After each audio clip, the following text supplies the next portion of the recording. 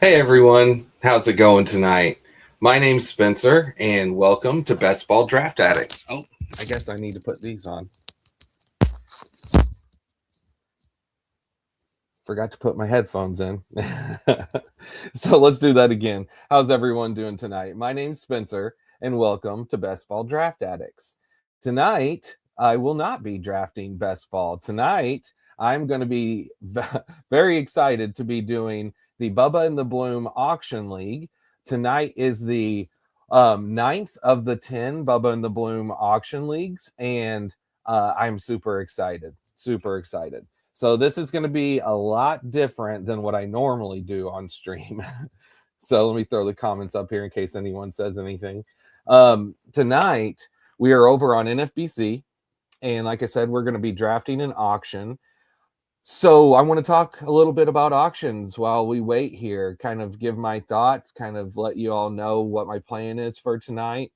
So first off, this is a 15-team league. So for anyone who doesn't really know, I'm sure most everyone who's going to be on here is either in the draft tonight with me or has done auctions and knows plenty about them already. Hey, Mark, thanks, buddy. I appreciate it. Good luck tonight. So with auctions over on NFBC, how it will work is I'm going to have 23 roster spots to fill and $260 to do that. So a little over $10 per spot is the average. So I'm going to need to have 9 pitchers. Those can be any 9 that I want. 2 catchers, first, second, third, short, a corner, a middle, 5 outfield, and a utility. This is the standard NFBC roster. I am a very experienced NFBC player, but not with auctions. So this is putting me outside of my comfort zone, and I like that. So I'm looking forward to this. But what I do a lot of, as I'm sure most people know, is best ball drafts. I'm also a very big Gladiator player. Gladiator are my favorite drafts on NFBC. And Gladiator pretty much is like best ball and roto combined, which is why I love it. You take just the 23 rounds and that's it. Now, the 23 roster spots that I was just talking about, that won't be it tonight. That'll be it for the auction. But at the end of the auction, then we have let's see, we've got a 6 or is it a 7? 1, 2, 3, 4, 5, 6, 7. We've got a 7-person bench draft that will be done snake style that we'll be doing after the end of the auction. I know at every maybe hour or so, I think it's someone can let me know for sure. I think it's 7 times around. Every 7 times around, once we throw people, then we're going to take a break. We'll break for about 5 minutes or so, and then come back and do this tonight. Most of these streams of these have been taken around 4 hours, so we're in for the long haul tonight. So I hope everyone's strapped in, ready, has something to drink. I've got me a coffee here. I've got a water ready to go. As far as hey, I've got a Red Bull if I need it too. I've not cracked that open yet. We'll see if I need that later for a little extra pick me up as we move along the night. So I've got a strategy for tonight. There's all sorts of different strategies and ways that you can approach auctions. Bubba and the Bloom, want to go ahead and shout out Bubba and the Bloom real quick. So first off, in case, I'm sure that, again, everyone here already knows and already is a follower of theirs, but in case you're not, definitely go follow Bubba and the Bloom over on YouTube and on any podcast platform that you choose. They are awesome guys. Speaking of, there's Ryan Bloomfield right there. How's it going, buddy? They are really great guys, awesome fantasy analysts, and they have, my opinion, the best Discord out there. Granted, it's not like I've been in a bunch of, but I love them. Bunch of great guys constantly talking baseball, and it's a lot of fun. And that's all the people that are members are who are doing these tournaments. So again, tonight's the 9th of 10 leagues. There's 15 teams in each league, so there's 150 people in this tournament. This is my second year in this, so it's the third year that they've been doing the Bubba and the Bloom auction drafts, but for me, it's my second year in here. Last year did not go well.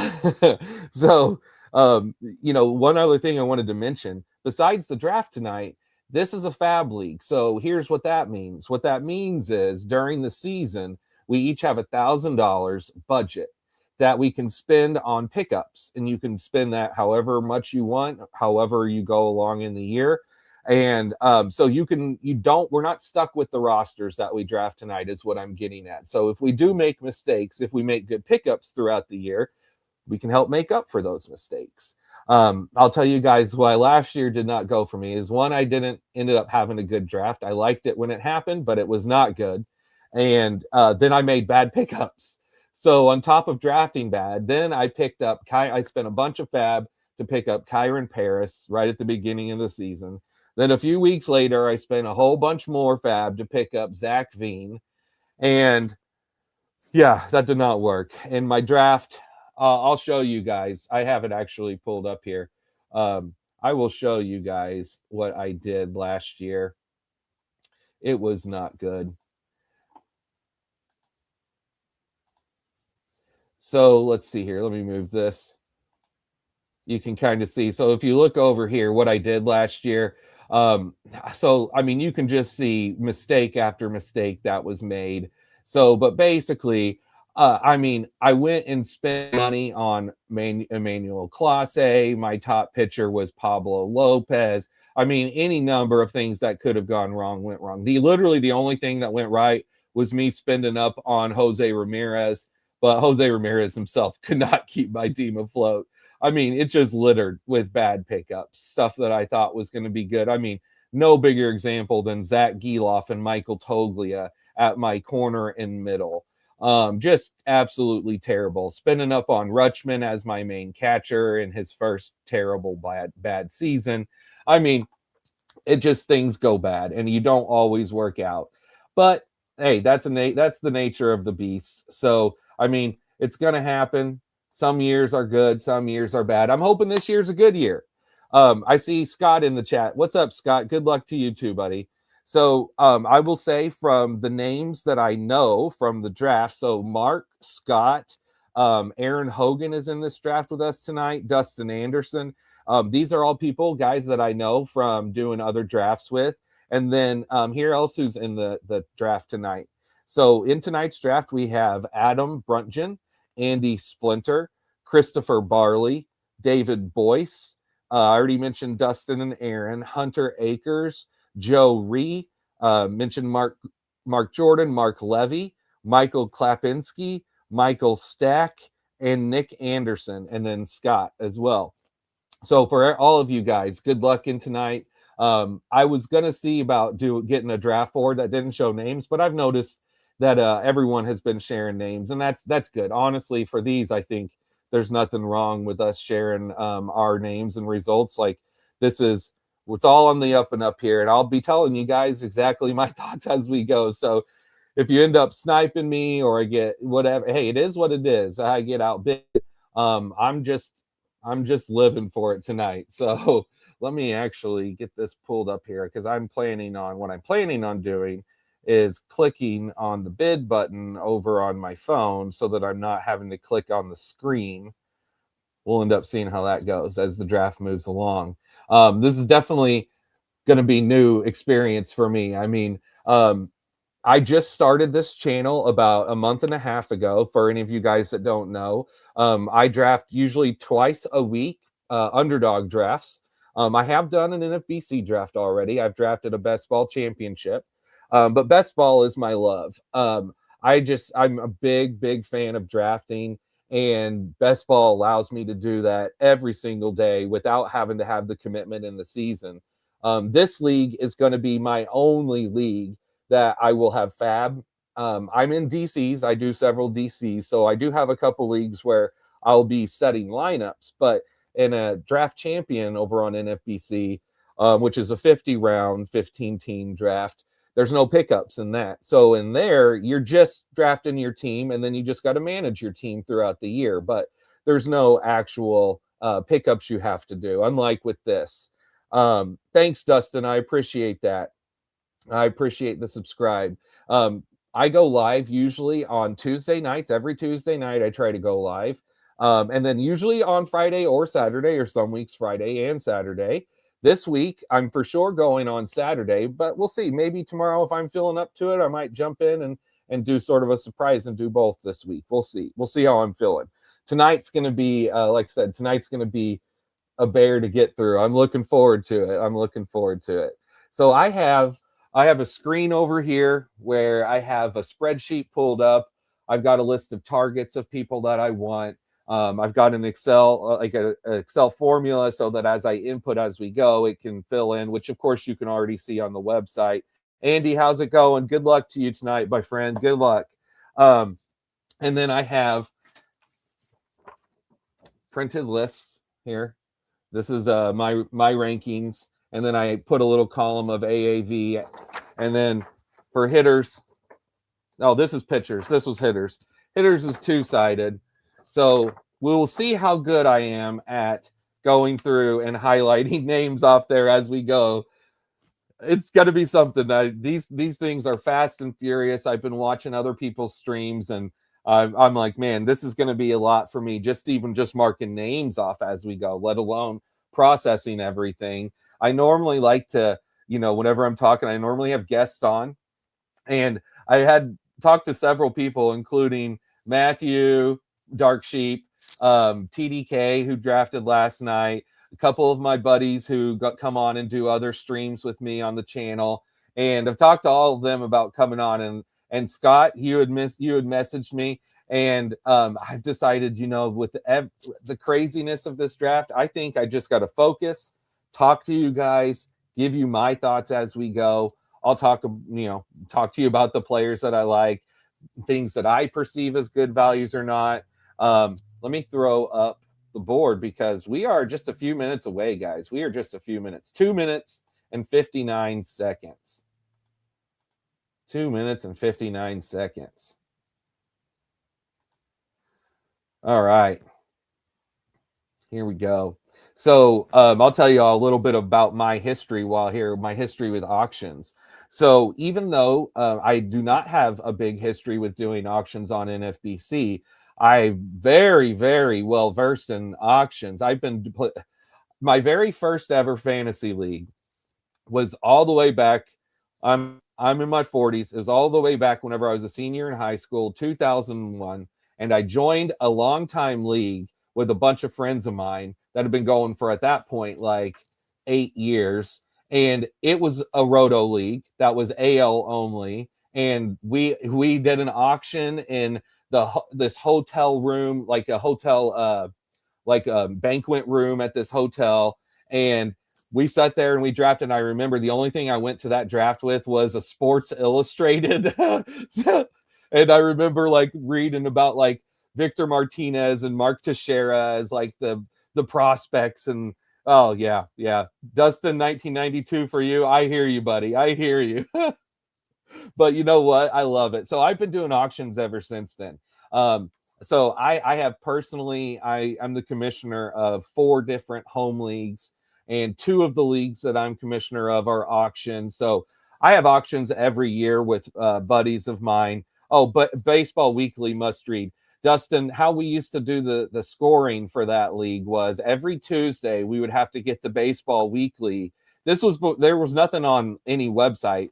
We would get the Baseball Weekly. We had our players. We would write down our team stats, and then we would mail them to the commissioner. And the commissioner, who was this old guy, his name was Floyd. He was probably, at that time, he was probably like 70. He owned a gun shop. And I remember he came to the one of the drafts. It was in like 2003. He shows up and all he has is a briefcase. He's got a briefcase that he opens up that has a yellow notepad with names he had wrote on there and a pistol. That was what was in his briefcase. Oh man, yeah. Anyway, I love fantasy baseball, guys. Fantasy baseball is my love. And I'll tell you what, I don't have any plans of stopping anytime soon. I pretty much plan on playing until I die. So Dustin says, I use the typewriter to write the league's weekly newsletter. See, Dustin, you know all about it. You know all about it, my friend, the old school days. Well, folks, we are about ready to get started. Look at this. Notepads and pistols. What a story. Bloom, I know, buddy. It was something. And like I said, he was old, and he was someone that you didn't want to. Yeah, you just let him be. You just let him be. Okay, we're going. Let's see who the first player nominated is. Aaron's going to throw out Ronald Acuna Jr. All right. Ronald Acuna Jr. I hear he's pretty good. I don't know about you guys, but I think he's probably worth spending some money on. Now, I will tell y'all, I don't plan on doing the max bid thing. I think for any of you that are out there, I think it's an awesome feature that it has on here. If you don't know, you can set a max bid and then it'll automatically make sure that you bid up to that amount. You can still manually bid after that, but that's going to end up being too much for me tonight while I'm on here doing this with you guys. And so I'm just going to be clicking and doing it manually as we go. So there went Acuna, $41. Player number 2, Cal Raleigh. So I'm assuming that 41 is a little less than what his normal is. The AAV on my sheet says 43. The AAV that I printed out for my sheet that I'm marking names off, it's actually the overall AAV of all of the auctions, which there was 33 of them total. So this isn't like a recent thing or specific to the Bubba and the Bloom with the numbers I'm looking at. 28 for Cal Raleigh. I know that's a couple bucks more, 29 now, than what I saw last night. I watched TDK's stream for a while. 2 nights ago, I was on with Dark Sheep for the first hour or so of his, talking about it with him. I think in his the other night, Cal went for like 26. There was a lot of cheap prices in that draft the other night that I noticed. All right, let's see who next to be nominated is. So 29 seems like a totally fine price. Shohei Ohtani. All right. Now, I'm sure everyone knows this, and I will tell you, when you are doing auctions, there's always 2 ways to think about whenever it's your turn to nominate players, and that is, do you want to nominate someone that you want to draft, or do you want to nominate someone that you want someone else to draft and spend money on? Because if your plan is to sit back and wait and try to find values, then you want to get the room to spend their money. $48 for Shohei. His AAV was 49, so 48 seems good. I know I remember it was last night, and I get the last couple streams mixed up, but I had seen Bobby Witt go for 50 and Shohei go for less than him. So we'll see how tonight goes. Edwin Diaz for 20. Edwin Diaz.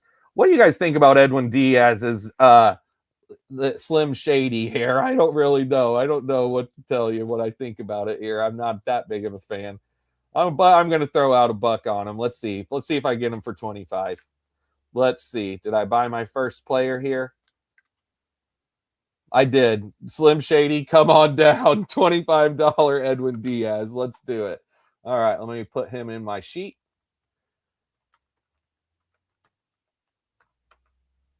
All right. So now Mason Miller and Andres Munoz are off the board for me because I wanted one of those 3. And I wanted to spend 25, and guess what? I spent 25. All right, Mason. Speaking of Mason Miller, here we go. And 26 to Reed. I don't really know who's better, to be honest with you, between those 3. And truth be told, it could be Cade Smith, or this year there's Johan Duran. There's a lot of great closers out there. But I knew I definitely wanted to have one of them because I don't like speculating on closers as we go. I want to just go ahead and grab one and just call it that. So Mason Miller went. Ellie De La Cruz. I need to make sure I see I'm already talking and I'm already not marking names off. That's way too early for that. Ellie De La Cruz. All right. I know TDK bought him some Ellie. Ellie is such a great pick. I think always. 34 seems like a good price. His AAV on my sheet is a little bit more than that. What's it on the website? A little more. So I'll tell you guys just personally too. This is sort of me and my thing. Whenever I do auctions, if I'm not doing them on a website like this, there's no AAV, there's no like number that everyone in the auction is looking at to say, oh, it should be more or less than this. It's always going to be independent of just whatever happens at that time in the draft when the name is thrown out. David Bednar. So it's really weird with having the AAV, and I don't I mean, it's definitely a target line you have to use because we're all looking at it. It's just like ADP. Whenever everyone is looking at ADP, then ADP matters because we're all looking at the same list. Bednar for 19, I like that. Seems like a good bargain there. Bednar is someone who, I'll tell you, I don't really have a solid read on because I was a huge fan of his, and then he was terrible 2 years ago, and then he had a resurgence with the Yankees last year. So I've been kind of hesitant on what to do with him this year. I'm going to go check on the comments while Bobby Witt is being bid on. Let's see if there's any other comments here. So let's see. Andy says, talk about bringing heat to a draft. That's right. Oh man, you had two Andersons. So Dustin's like, two Andersons. And then that would freak me out. That's why Papa Bloom goes in a different league. Yeah, two of the same name. Yeah, like, wait a second, I didn't just bid on that guy. But Bobby went for 47 for Mr. Bobby Witt Jr. A little bit less than Shohei Ohtani, which in my estimation is how it should be. All right, Tariq Skubal, Mr. One Start and Done for Team USA, Tariq Skubal. I don't really know about the whole thing of being like, oh, we're just going to pitch Skubal against Great Britain and that's that. What if we need Skubal to come out of the bullpen in the championship game versus Japan? Are we just saying, nope, that's just not going to happen? I mean, is Skeens going to start that day? Like I thought we could have Skeens and Skubal start one game and then leave both of them for the championship, and then we could back-to-back them, like 3 innings of Skubal, 3 innings of Skeens, and then run out a couple other awesome arms and then call it a day. So Skubal went for 43. Now we're at Gunner.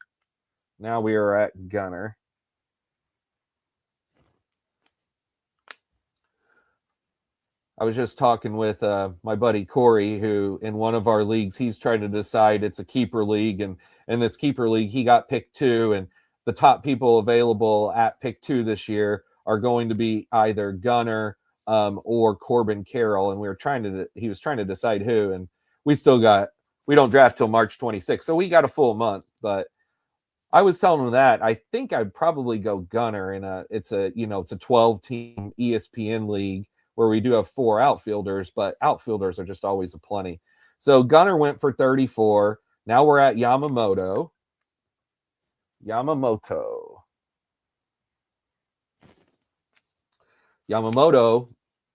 he's not in the WBC, right? I'm pretty sure I saw that he's not pitching in the WBC this year, which I think probably is a good thing, not for Japan, but for USA.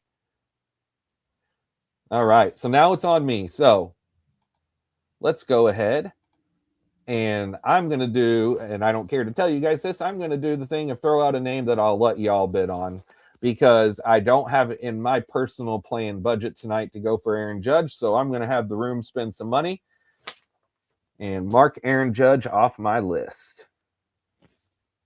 45. Let's see, 46. Is he going to go more or less than Ohtani? That is the question.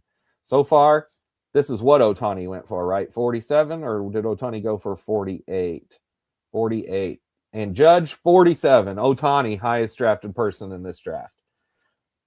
That's the way it should be. Good job, room. Good job, everyone. Ohtani, Judge, Witt. In that order. And guess who probably should be next, right? This guy right here.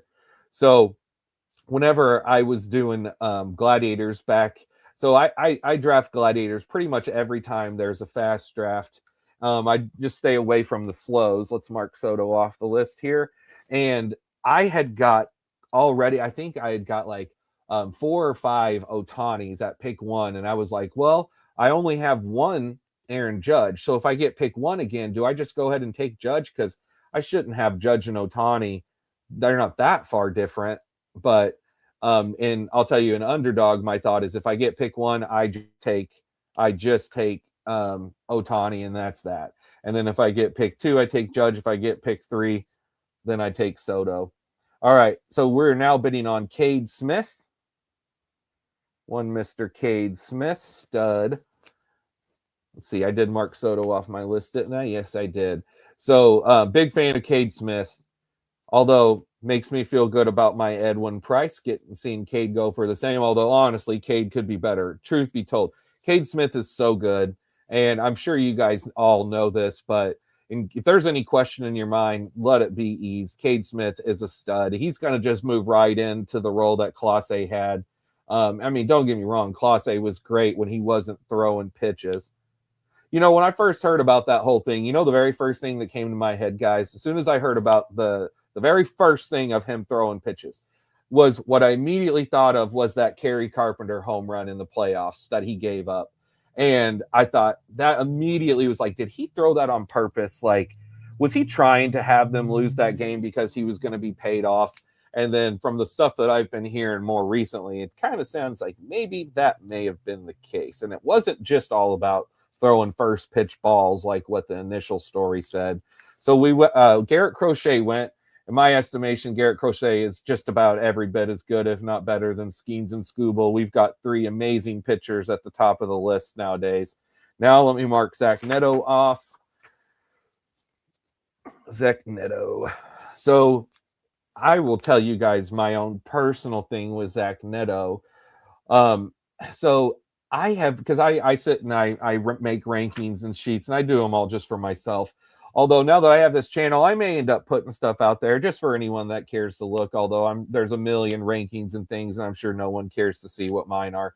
But in mine, I have been back and forth between Neto and Betts, and I know everyone else, every other list says Neto over Betts. Like AAVs, Neto over Betts, everything is Neto over Betts.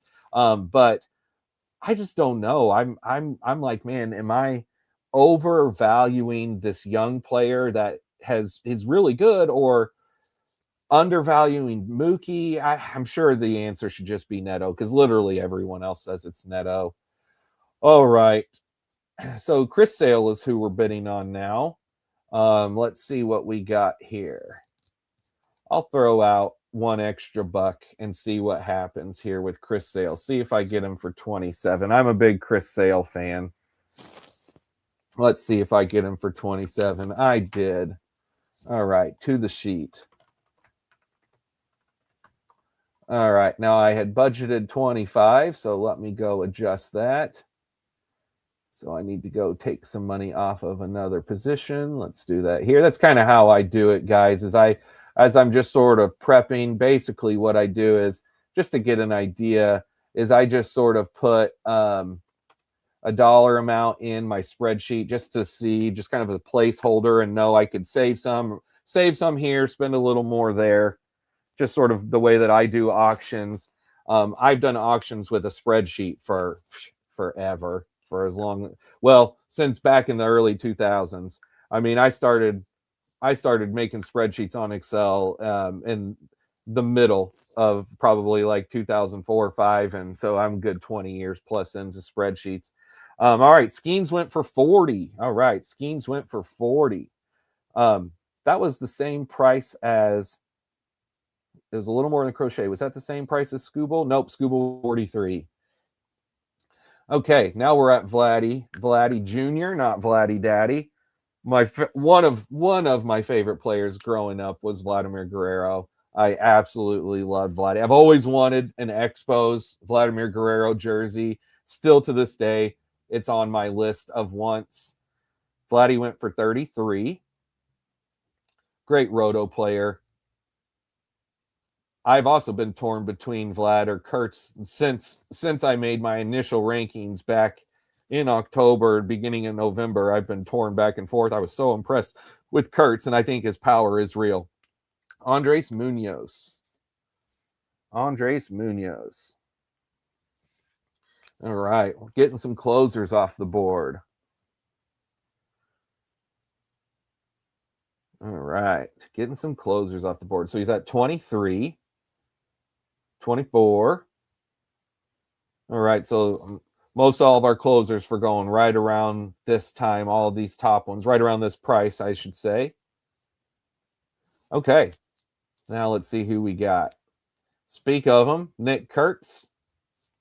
Let's see what old Kurtzy goes for. Right to 30. Don't know which Anderson, but one of them right to 30. That is something with two Andersons. It's very true. I'm like, oh man, yeah, I didn't think about that. I don't know which one of you Andersons won it. But $30, that's a good price. And you see he shot right up there and then he stayed. So that's something that I'm sure you guys know, but in case you don't, when you do auctions, sometimes if you shoot a price up on someone, especially if you're seeing the bidding go dollar, dollar, dollar, and then you shoot that price up by 10 or 15 bucks, a lot of times you can kind of freak the room out and you'll stay and you'll get the guy for that price. Not always, but it is a good strategy if you knew I'm willing to spend this much. Now, here's the thing. When you do that, though, theoretically, you are hurting your potential savings where maybe you would have got that guy for a little less if you'd have let it continue to go by the ones. But just a thought. I know that's just a general auction thing. Oh, let me tell you guys this. Again, something I'm sure everyone in here already knows the 101 on auctions. But auction 101 is rule number one. Spend your money. Do not leave the auction with money on the table. Do everything you can to spend every dollar that you have. That's something that for years, whenever I've had people that have been joining auction leagues with us, is the very first thing we tell them. Spend your money. Drake Baldwin for 16. That's a good price there. I like that for Mr. Baldwin, the reigning NL Rookie of the Year. All right. Last year, the guy who I spent my money on, Jose Ramirez. I spent 45 on him last year. I guarantee he will go for less. Well, I guess I can't guarantee. He is great. So anyone that had any question about whether or not Jose Ramirez is still good as he's getting older, I think that the Guardians answered that question whenever they said, we believe in Jose Ramirez, and they signed him to a 7-year extension. I mean, he's going to be there now till what, 2033? So, yeah, Jose Ramirez not going anywhere anytime soon. 41, good price. Chandler Simpson time. Chandler Simpson time. This is a divisive player for me because he's someone who I really like for NFBC best ball and the point scoring here on NFBC, but I do not like for Underdog scoring whatsoever. Now for this, I kind of like him. I mean, I don't know. He's like the most divisive player for me because I generally don't like this profile of player. And I know Dustin, with you, and I'm sure plenty of you other guys that have been playing this for years, we've all been susceptible to drafting Billy Hamilton and D. Gordon. And I mean, the list goes on. The list goes on of guys that were just speed guys only that didn't give you much of anything else. All right. So Chandler went for 6. That's a good price, though. So see, he didn't have to overpay. Hunter Brown, 22. I will tell you, he was on my list to be bidding on if I would not have gotten Sale, but I got Sale. So, but I love Hunter Brown. I love both Hunters, Hunter Brown, Hunter Green. Big fan of both those guys.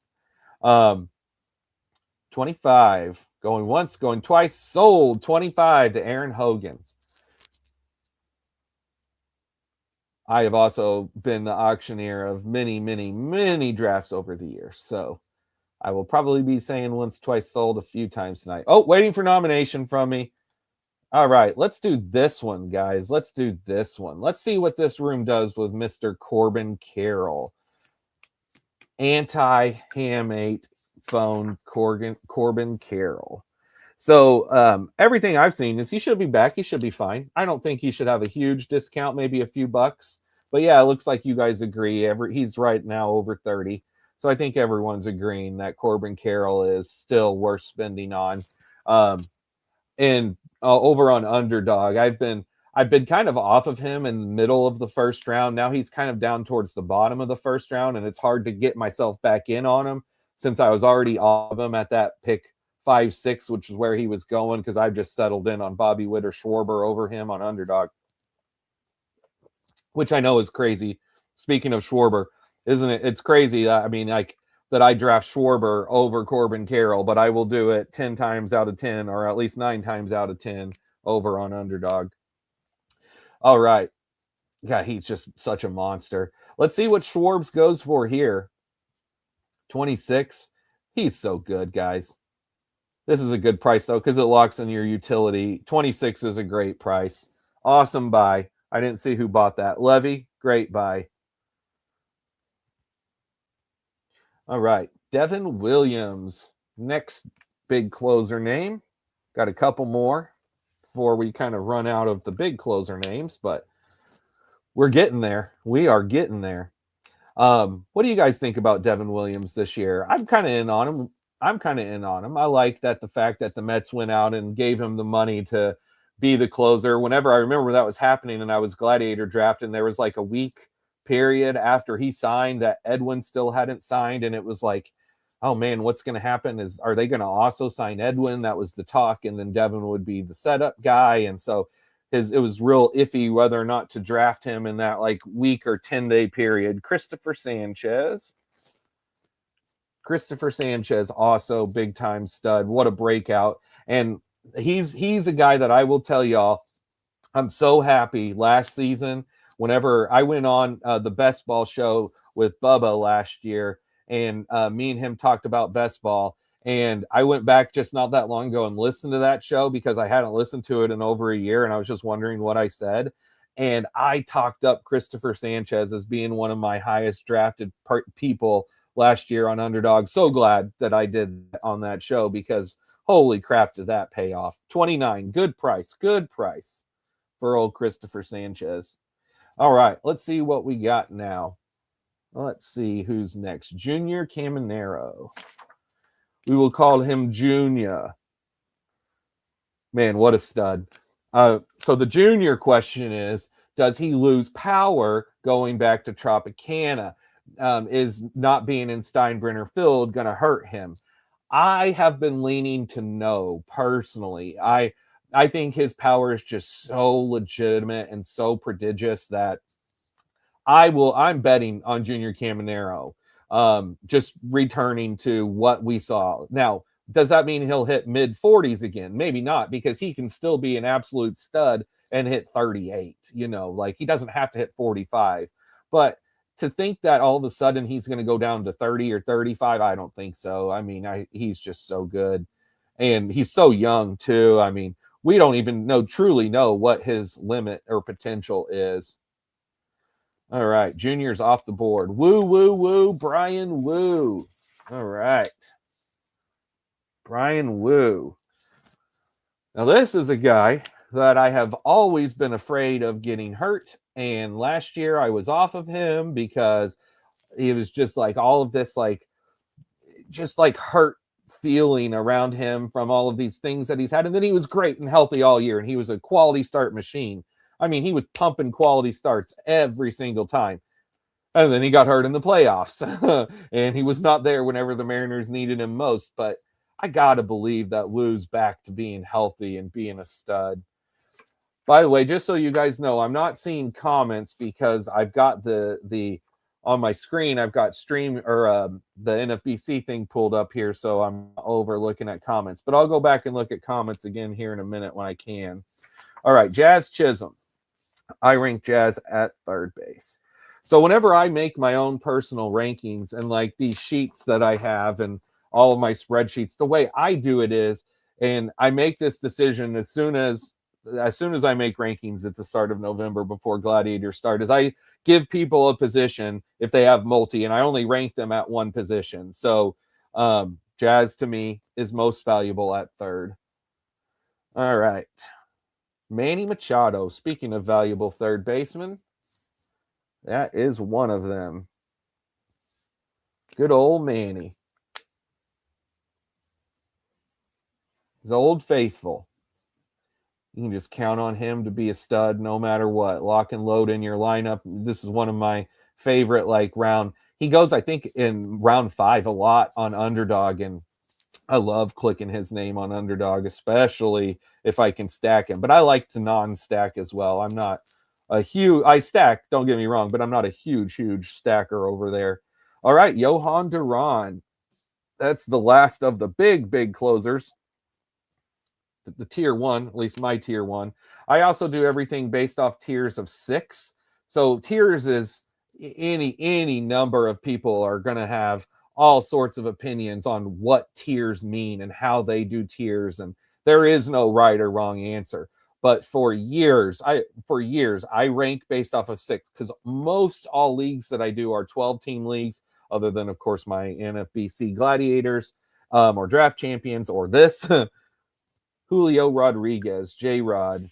But the way I think of it is if for every 12-team league, for every position, you want to be in the top half of the best players starting at that position. So it's the easy way to mark it off at 6 for everything. And it gives me nice like blocks to go, and I have different like colors for my tiers, and that's the way that I sort of do things. All right, there went Johan Duran at 20. Oh yeah, Julio is up at 36. I was just looking down at Johan at the 24. Julio's now at 37. Man, Julio's a stud. I'm sure you guys probably who are listening to this also listen to other podcasts. And I remember I've listened to In This League, even though I'll be honest with you, I don't listen to those guys a lot anymore. I'm just sort of, there's just less time that I have to listen to podcasts. But I've listened to the In This League guys for years, and I know they're buddies with Bubba. And I remember whenever they interviewed Julio when he was a prospect, and I think it was in 2020, and Welch was just, or was it Bogman?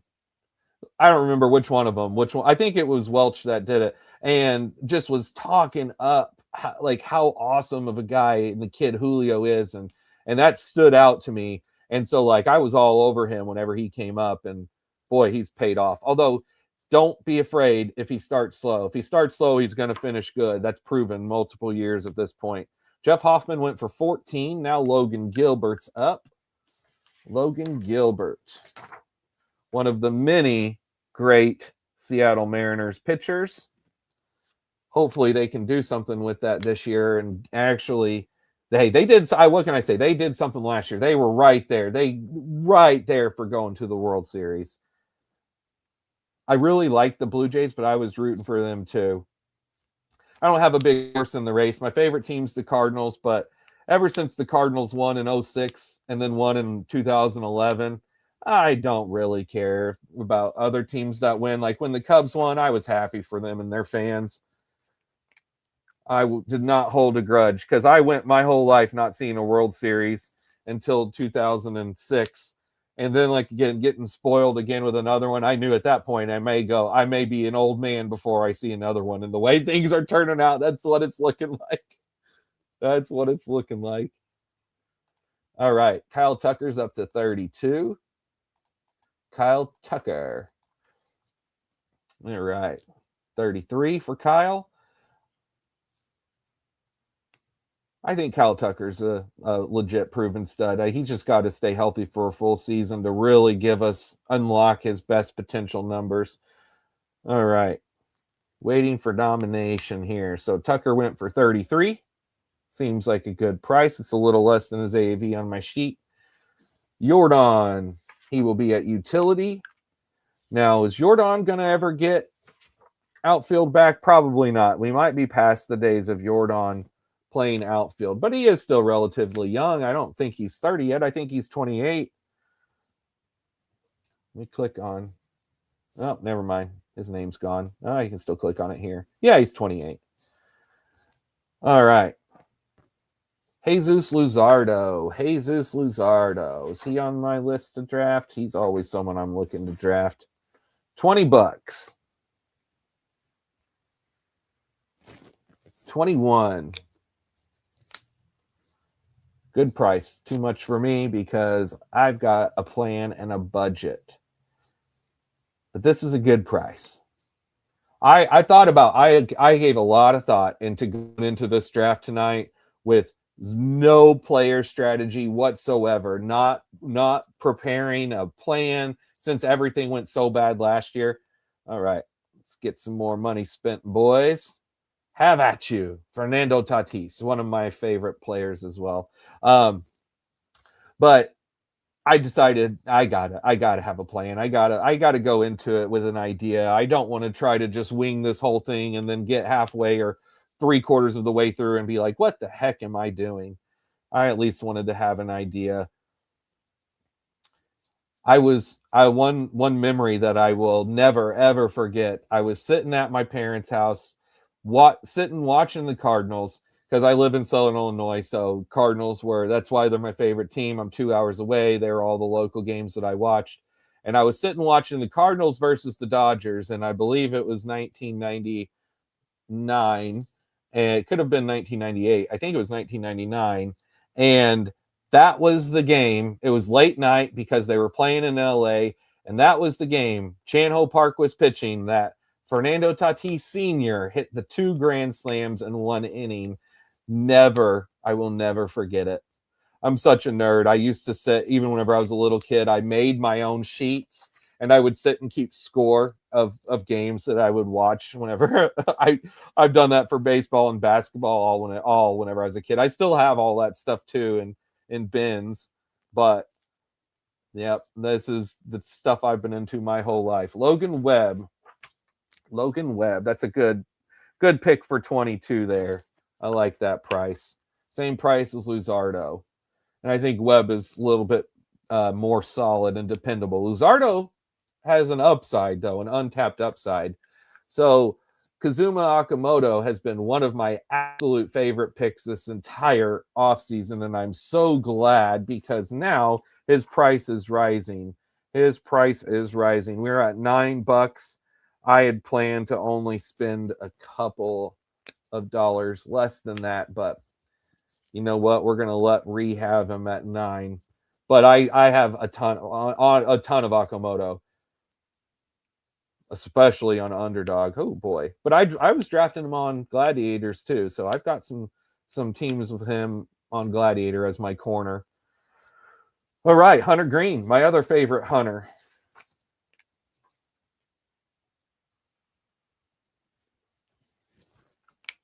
All right, 23.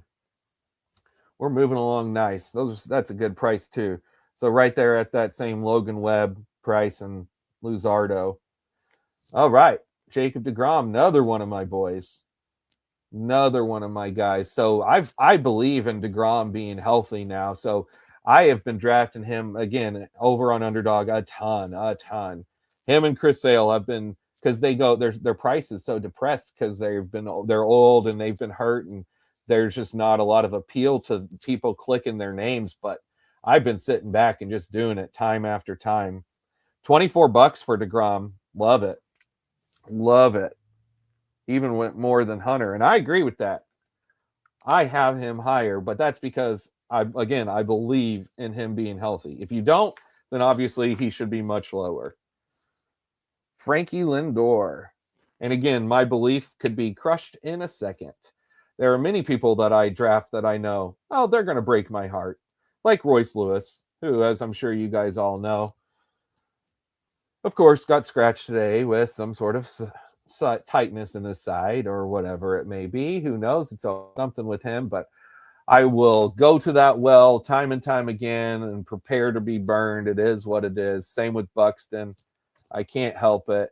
And I actually even wore my Twins jersey tonight because I've got to tell myself, believe in them. Who cares? But this is my guy. This is my Johan Santana jersey. That's one of my all-time favorite players. All right. PCA, Pete Crow Armstrong. This guy kind of baffles me this year. I'll be honest with y'all. I don't really know what to do with him. I definitely feel much better with taking him here over on NFBC than I do on Underdog. Sorry, I'm going to talk about Underdog so much tonight, but that's sort of my thing that I'm sitting drafting every day. So it's just how my brain goes a lot, but I'm always trying to go back and forth between. Hey, $21. That's a good price. Not a whole lot of risk there, I don't think. All right. One Mr. Pete Alonso. Big Meat Pete. All right. Let's see what we got here. Let's see where Pete can go. Now, I don't want I didn't necessarily want to say this while he's being bid on. I said this the other day on Sheep's stream, but I get that there's not a good chance of this, but out of who knew that Cal Raleigh was going to hit 60 homers last year, right? No one would have guessed that. But if you were going to guess who would have hit, if you're going to guess a player to hit 60 homers, you would have guessed Judge, of course. But if you're not going to guess Judge, and especially this year in Baltimore, why not guess Pete Alonso? If I had to put like a bet on what player could hit 60 homers, I'm putting it on Pete Alonso. I get that it probably won't happen. All right, Aroldis Chapman. There is our last, my estimation, locked and loaded closer. Now, there's a couple others that, of course, are still going to be perfectly fine and good closers. So if you don't have one, you don't have to fret. But Aroldis was, in my opinion, the last of the main stud closers. Because I am not a big Helsley guy. Even though I've drafted him before, I'm a Cardinals fan, and like I said, I've seen Helsley blow way too many big games and his just lose control out of nowhere and just walk guys and give up hits, and it makes no sense because his stuff is so filthy. And every time that I see him blow saves, or I have for the last 4 years, I'm like, he should not be blowing this save. He's too good. Because Helsley he's got a great arm and great stuff. But it's just like, I don't know what it is. And of course, it's not hurt me fading Helsley, except for 2 years ago, whenever he finished as one of the best pitchers in baseball and like the second best closer behind Clase. Speaking of Mr. Helsley, let's see what he goes for. Because again, he can be an absolute monster. There's no doubt about it. There is no doubt about it. Oh, I got my phone over here. Justin says, very sad situation. Oh, you're out of your drink. Hey, at least you got your little buddy there with you. That's awesome.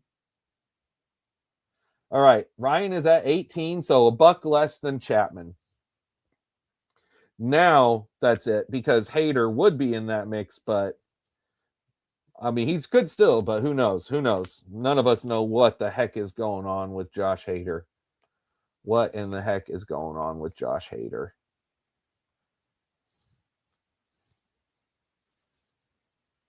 All right, catcher time. Shea Bandoliers. Man, he was so great at down the stretch last year. If any of y'all owned him, oh, I know you feel it and want to draft him this year, because the last 3 months he was awesome. And if you didn't get to own that last year, draft him and hopefully he repeats it, because it was great. $21. That's a good price. That's a good price. I like it. Cole Reagans. What is going to be the deal with Cole Reagans this year? Cole Reagans is a stud, but he is going to have the question of innings until he really does it and proves it. But man, he's good. He's a great arm. You just buy the arm here is the way I say. Scott's about to do that. $22 to Scott Slesak. Sold.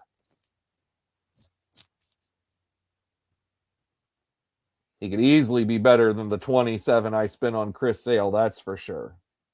That's for sure. My 27 on Sale doesn't look so great with some of these 23s. All right, Ben Rice time. We're back to catchers. Ben Rice. This is the Bubba and the Bloom auction, by the way. That means catchers are a thing. Catchers are a thing. $18. I think that's a great price. $19. I still think that Ben Rice is going to be really good, even if he loses some at bats with Paul Goldschmidt signing there. It definitely was a little bit of a dampening hit. They had to sign Goldschmidt. I was really rooting for Goldschmidt to re-sign with Arizona before they signed Carlos Santana, because I love seeing old guys go back to the place that they started their career to finish their career. Like I loved whenever I saw Verlander sign, just because that's just one of those things that always gets me. It gets me in nostalgia whenever I see old guys go back home. And I would have loved to see that. Just like I would love to see Arenado have his last year in Colorado. This is not his last year. Arenado's looked pretty decent so far in spring, which of course makes sense now that he's gone off the Cardinals. All right, Brent Rooker, 23. That's a good price. Now we're waiting on a nomination from me. That was a good price there. Let's go with another outfield here and a younger one in Mr. Wyatt Langford and see what we've got going here. I like the Rooker buy there. All right. Let's see what we got going here. I'll go 22. Let's see what we've got. I mean, I think Langford is a worthy buy. I'll spend another buck. I'm not really tied to more or less on what their AAV, like I said. It is what it is. All right, 24. We will take it. There's my first hitter, Wyatt Langford. There it is. How much was that again? 24. All right, and I had budgeted 26, so now I've got $2 back.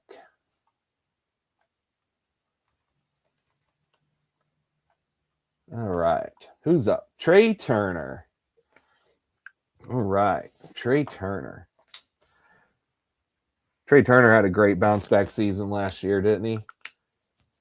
$26. Good, solid price for Trey. All right, next up. Who we got? Ketel Marte. We're still banging some of these stud names. We're still getting some money spent here. Still spending some money.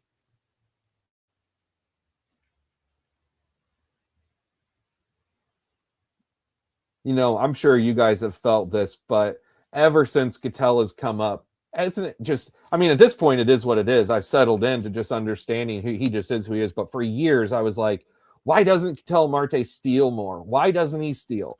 Finally, at this point, I've just gave up on that and just be like, Ketel's just a great hitter. Just buy him for what he is. He's not going to steal. But I still believe he could. I just don't, it's just not a part of his game. I don't know if it's him that doesn't want to, if the team that doesn't want to, but it's clearly not a part of his game. Max Fried. But the way that steals goes nowadays, too, when you can have Josh Naylor pop 30 out of nowhere or Juan Soto pop almost 40, who's not to say that Ketel couldn't out of nowhere have a 30 steal season? I mean, the most crazy out of nowhere would be if Carlos Correa did it. That's another one that, like, why is he never stole? I never have got it. I mean, I've got it the last few years with his knee problems and this, that, whatever. But well before that, he was not stealing whenever he was younger and healthier. All right, Joe Ryan. Speaking of younger and healthier. So I think Joe Ryan, everything I've heard is he should be fine. Is that what you guys have been hearing and thinking? I think he should be fine. I'm not that worried or concerned about Joe Ryan. Not that concerned. He's a good pitcher. Of course, when that injury creeped up, that was immediately like, oh boy, oh, here we go. But I'm not clicking on his thing. I think he should be fine though. 18 seems like a good price. We can look back on that as a bargain. All right. We're moving right along, boys. We're 43 minutes into this. When we do our first break, I will run and use the bathroom, and I can put music on here so that you're not having to listen to silence. All right, Roman Anthony. Good old Roman. Can't wait to see him in the WBC. I don't know about you guys, but I cannot wait to see him. Boy, he's got some guns, don't he? Holy cow. Hope I didn't mark off Tatis earlier. He has some guns. That could be a bargain because honestly, I think that between Wyatt Langford, who I spent 24 on, and Roman Anthony, who went for 18, Roman Anthony could be better. At least Wyatt's got a couple years of experience, and he could get some more steals, but Roman could just flat out be better. I've got him personally ranked right back to back. I've got him as my outfield 10 and 11. I've been on not afraid to draft Roman Anthony ever since the first Gladiator. Now, I overspent on that. The very first draft at the beginning of November, I drafted him. I got pick number 2, I think, or 3, and I drafted him at the end of the second round. That was too early. I remember going back. I should have taken Pete Alonso with that pick, but it is what it is. I learned pretty quick because within the next couple gladiators, Roman was going in like the third, fourth, or sometimes even fifth round, which I think that's too low. All right, James Wood just went. Let me mark him off. $20 is also a good price for a young stud. Everyone is worried about the strikeouts. I completely get it, but James Wood is really good. And I still believe in him as being a top stud. Mikhail Garcia, this guy was a big-time breakout last year. Batting average and speed source. Great pick for Roto for anyone who grabs him here. Definitely love that. Let me take this off my screen here. All right. Yep, $23 to one of the Andersons. All right, Adley. So I saw, I'm sure you guys did too, Basallo leave today hurt with some sort of like side problem when he was like diving to tag a guy out. This is a good price for Adley. But I did it last year. I'm not doing it back-to-back years. I'm not clicking his name, even though I think it's a good price. I'm withholding. But I liked Adley getting that bat set between DH anyway. But if Basallo's out, hopefully he's not. But if he is, Adley is even that much more of a locked and loaded pick. All right. Mr. Is he or is he not elite? Bryce Harper himself is up. I think the whole Dombrowski comments were ridiculous. Bryce shouldn't have to go through people like me sitting here talking about is he or is he not elite. That's stupid, but it is what it is. He's not elite. I get it because he's been around forever and a day and he's not what he once was, but he's still really darn good. And also, how do you define elite? That's another question. Do you define elite as someone who could be a first ballot Hall of Famer? Because if so, that's probably going to be Bryce Harper. William Contreras. All right, back to catchers. Oh, all right. Shoots up to 18, 19. Good old William Contreras. $20. What did Cal go for again earlier? I'm not going to go back and look. I think it was like 28 or 29. This seems like a good discrepancy between my estimation, catcher one and catcher two. I had William Contreras as the locked and loaded catcher one for the last several years, but there's definitely no way that you can not rank Cal Raleigh as catcher one. I mean, you got to. I believe in Cal. I liked Cal before anyway. Just I always was worried about his batting average, and I never thought that 60 was in the cards. I thought 40. I mean, he already knew he had a good solid 30 homer in him. All right, here's Mr. Hunter Goodman, another big power catcher, $18. I like me some Hunter Goodman. That's my catcher 5. I'm sure that's probably catcher 5 on most lists or ADPs, but there's not a lot of wiggle room for the top catchers because they're all so good. This is the deepest catcher's ever been. I'm sure you guys all know this, but I've never, all of my years of playing fantasy baseball, had such a good feeling about the catching position. It's always one of the worst. And this year, it's just phenomenal.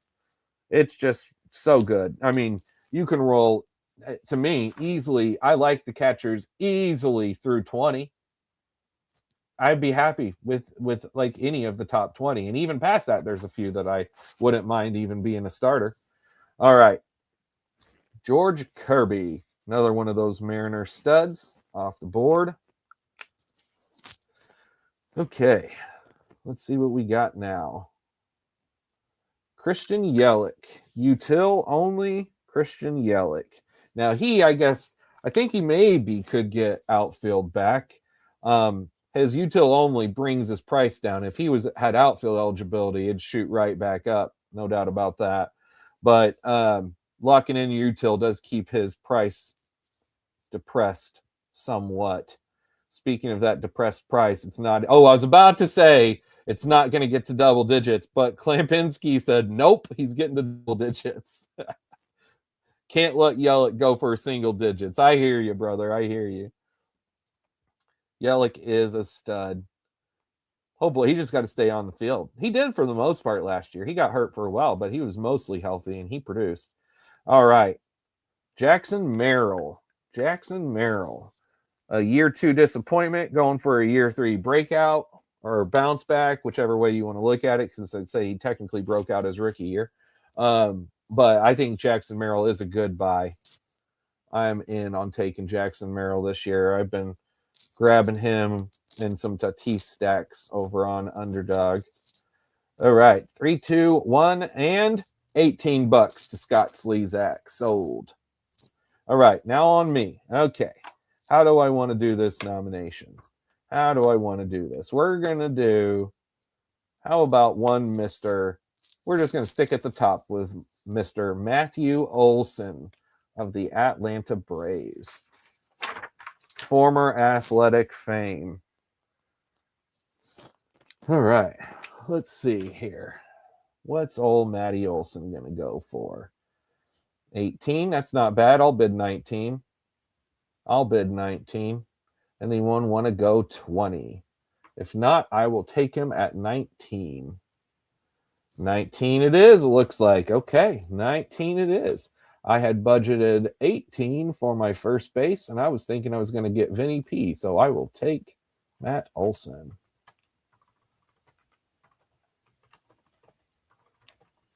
I also love me some Vinny P, and I don't mind saying that since now I know I won't be getting him.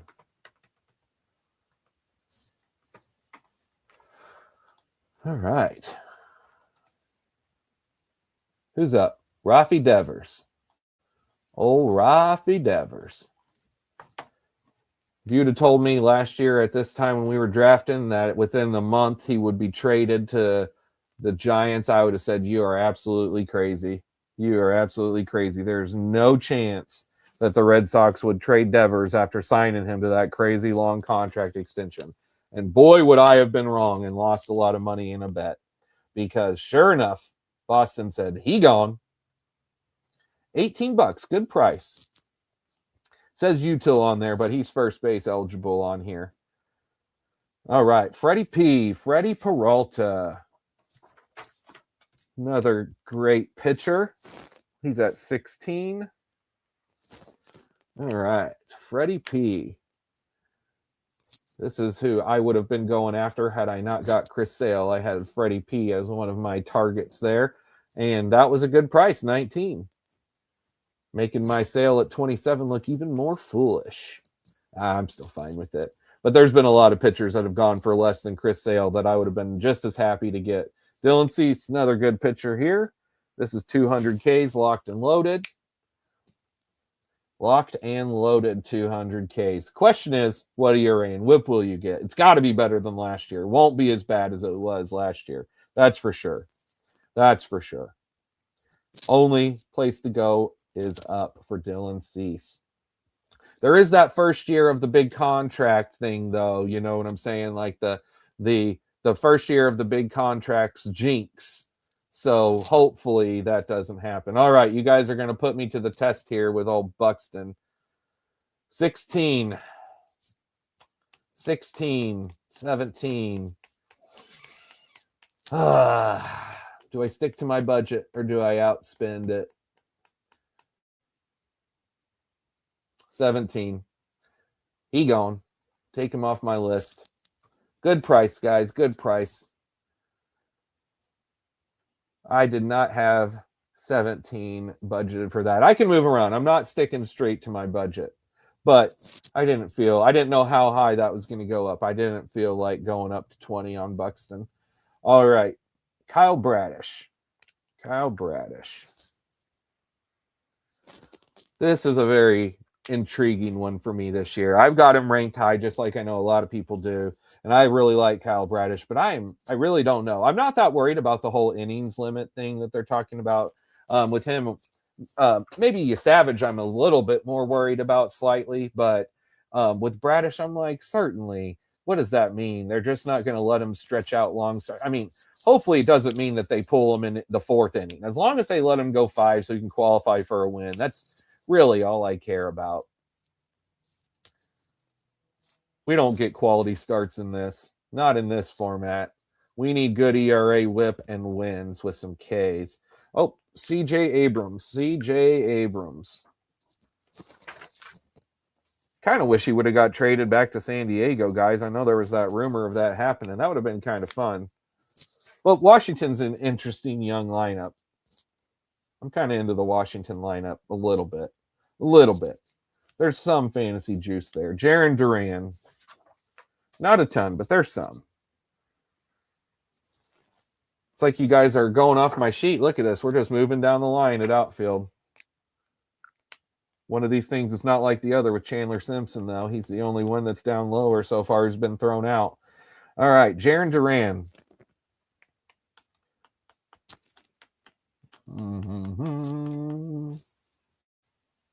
Oh, I'm getting a last-second bid in on him. I'd rather spend 17 on Jarren Duran than Buxton.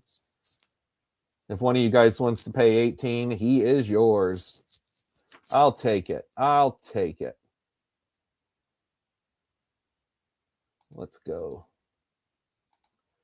Get that updated here.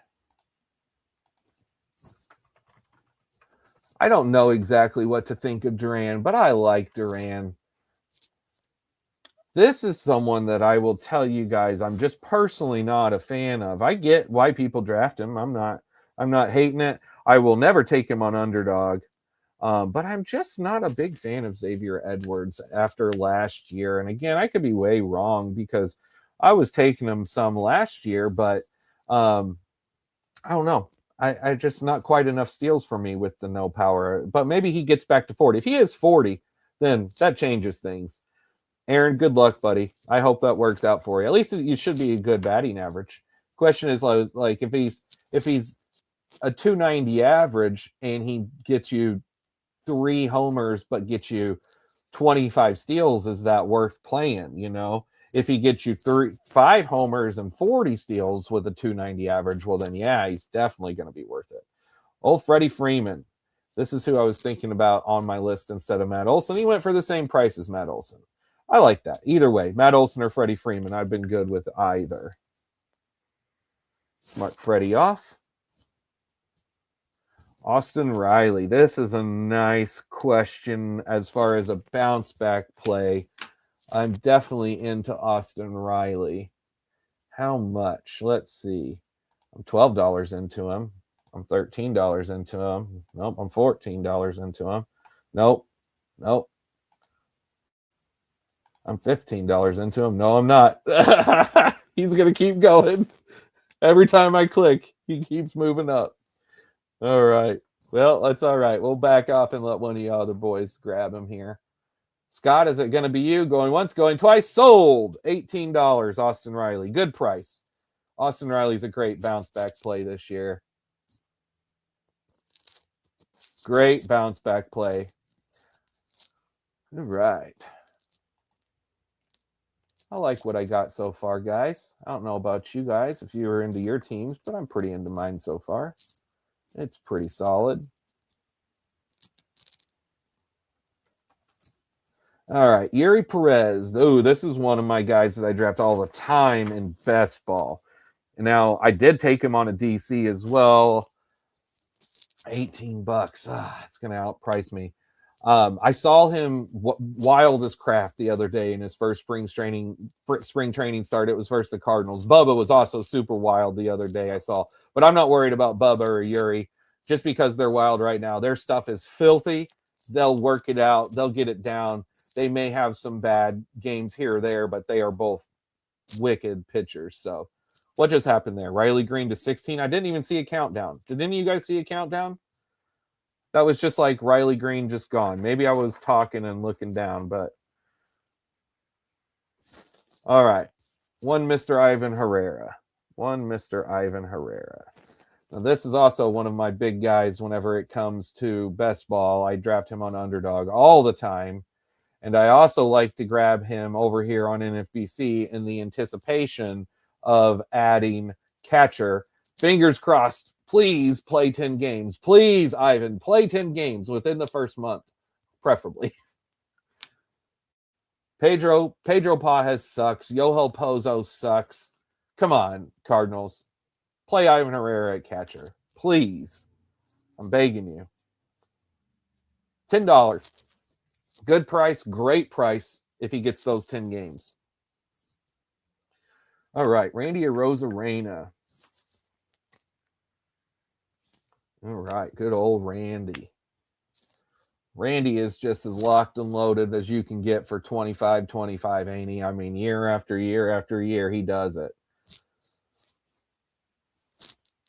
I loved him a few years ago, that last World Baseball Classic too. Man, he was pimping in that thing. 17. This is a good price. Good price, Splinter. Atta-way. You are the master. All right. So we are coming to the end of our 6th round of throws. Does anyone know? I'm going to go over. Oh, crap. Waiting on me. Let's go and throw out Josh Naylor. Let you guys spend away on old Josh Naylor, who's not on my list now that I've got Matt Olson. I think Naylor is really good, but there's no way, guys, right? There's no way he can have that many steals again. In my mind, I'm like, I'm going to project him for 8. If he gets 15, that's amazing, but I'm like, there's no way. If he does, if he repeats and gets 25 plus, I will be both shocked and very happy. And so will Aaron Hogan. He will love that if that happens again. Either way, though, Josh Naylor is a really good player. I was glad he re-signed with Seattle. That was a good spot for him. Mookie Betts. Because Mookie's got to be better this year, right? He's got to.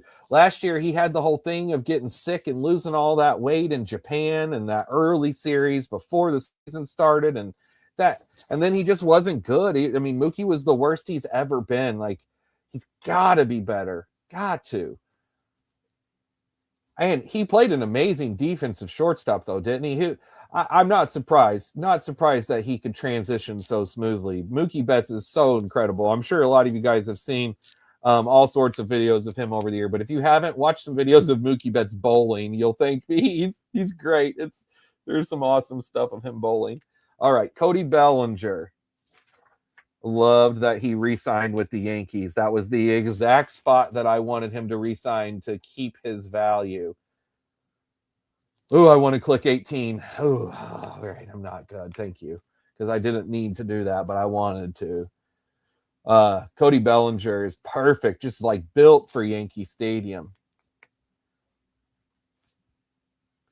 All right. Framber. So the second that I saw Framber sign, the very first thing that I thought in my head, guys, and that was, well, that makes sense because AJ Hinch knows Framber and he knows how to deal with him. Because, I'm sure everyone has seen all the stuff about him being a free agent for so long because no one wants to sign him because of throwing out his catcher last year and all this and that. And apparently he's not good in the clubhouse, blah, blah, blah. But maybe I should have just bid on that because 16 was a good price. Good price. All right. Jeremy Pena. Any questions that you may have had about Jeremy Pena? Hopefully last year solved those, and you know now that Jeremy Pena is a really good baseball player. He is a stud. I didn't think that whenever he came up, I didn't think he would be as good as he is now. Like seeing him in that first year, I was like, hey, I don't know. I don't know how good. Oh, well, I was wrong. My first impressions of him were wrong. He's really good. $17, good price. I have 17. He was on my list. I talked right through it. Gosh dang it. He was on my list. I had literally for $17 on my list as a target. Well, crap. All right. That's all right. Good pick. I was talking on it away. Lou Bob. So glad he's out of Chicago. Can't wait to see what he does somewhere else. Just getting out of the horrible White Sox situation, even though I think the White Sox are going to be much better this year and maybe has some sneaky fantasy appeal to him. But Luis Robert, he needed gone. And him going and playing with Soto and Frankie and the other boys there in old Metland, that's perfect to me. I think he can thrive. But I'm not willing to spend $15 to find out if that's the case. Boyce, good luck to you, my friend. Good luck. I think that could be a great pick. All right. Back to Master Splinter, and he's going with Michael Harris. Michael Harris was one of my guys that I drafted last year. How much did I spend on him? I spent 26, everyone. I promise you that whoever wins him this year will not have to spend that much. And I remember, too, last year I was like, should I draft Michael Harris or Ronald Acuna? Because there's the whole Acuna being hurt. When will he be back? Blah, blah, blah. Either way, it wouldn't have mattered. My team was going down no matter what I did, especially after spending all that on Zach Veen and freaking Kyron Paris. Ugh. All right, it's Goose time. Goose boys. Let's see. Who's going to let the goose loose? This is old Bubba's boy. I'm sure everyone here knows that. Everybody knows that. Old Goose. I'll throw an extra buck on him. Let's see what happens. Throw an extra buck. Aaron says 18. Do I want to go 19 is the question. I will, and if you want to go 20, he is yours. But he is, actually, I'd be fine with if you take him at 20. Nope, I got him. All right, good deal. I was about to say, if you did take him at 20, there's a couple spots I could have pivoted. All right, Agustin Ramirez. Hopefully that is a good power speed catcher one. That, I mean, he can't be worse than what Adley was for me last year. That's for sure. That is for sure. Can't be worse. Okay. Daniel Palencia, 17. I know my boy TDK was all upset when he didn't get Palencia last night. I got Palencia on several gladiators at really good prices. I'm glad to have got that back in November and December. If any of you guys don't play gladiators and you're in NFBC players, next November, now I know next year we might have the lockout and whatnot. Knock on wood, we don't, although whatever, it is what it is if it happens. But I'll still be there day one as soon as gladiators open. And any of you guys who do not play gladiators, come draft with us next year because they are so much fun.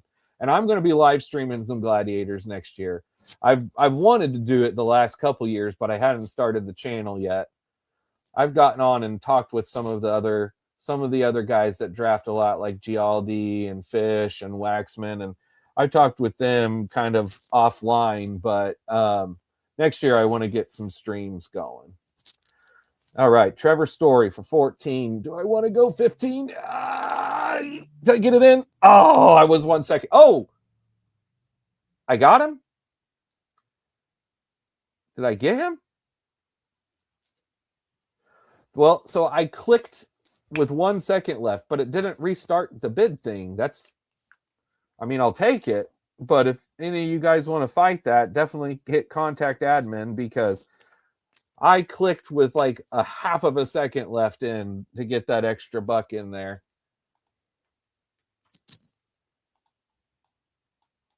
Definitely wish I would have got Jeremy Pena now, like I had said. But it's all right. I will take me some Trevor Story. Oh, here's my boy, Vinny P. This is a great pick. And he went for 19, same price as Matt Olson. All right. I love Vinny P. I draft him all the time over on Underdog. All the time.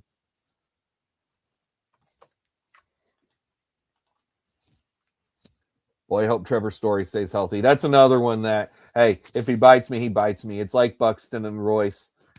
Mike Trout, Trevor Story's right in that mix. It is what it is. And yeah, we will be doing a 5-minute pause after this round, guys. So good, because I got to pee. And I got to heat up my coffee because it's getting cold on me. All right, Emilio Pagan. And I was like, Emilio. I hope some of you got that. All right. It's the Mighty Duck Man. $15. That's just some good believing in Emilio Pagan. Hey, he was well worth every penny of that last year. Well worth every penny of that $15. I don't know. I've literally only drafted him. I drafted him on one Gladiator this year. I don't know. I'm having a hard time bringing myself in on Pagan being the real deal, just of seeing him be crap as a middle reliever for so many years. But maybe he's kicked things back in gear. And like I said, he sure was last year. So good luck, boys. I hope that pick works out for you. Chase Burns. This is another Cincinnati Red that I am really, really debating hard back and forth with myself as to what to do. There are two young pitchers, year two pitchers, that are both incredibly talented arms, but I have had the hardest time clicking their names over on Underdog, and that's Chase Burns and Jacob Mizorowski. Those two guys, I have the hardest time clicking, even though I know that they could both pay off. I just don't know. But good luck, boys. So it's, again, back-to-back Cincinnati Reds. I hope that those two guys work out. They sure could. They could be both great picks. Salvi Perez. Good old Salvi. You gotta love him. This was the guy who I was about to say, if I didn't get Goose, I'm like, hey, there's still a couple others. Salvi or Will Smith, I'd have been fine with them as my catcher one. Andy Pages. I know it's Pages. I call him Pages because he was so bad in the postseason that he doesn't deserve to have his name pronounced right until he shows me something again. No, he was so good. He was so good last year. Look at his numbers. Whenever I especially look and see his stats from last year, it's always shocking because he is not that good to me in my head, but holy crap, was he so good last year. All right, Geraldo Perdomo. Let's see what we got here. Who believes in Perdomo in this room? Who believes in Perdomo? Man, Perdomo, I would have never, ever thought that he would have broke out like he did last year after his first few seasons. But he's been a very solid player for years now. But, man, who would have thought that he would have just broke out like that? Dang it. Now I wish I wouldn't have clicked that extra buck on story. Crap. I would have rather had Perdomo. Oh, well. Should have cut my finger away. You live and learn, boys. That's what happens. Story was on my list. So was Perdomo, but I had Perdomo first on my list. Story. It was Perdomo, Jeremy Pena, and Story as the three shortstop targets that I wanted for around $15. But I was willing to spend up to 17, and that's what Perdomo went for 15. So, hey, it is what it is. Ooh, see ya. Do I click his name? Oh, this is a hard one. My finger was there. I wanted to click it. Jaron Duran prevented me from clicking Seiya Suzuki. I hope those steals are worth it, Spence. I hope those steals are worth it because Seiya Suzuki is really good. All right. Nico Horner. This is another one of my guys. I love Nico Horner. Let's go 12. Scott, you in on 13? Nope, Stack is. Am I in on 14? Oh, Barley's in on 14. Oh, I took him on my DC that I finished last. I'm not going to do it. I'm going to let you guys have Nico. I almost clicked both 14 and 15 there. Oh, well, it is what it is. Nico off of my sheet. He gone. Nick Pivetta. I think we're almost there. Is this it, guys? Is this the last nomination before our break? It may be. Nick Pivetta. 15 to one of the Andersons. All right. Nick Pivetta. Sold. Break time? All right, break time. All right. Let me go throw some music on here. TDK, Nico, a Spence guy. Bro, I know. Okay. Let me throw some music on here, and then I am going to go pee. I will be back in a minute.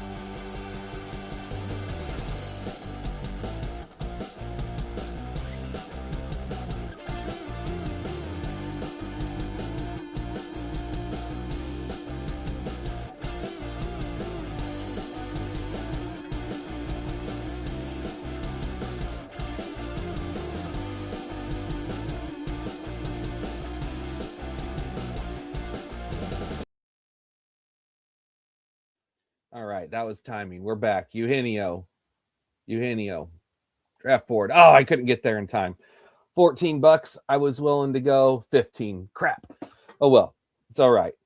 My coffee has heated. All right. Gino is gone. Let's mark off Gino. Next up, Carlos Estevez. Carlos Estevez. Now, can everyone hear me? I'm not muted, am I? Nope. Okay, good. TDK knows this. I was all over taking Estevez back in Gladiators. He was one of my highest drafted closers. Now I'm sort of staying away. I'll go after old Pete Fairbanks here with you, Stack. I'll go one more buck. You going to go one more buck, or are you going to give him to me? We'll see. We'll see here. We shall see. But I was all over Estevez and Gladiators, and that was because I felt so good about him. Just for locked and loaded saves. Everyone has always hated him because of he's never going to pop off the page with stuff. He doesn't throw fast, but he just seems to know how to get guys out. With that said, I am, of course, more nervous now than I was then. I just drafted Pete Fairbanks. Hopefully, he doesn't suck. He had one of the best post-game interviews I've ever seen after he blew a save last year. If you guys have not seen that, go Google Pete Fairbanks post-game interview. I guarantee it'll be the first video that you see. It's phenomenal. I will leave what he said for you to see. All right. The man, the myth, Connor Griffin. What are we going to do, boys? What are we going to do? What's this room doing? What's this room doing? Guess who's going to be in on bidding? This guy. $9. Who's going 10? Anderson is. One of the Andersons. Anyone going more than 10? Anyone going more than 10 for Mr. Connor Griffin? Nope. $10 it is. Connor Griffin. All right. Bryce Terang. I believe in Bryce. I think Bryce is a stud. He's my second base 2. Again, if they're eligible at another position, for me, he's my second base 2. And I was drafting him in Gladiators. Not afraid. $16. Good price. I like that price quite a bit. Quite a bit.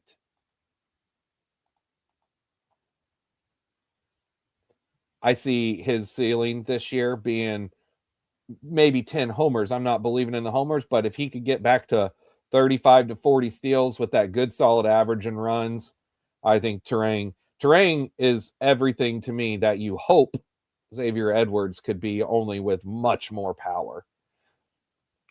I did see, though, where like almost all of his homers came in the month of August, like of his career.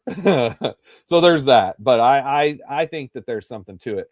Ooh, O'Neal. Ooh, good price, boys. Good price. $12 is super solid price there for Marcelo Zuna's protege, O'Neal Cruz. I saw he cut the locks. Did you guys see that? No more long flowing locks for O'Neal Cruz. He's going fresh and new this year. Fresh and new, baby. Ooh, $15 for Dennis Santana right out the gates. Someone believes in Dennis Santana. Who is it? Klipinski? You got him, my friend. That's how you throw a name out and get him. That's how you throw a name out and get him. He said, I'm not screwing around with this back and forth. And if you want to throw out a name like that for that price, a lot of times you can just snag them just like that. All right, Will Smith, the last of the top end catchers in my estimation. 15. I mean, Yiner's good, but Will Smith is, I think, on a different level of dependability compared to Yiner, especially after last year. Although Yiner's a good bounce back catcher. Speaking of Yiner, here he is. Speaking of Yiner. What's he going to go for tonight? $10 right now. $12.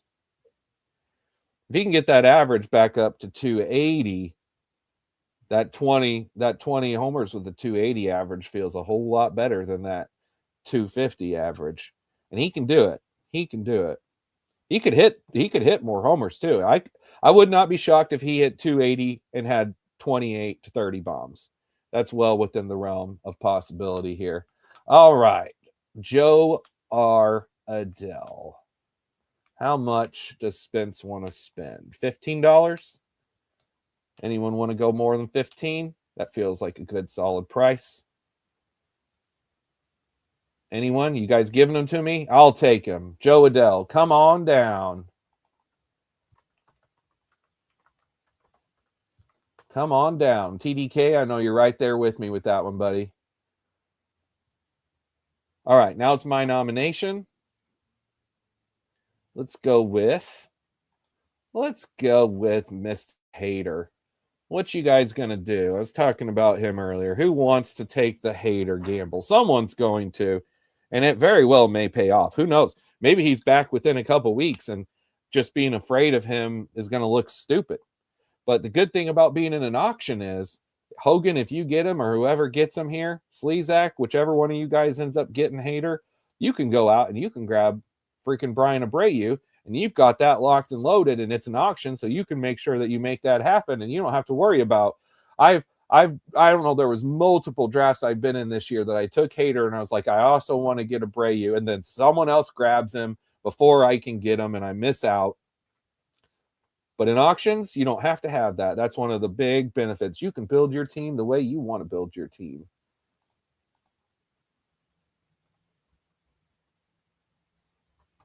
All right. Luke Keishel. $8, $9. This is Nico Horner 2.0. And you know I love Nico. So he's a twin. So we're going to go on Nico Horner 2.0, $10. Luke Keishel, come on down. He's also someone who I'm sure will get hurt, just like all the twins do, but that's all right. I just keep going to the well. I will tell you this. He should at least be a good source of speed and batting average for me, I hope, with maybe a little bit of pop. And I had $12 scheduled there, so that gives me $2 to go and make up for the money I just overspent on Joe Adele. All right, Bo Bichette. He's Bo Bichette. $14. He gone. Oop, I didn't mark Perdomo off earlier. All right. Mr. Nolan McLean. Nolan McLean. All right, what we going to do here? We're going to go $15 hairs. $15 hairs on Nolan McLean. Anyone jumping in? Ree says 16. I'll hit your 16 with a 17, Ree. Who's going 18? Come on, let's go. Let's spend that money. $17. Boom. There it is. All right. I have not mentioned his name yet tonight because I didn't know what I was going to have to spend, although I knew that by my draft being tonight and what Nolan did earlier today that I was going to have to overpay for him. But Nolan McLean is my favorite rookie pitcher by far last year. Of all the rookie pitchers, he's the one that I love the most. And oh my gosh, I know you all saw what he did today. If you didn't, go look it up. He's nasty. I am believing in Nolan McLean. All right, I did overspend from my budget, so let's go readjust here. Gonna have to go down somewhere else. Let's go down there. All right. Sonny Gray, $15. It's definitely a better, more dependable pick than Nolan McLean, but you know what? We're shooting for the upside. Blake Snell. Former two-time Cy Young winner. Who wants to buy Blake Snell at a discount because of his injury status? Because whatever he goes for tonight, it would be less than if we didn't have that little O next to his name. $9. See, not even double digits. Two-time Cy Young winner. That's a bargain right there on one of the best teams, if not the best team in baseball. I got to just say the best team in baseball. All right, Jose Altuve. Jose Altuve. Second and outfield eligible. You can play him either spot. If it was me, I would definitely play him at second. But the Astros, they're going to probably play him at outfield a good amount if Isaac Paredes is going to be getting some second base games. $12, $13. All right, good, because I had him or Keishel as my guy, so I got spent a little more on McLean, saved that money on Keishel. This makes me feel good. All right. I really wanted Nolan McLean. I specifically didn't want to say a word about him until his name was brought up on there, and I wasn't throwing his name up there. Carson Kelly. This is the guy who I picked up last year in this listener league and played him as instead of Adley. And Carson Kelly's good. Former Cardinal legend Carson Kelly.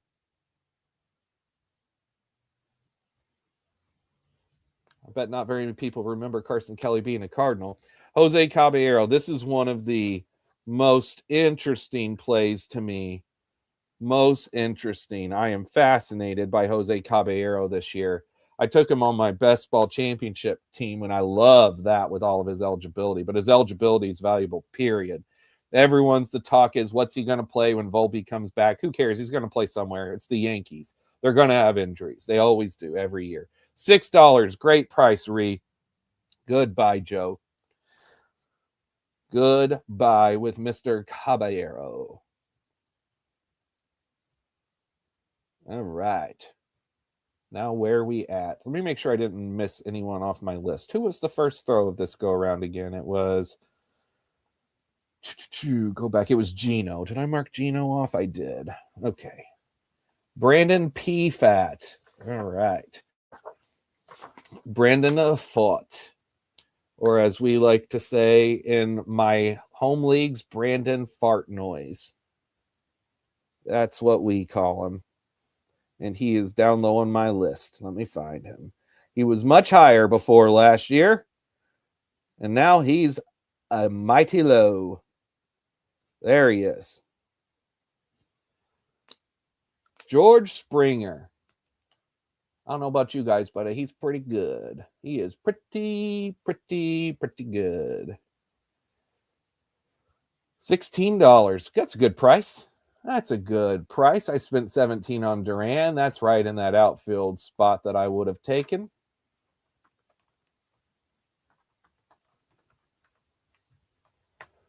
All right. Now what we got here. Klipinski's throwing out Sir Anthony Dominguez.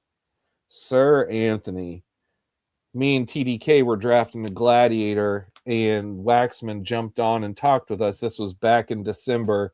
And when he came on, he called out that night and that he was like, we were talking about late closer specs, and he was like, oh, Sir Anthony could sign to be a closer somewhere.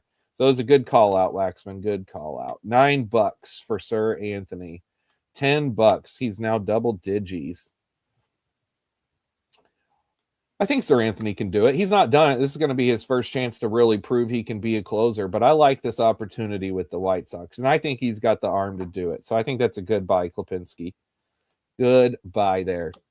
And there's still 1, 2, 3, 4, 5, 6. There's still 6 more relievers that I really like, and then a bunch of names to spec on. All right, Michael Busch. Man, wasn't he great last year? Michael Busch. So good. I believe in him. I think the power's legit. 100%.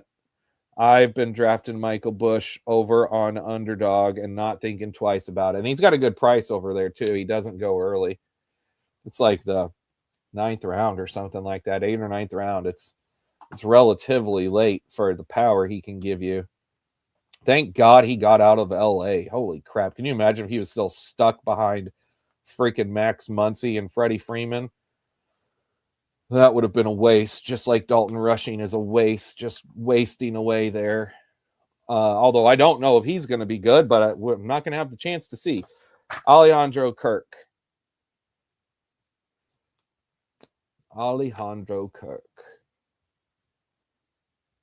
Going to be playing for Team Mexico. Mexico's got a good team. Guys, I can't wait for the WBC. We are a week away from the WBC, and I cannot wait. I am pumped. I love the WBC. Corey Seager. This is in the same vein as Mike Trout and Buxton and Lewis and all the other guys that you draft, and he's great, and you know he'll be great, but you also know he's going to go on the IL at some point. That's why his name's still here. Otherwise, he would have been flown off the board a long time ago. But $11 is a great price. $12, still anything under 15 to me is a good price. You just assume the risk. Say it is what it is. You get hurt, you get hurt. You don't, he's going to be a stud. That's pretty much that simple. All right. Akers, is he going to grab him at $13 sold to Akers. All right, now it's on me to throw a name out here. Let's throw out, is this my top closer left? Yep, yes he is. Let's throw out Mr. Old Faithful Kenley Jansen. Old Faithful. He just keeps doing it year after year after year after year. Even whenever you think he can't, he keeps saving games. Remember back like 5 years ago, I thought he was washed. He's still doing it. Still saving games. Guys, sorry I haven't got to see comments. I'm going back over here. Yeah, I see there's a bunch of comments here. But I'm keeping my screen over on the draft room here, and so I can't be switching back and forth constantly. This thing moves way too fast. Ryan Walker. I normally like to look at comments and talk about comments. I saw Uncle Ted there. Uncle Ted. How are you doing, buddy? How are you doing? Mr. Cutter. Mr. Cutter, he says. All right. We're back to Ryan Walker, $13. This is a little more than what I've seen him go in the last couple auctions that I've watched, but I think it's worth it. Maybe. We'll see. We will see. Ryan Walker has got a great arm. I think last year was a learning experience for him. I think this is going to be a year he's going to be a good closer. This is a pitcher who I have been just flat out staying away from, even though I absolutely love this guy. I am deathly afraid of him until I wanted to see some good sign of his arm getting some life back in it in the spring. And I've only seen the one thing of him, and that was whenever he was throwing and they turned the radar gun off. And so, I don't know. That could be an amazing buy. Michael Stack, that could be the pick of the draft. A $9 Strider. He also could be absolutely terrible. I have no clue what to think of Strider this year, guys. I've just been staying away. If he burns me, he burns me. Look, we're already at Emmett Sheehan over Strider here. I mean, who would have thought that? I mean, Spencer Strider 2 years ago, SP1. Emmett Sheehan. This has been easily, if you guys draft over on Underdog, Emmett Sheehan is the most mispriced pitcher over there. He is going literally in round 17, 18, or 19. This is out of 20. He's going in the final 4 rounds. You can get him every time, almost. Definitely you can get him from round 15 and under, for sure, if you want Emmett Sheehan over there. So I was talking with my buddy Brock the other night in one of our streams, and Brock pointed it out and said, and I'm like, it's a great point, and that is that Emmett Sheehan is the biggest mispriced value from NFBC over to Underdog. Tyler Soderstrom. Man, I love seeing Soderstrom break out last year. I desperately have wanted him to get catcher eligibility. I want him to be a catcher so bad. Those days are done, though. I know.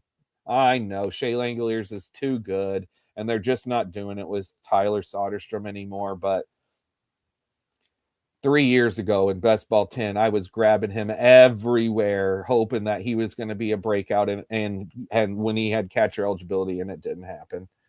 It didn't happen, but it finally did last year. He will be just fine at first and outfield. It's great that he's got dual eligibility still. I love that. Dansby. Old steady Dansby Swanson. You can just count him in locked and loaded for 2020 every year. He's not sexy. He's getting old. Former number 1 overall pick. Star of the Shelby Miller trade. Dansby Swanson. the legendary trade of Dansby for Shelby Miller. All right. Now it's Noelvi time. This one is another one that's been very, I don't know what to say about him. Perplexing. I don't know what to do with Noelvi. Tell you what I am going to do is bid 7.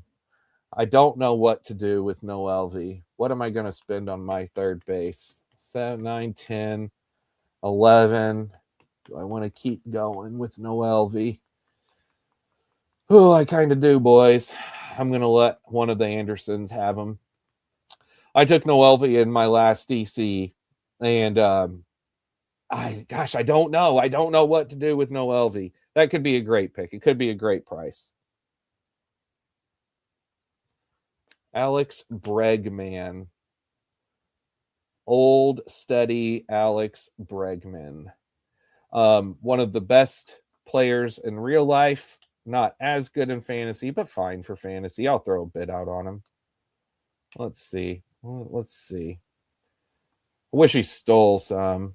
He does not. I also don't know what his power will be in Wrigley.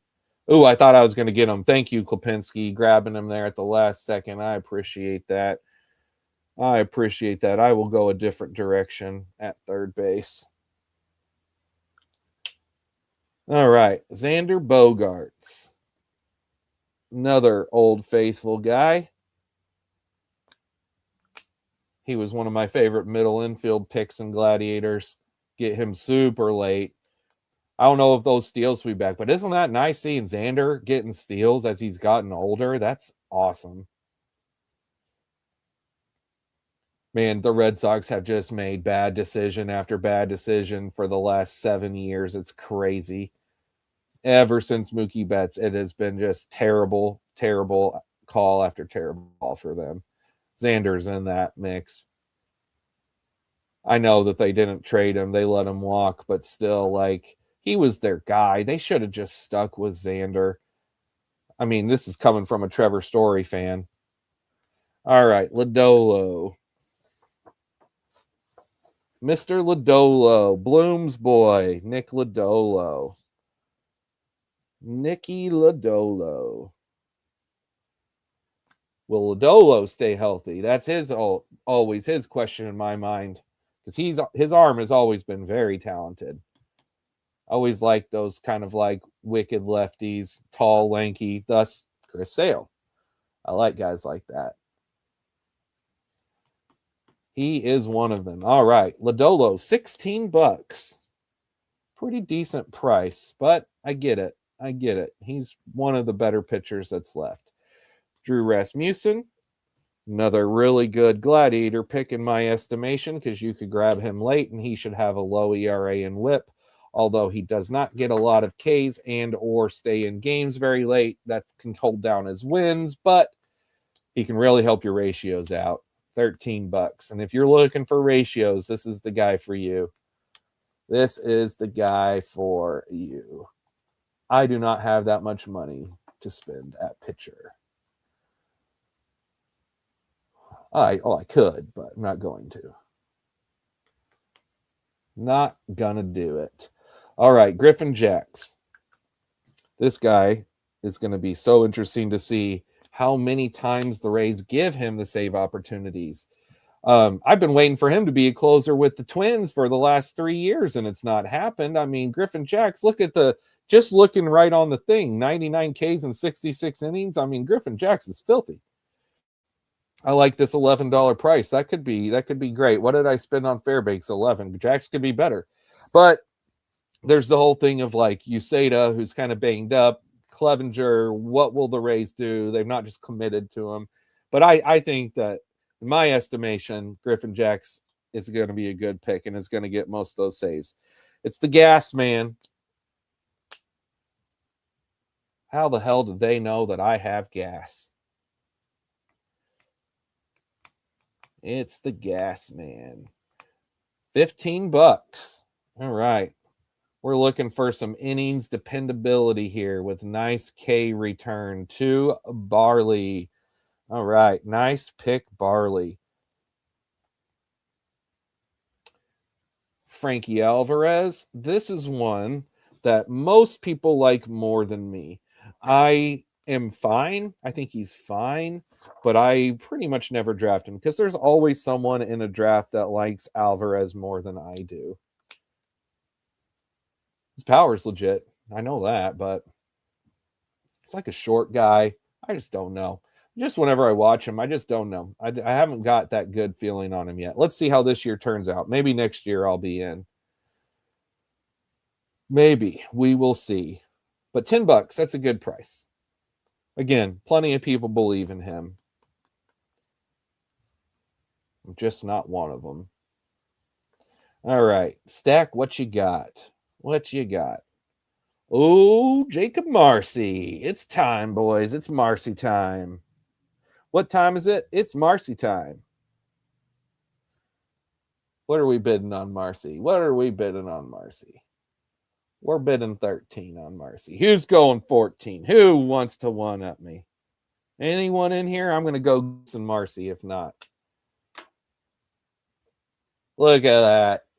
Locked and loaded. Jacob Marcy. Come on down. Nothing like betting on the Marlins. Nothing like it. Oh. There we go. You guys go have fun with Cedane Rafaela. Let me get my sheet updated here.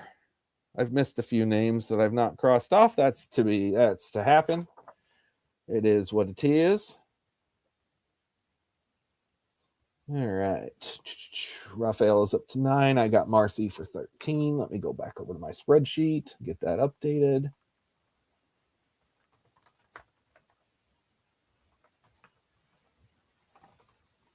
Okay. And boom. All right. Abner Uribe, though, this is another fascinating arm. So, guys, I'm betting on Abner over Miguel, but literally I have them ranked back to back because I have no clue. If any of you guys have any feeling or any gut call on Uribe versus Miguel, go after it because I don't know. I do not know. I don't know if the Brewers know. Maybe the answer is both of them. But one thing I do know is Abner Uribe is filthy. Filthy. You watch him pitch, you will love it. So Master Splinter got him for $9. I'm all about it. Again, I'm Abner Uribe over Miguel, but if anyone told me it's Miguel over Uribe, I wouldn't be surprised. Last year, it was obviously Miguel. Obviously Miguel last year. But I'm betting in on Uribe this year. All right, Christian Walker. All right. Dustin, I just saw on my phone pop up the thing on Discord where you said Spencer is so calm and collected. Well, I appreciate it. I'm trying. Hey, I'm very experienced with this. That's one thing. Not again with this auction, but with auctions. Well, I can talk about these players day and night. Anyone that knows me knows that. That's for sure.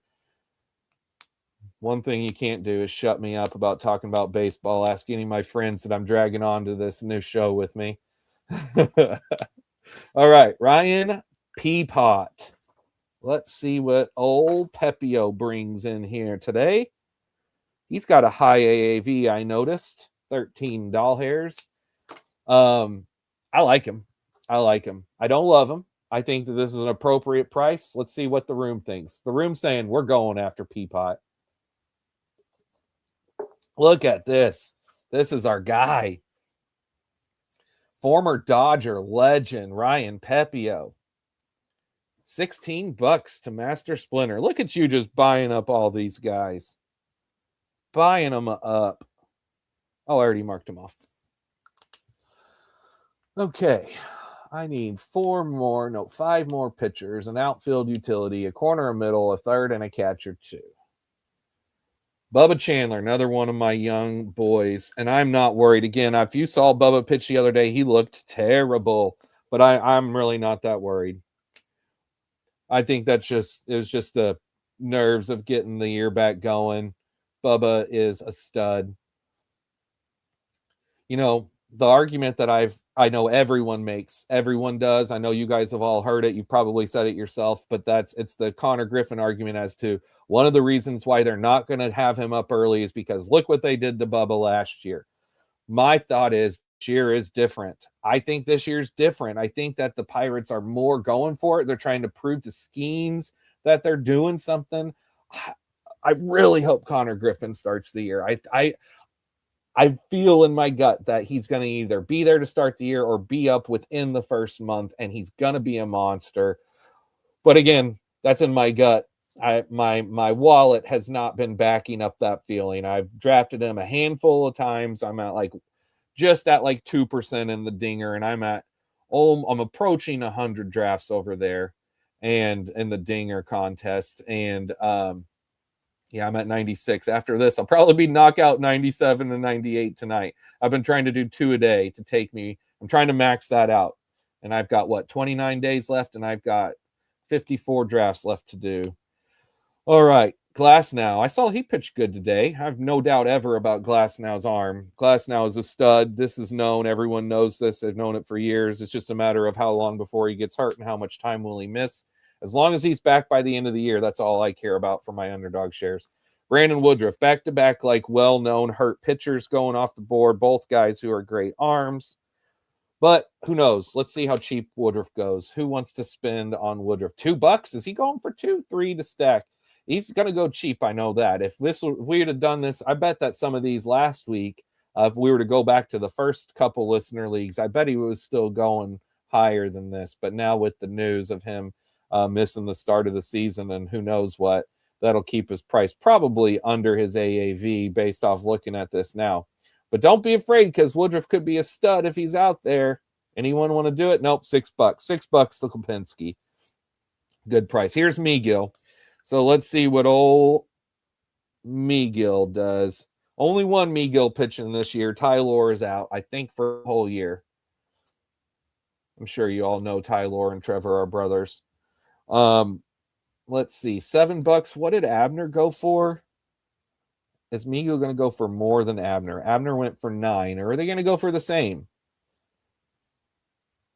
Splinter got Abner, and Hogan's getting Megill. So Hogan says, I believe in Megill. Now Teoscar.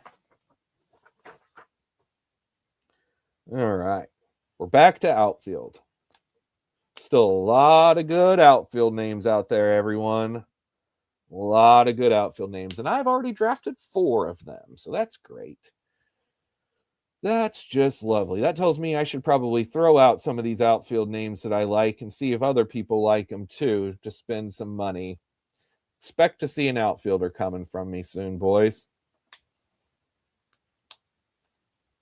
All right. Who's thrown now? Barley? Let's see what you got. What you got for us? There's one of the good outfielders that's left, which I was so surprised with last year. Every year, I'm sure all you guys know this, no matter how many years you play fantasy baseball, no matter how much research you do, there's going to be someone that shocks you every year, if not multiple people. There's going to be multiple people who, no matter how deep you draft an NFBC, 700, 800 players deep, there's still going to be names that all of a sudden are going to be good that we've never heard of, that haven't been drafted in any of these drafts. It's going to happen. Stowers last year, definitely a name that we knew, but I did not see that breakout coming. Brian Abreu, is this going to go to the Hader owner? Are you going to do it? Are you going to pull the trigger? Let's find out. Who Hader? Who got Hader? That was Slezak. Nope, Slezak says, I'm going to let Hogan take him, and I'm just going to hope that Hader comes back and is healthy, which I think that makes sense at 9. You wouldn't want to spend $20 on the 2 of those combined, basically, I don't think. Gavin Williams, this was a great pick last year. Good pitcher that I definitely, again, didn't come out of nowhere, but stepped up from what he had shown before.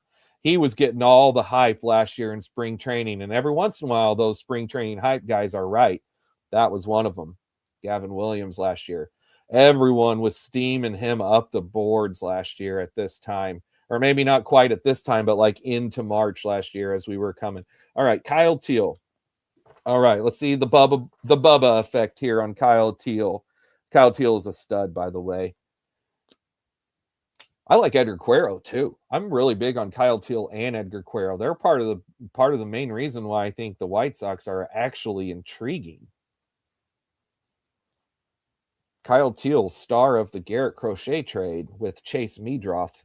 All right, Dylan Cruz. This was a guy that I was all over last year, all over.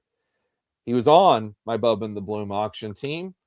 How much did I spend on Dylan last year? Last year, I spent $14 on Dylan Cruz. He just went for 10.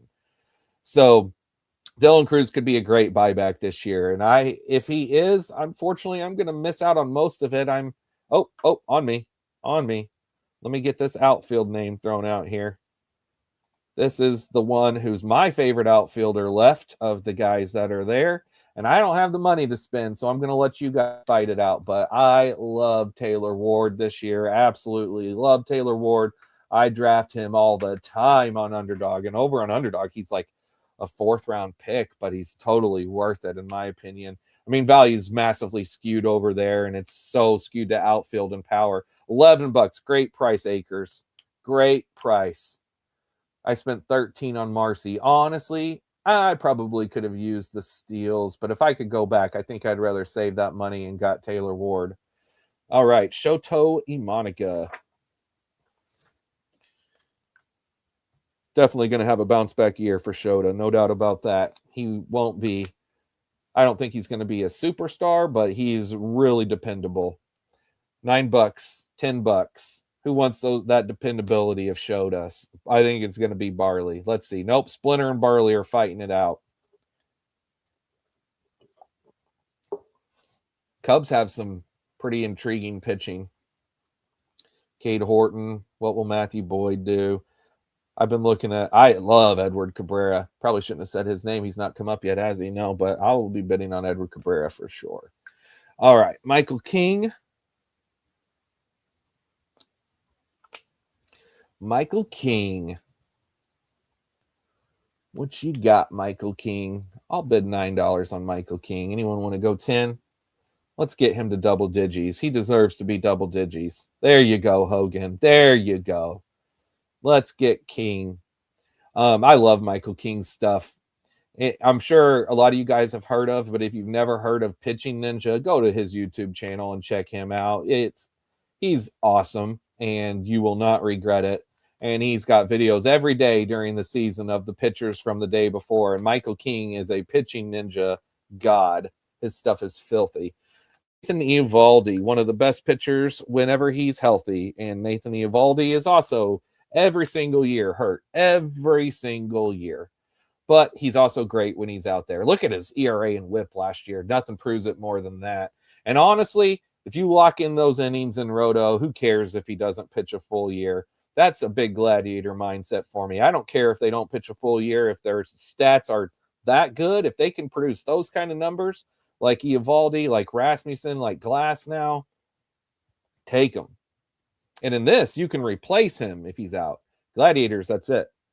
All right, TJ Friedel. This is someone who I'm not huge on personally, but he's leading off for Cincinnati, and I see the value in that. And I could be completely wrong on Friedel, but I've talked about it. I'm just not that huge on him. I feel like he stayed mostly healthy last year, but I feel like Friedel's also always hurt. Logan O'Hoppe. Who saw the shirtless video at Driveline? Who saw it? I'm sure a few of us here did. There's $5 for Spence. Anyone want to go 6? Acres is going 6. Who wants to go 7? Who's going 7? Looks like, Master Splinter says, I'll take 7. Acres and then, nope. Give him to me at 8. I'm going to take that Driveline shirtless stud all day long. Logan O'Hoppe was incredibly good to start the year last year. On my sheets, whenever I track players, I track based off every third, and I see where they're at each third point in the season. Logan O'Hoppe through the first third of the season was one of the best catchers in baseball, but by the end in the final third, he was the worst catcher in baseball. That definitely cannot happen again. You got to stay strong through the whole year, Logan, but man, he could be good. Logan O'Hoppe was a former Philly. They sent him over. I don't remember what trade it was. Tovar. Ooh, that's a cheap Tovar price. Great buy there. That went quick. Yandy. This is another good buy. What do I have to spend here? Gonna have to let him go, but Yandy is a great buy. You guys know this. We're taking him for his AAV. One of the Andersons.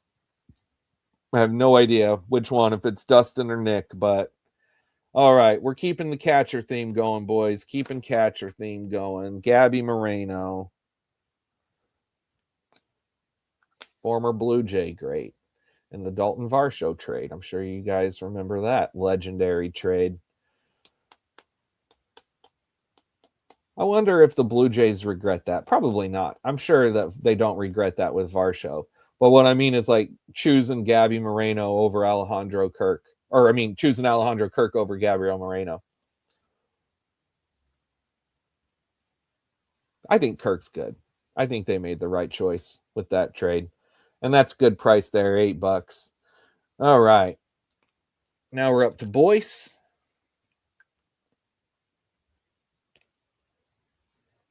What are we doing?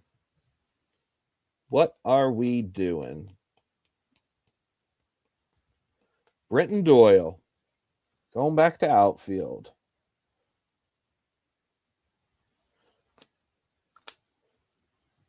All right. This room's in on Brenton Doyle. We are Brenton Doyle boys over here. Oh, Doyle rules. Yeah, I think this is a good buy. He's got to improve that average, though. He cannot hit that bad again. Oh, man, this room loves us some Brenton Doyle. Let's go. Oh, Doyle rules. Let's go. Splinter, take him home. Write him on your sheet. He is yours. All right, next up. Larry Butler.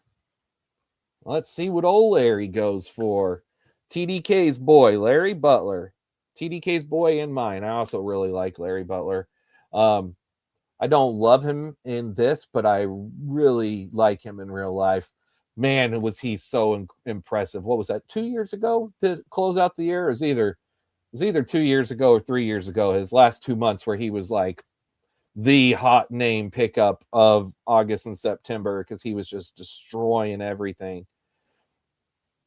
All right. Who are we on? Klipinski. All right. Zach Wheeler. Old Zach Wheeler. This is a super interesting one because who knows what Zach's going to do this year. This could literally be the best buy of the entire draft. No matter what he goes for here, it could be too little. Because if Zach Wheeler is back a month into the season, if he's himself, lock it up. He's going to be a monster. But I've had a really hard time clicking his name because I'm so deathly afraid of drafting pitchers who are already hurt. But gosh dang it, man. Zach Wheeler has been, if we go back 5-year period, I'd say that he's been the best pitcher in baseball for the last 5 years combined. $10. See, I mean, that and it's a fat league. So if it doesn't work, it doesn't work. But guess what? That could be an amazing buy. So I have no problem with it, having the money and spending that on Zach Wheeler. Brandon Nimmo. Like I said, there's a lot of good outfielders left. This is one of them. Still a lot more names of good outfielders left, but this is one of them. This trade shocked me. I don't know about you guys. Shocked me. I could not believe it whenever it happened. I was like, the Mets are trading Nimmo. Like, what? Like, they love Nimmo. And all they've ever done is rant and rave about this guy, and then they pay him a long-term deal, and then they turn around and trade him? I don't know. I mean, I do like Simeon, but that one shocked me. I did not see it coming. I did not see that coming. $15. This room likes him too. This room likes him too. $15. All right. Carter Jensen. Don't call him Jansen. It's Jensen. I had a feeling this was going to happen. Yep. What are we doing, boys? What are we doing? Taking Salvi's back up. Who knows? But what we're doing is we're spending some money on a guy who is a stud. I was so glad. Oh, do I want to spend 10? He's my last catcher on my list. I'm doing it.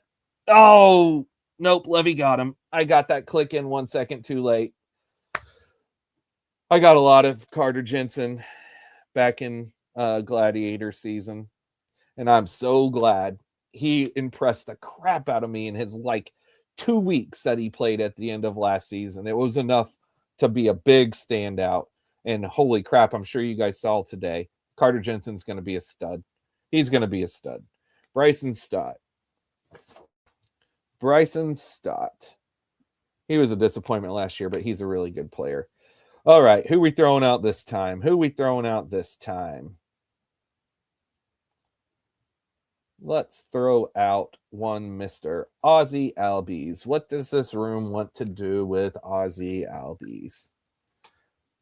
Former superstar. No one really knows what to think of him now, and I get it. But he still is a good player. I threw him out because I wanted to just let whoever else get him. I didn't want to. I'm at the point now where I'm probably not going to throw out very many names that I want for a while. We'll get there. Probably after this next break. But for now, stick with some names that I don't really care if I don't get. All right. Mackenzie Gore. I'll go 5. Let's see what this room thinks of Mackenzie Gore. I'll go 6. Nope, I'll go 7, I should say. And anyone want to go 8? Yep, Stack says, I'll do it. He'll stack it up. I'll go 9. 9 is what I had budgeted. If you want him for 10, he's yours, my friend. 10 and yours. 9 fits my budget. I drafted Mackenzie Gore last year. He's the only guy that I drafted last year that I'm still going to take this year. And I was going to be off Mackenzie Gore, but as soon as he got traded to the Rangers, I was right back in. You brought me right back in. All right, now Mizorowski, the guy who I don't know what to do, but was that video real? Does anyone knows that video real of him throwing the ball off the guy's or throwing the ball at the guy's head and hitting the apple off of his head, but he's throwing it like 100 miles an hour? It looked real, but I'm like, that's got to be some sort of fake video. The Brewers love putting out funny social media videos. They just did it with the Sal Frelick. They've done it in the past. I know they like this. They did a Sandlot video that was hilarious a couple years ago. Really funny. Robbie Ray. $6. That happened quick. I was talking right through that and totally missed Robbie Ray. That's okay, though. That is all right. I need to get my sheet updated.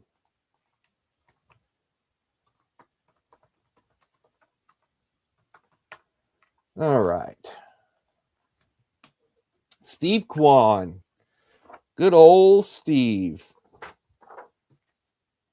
This is a very perplexing player to me over on Underdog on whether or not I should value him. Here, I like him just fine. I think this is a good price. $10 is a good buy.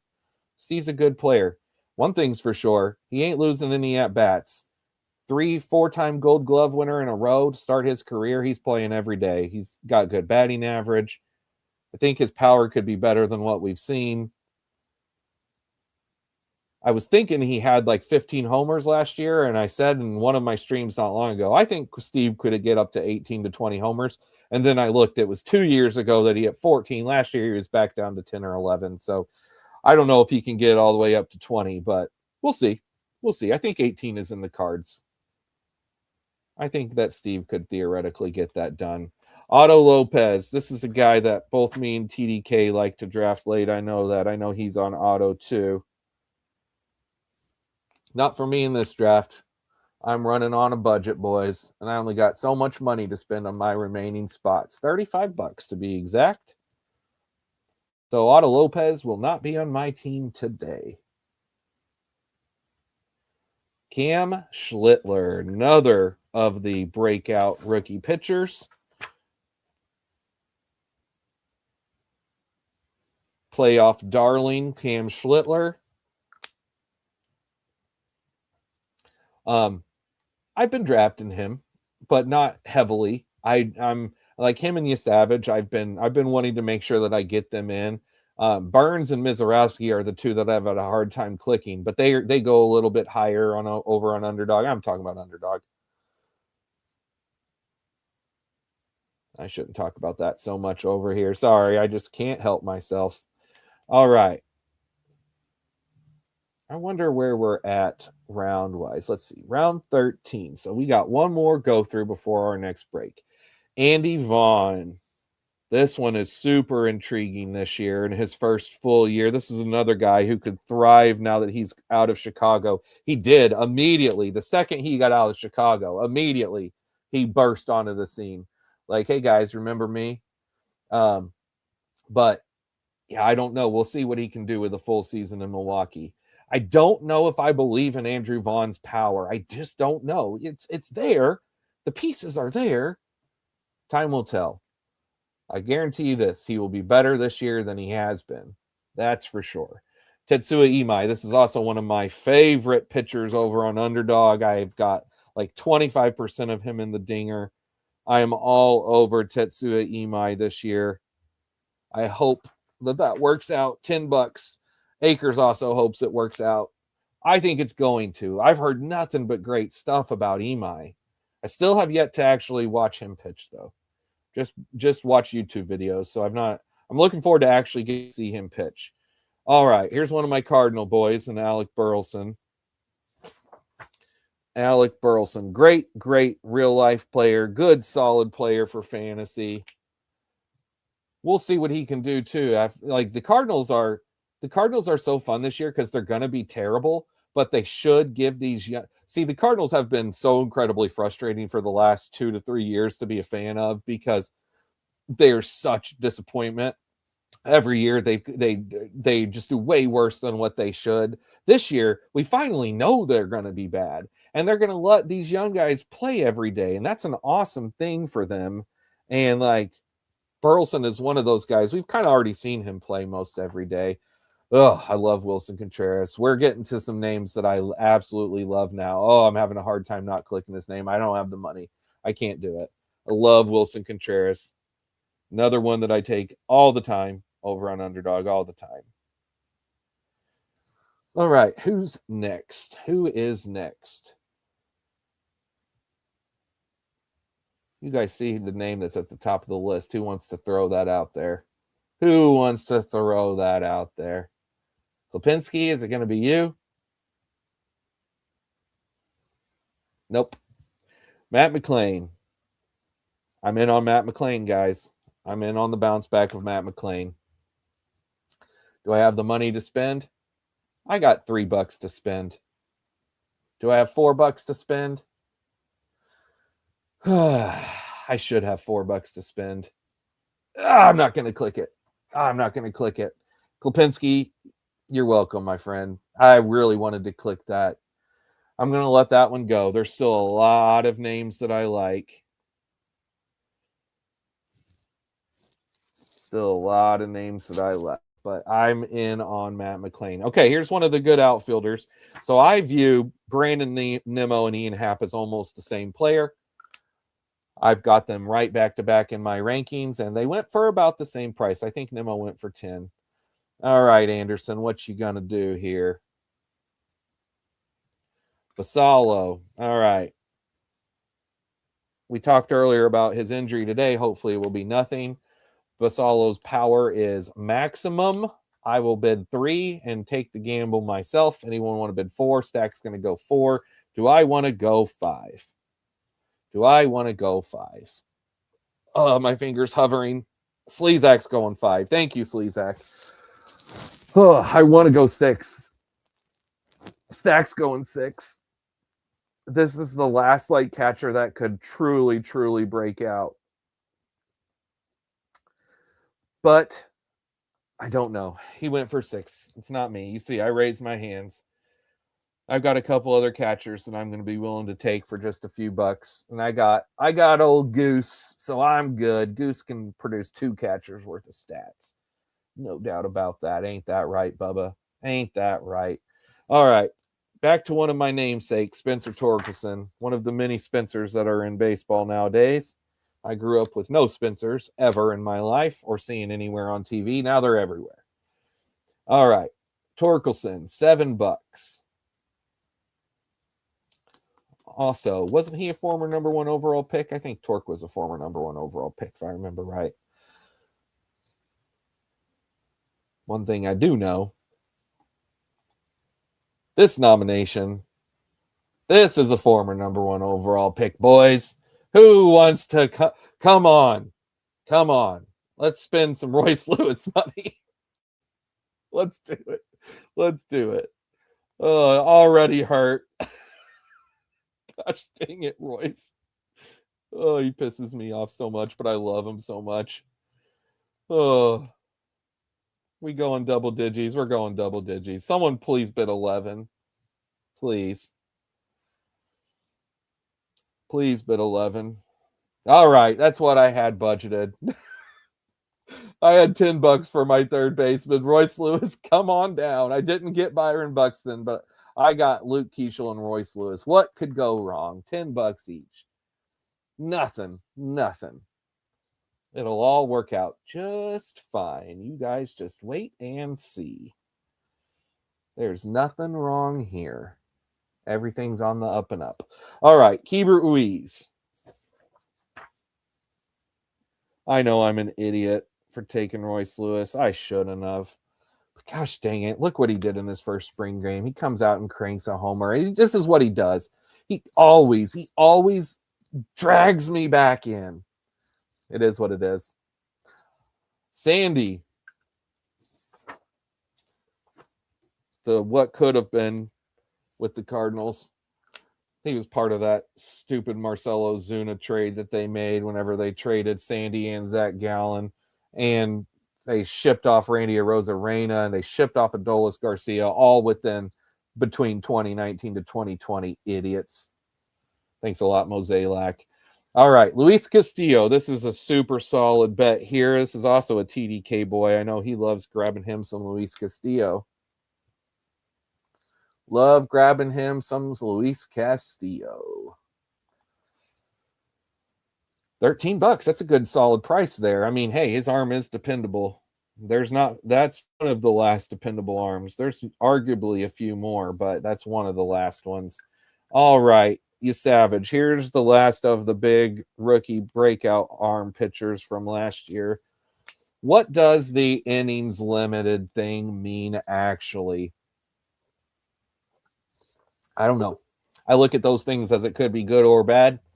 I mean, you don't want the guy to get hurt. I don't care if he has a few less innings. He can have 20 less innings for a season and still be absolutely phenomenal for you. So $8, you didn't have to spend double digits. So I like that. All right, Tanner Bybee.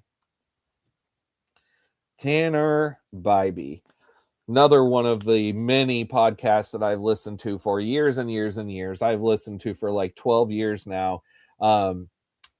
So I'm sure that you guys know who I'm talking about. And if you don't, I call them my old guy podcasters. And that is the guys over at Prospects 361, which is Tim McLeod. And Tim McLeod and Rich, which I'm blanking on his last name, and I know it because I've listened to him for 10 years. But anyway, Tim McLeod was so high on Tanner Bybee last year. And I remember listening to his rankings, and he had him as like his 8th overall pitcher. And I'm like, oh, McLeod, buddy, what are you doing here with Tanner Bybee? It did not work out. In case you didn't know, Tanner Bybee wasn't great last year. Oh, my boy Dalton Varsho. Great price. Great price on Dalton Varsho. But I love the Prospects 361 guys. Like I said, they remind me of those old guys that I was in leagues with 20 years ago. The ALNL, sit down, get the baseball weekly. So, like, ever since I started listening to them, that's been my attraction to them. Is like, I love the old school mindset that they have. But I listen to many people, guys. I listened to many over the years. Bubba and the Bloom, though, y'all are the best. I'm telling you. I'm telling you. That's not just because I'm doing this. You truly are my favorite. All right. Brian Reynolds. This is also in the same vein of Ian Happ and Brandon Nimmo. Brian Reynolds essentially is the same exact thing. Let's see if he goes for that $10 price too. $8. He's got to have a bounce back. Last year was a disappointment for him. He'll be better than last year for sure. $8. Brian Reynolds. Where are we at? We're midway through the throws in 14, so we're coming up on a break here soon. All right. Matty Chapman.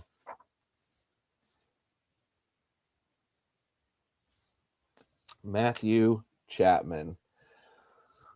Oh, I really want to click on Matt Chapman's name. Why bid on Matt Chapman whenever I can spend 10 on Royce Lewis, right? I mean, duh. It's not like Matt Chapman isn't way more dependable. Why not overspend on Royce? Oh, well. I just love Royce. That's why. That's why.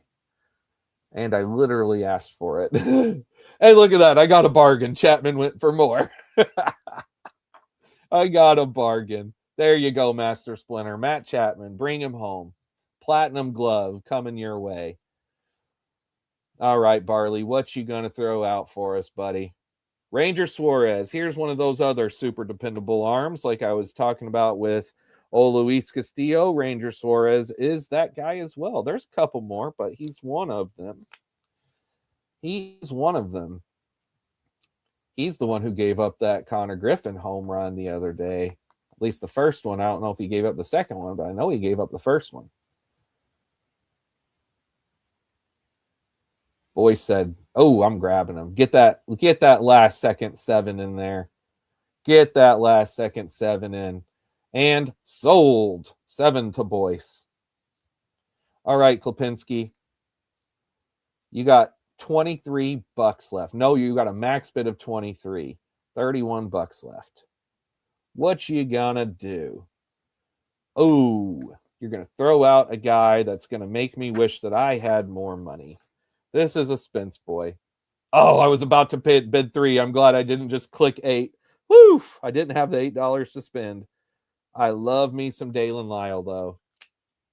This is another one I was talking about. Wow, no matter how much prep you do, no matter how much studying you do, how deep you go in names, there's going to be people that just come out of nowhere that you've never heard of, that all of a sudden it's like, how did I not know this guy? Dalen Lyle is one of them. I had no idea who he was last year at this time, and I fell in love with him in the final 2 months of the season. And I've been drafting him all over the place.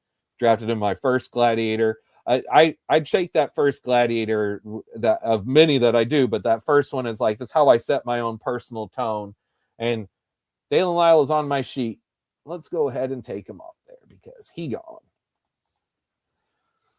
All right. Who just went? Old Profar. Good old Profar. All right, TDK. You see who we're bidding on now? Went for 5. Do I want to click 6? Do I want to click 6? Oh, I do not. I tried at the last second.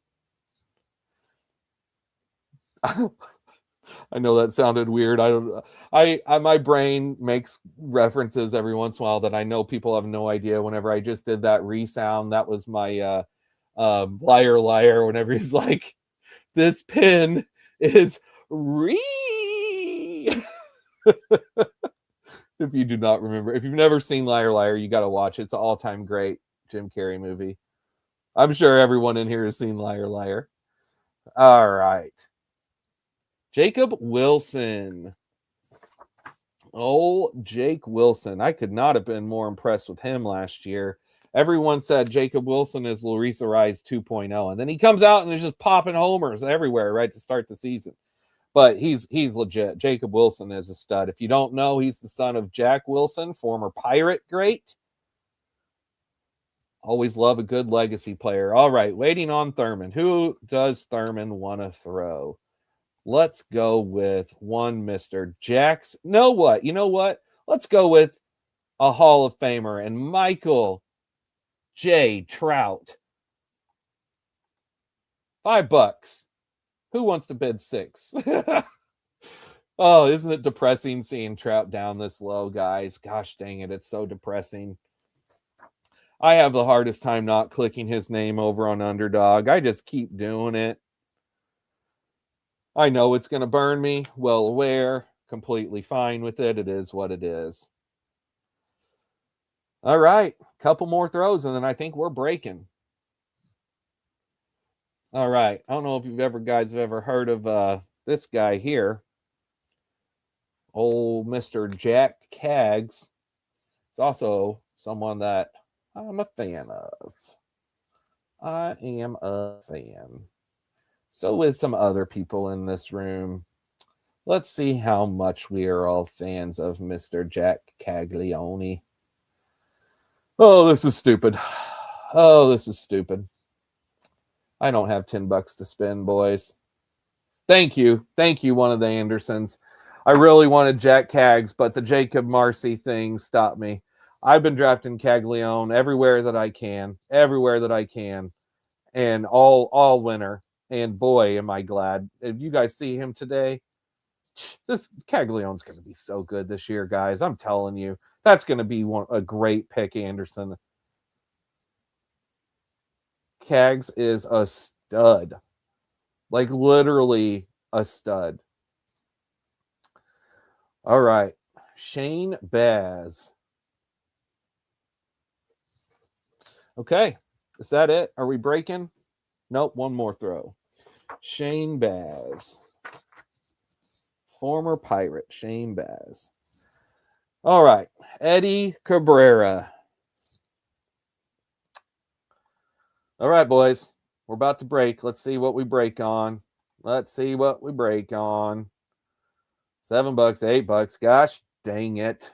All right, I'm going to let him go. Master Splinter or one of you other boys, but I love me some Edward Cabrera. So glad he got traded. So glad he got traded off the freaking Marlins. For years, said if Edward Cabrera can get his control under control, he would be a stud, and that happened last year. Waiting for nomination from Hogan. Are we not breaking? Thought we were breaking at the end of 14. Okay, maybe we're not breaking. I was all ready to go pee again. All right, we're not breaking. We're still going, boys. Still going. All right. Joe Musgrove. Working his way back. Local San Diego boy. Loves being there. I think he's a good late pick here. Good late buy here. All right, I got $25 left. I still need a catcher 2, corner and middle, outfield utility, and 4 Ps. That's not very much money to work with. We'll make it work, though. We will make it work. Cade Horton. Runner-up in the Rookie of the Year, Cade Horton. You guys believe in Cade Horton this year? I do. I've been buying him at the end of drafts. His price has not gone up very much. I mean, just look at his ERA and WHIP. Wow, 2.67, 1.08. That's something that stands out to you in 118 innings in his first year. But Cade Horton is a good pitcher. So I think this is a good buy. Good buy, boys. I know that TDK agrees. All right. What you got, Splinter? What you got?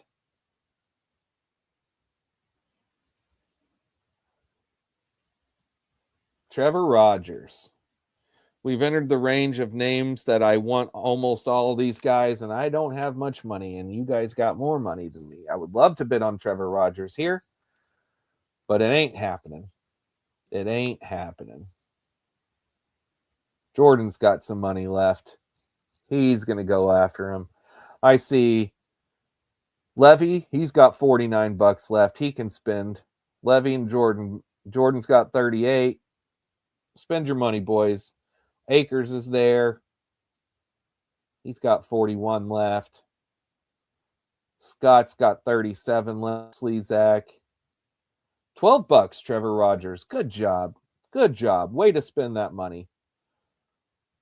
I loved Trevor Rogers when he came up back in 21 with the Marlins. I grabbed him in a dynasty league where we had a draft, and like literally that day I had seen him pitch and he had 10 strikeouts in a spring training day game, and then we had a draft that night and I drafted him in that.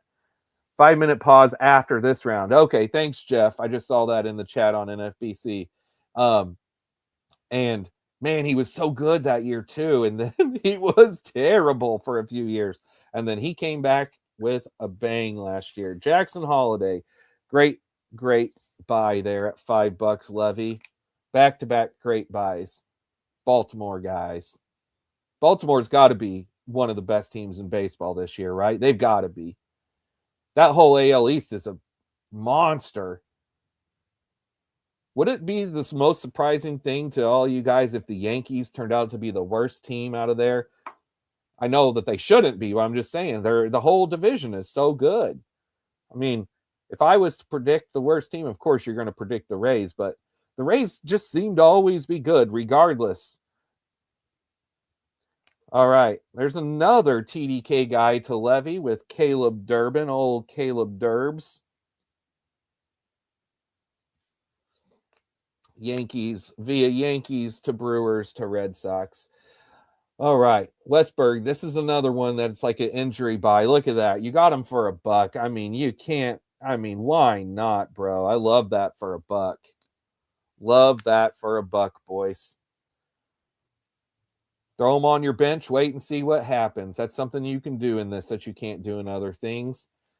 Old Elliot Ramos. Heliot. Andy Pages went earlier. Yes, he did. I didn't mark him off. All right, $6. That's not a bad price. That's a good, solid price for him. I didn't really believe in him last year after his breakout year 2 years ago, but after 2 years in a row of being good, I believe. I think that Ramos is legit. Oh, this is an interesting one. There's an interesting one with old Sal Stewart. Another guy that I am proud to say I was in on. I pushed first base a lot in Gladiators, and I drafted a lot of Sal Stewart and Kyle Manzardo late in Gladiators, and right now I'm feeling good about that. Manzardo, maybe not so much after the Reese, but I still like Manzardo a lot. Sal Stewart, though, he's definitely someone who could be a breakout. He's for sure going to be a fun player to watch. I just saw him homer yesterday. I try to keep up with spring training every day. I mean, I pretty much try to keep up with baseball every day, period. All right, Adolis. Let's see what old Adolis can do here. You guys like Adolis with Philly this year? I do. It's definitely going to be better than him in Texas, that's for sure. His time had come and gone there. I'm so glad he got out. I think Philly is interesting. I didn't see Philly being the place for him to go, but it's very interesting. $8. That could be great. Adolis was on my team last year. He was one of the guys that I bought in the auction last year, and I bought him last year for $12. I also had taken Jackson Holiday in last year's auction. I got him for $1 and thought that was going to be a steal. And it was just fine. All right. Ryan Jeffers. That happened fast. Aaron Hogan. Ryan Jeffers. All right. Now we're at Brandon Lau. Don't say low. How low will he go? $3.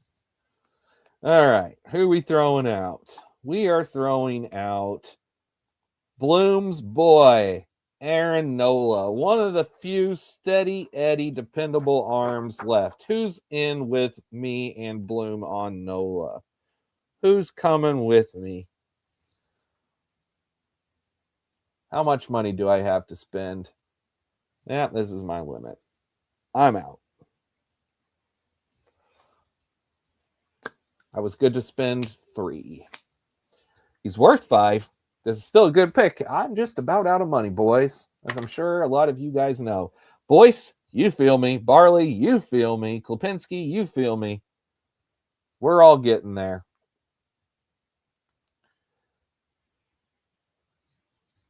All right. Ramon Laureano. This is one that has been perplexing to me this entire draft season because Ramon Laureano has traditionally just been nothing but a letdown, even though he's always shown fantasy skills, but then he just lets down year after year. Him and Trent Grisham, and both. I have them literally ranked right back to back because I don't know what to do with them. They're both great buys. They both were awesome last year. And I think Ramon Laureano has his job locked and loaded with the Padres. Like, the Padres aren't going to replace him with anyone because the Padres' depth sucks. With that said, though, I don't know what to do with Ramon. Well, Levy, I hope he works out for you. If he's great this year, he's just not going to be on very many of my rosters. Guys that I've just seen year after year after year, just, I know that the skill's there, and he proved it last year, but on the other hand, Abreu, $3, $4. How much money do I have to spend on this spot? He's already passed my budget, 7, 8. I love Wilyer Abreu. Love Wilyer Abreu. I think he can be a true breakout this year. $8. Man, Slezak, you're about to get a steal. Love the Wilyer Abreu pick. He was the top outfielder on my board.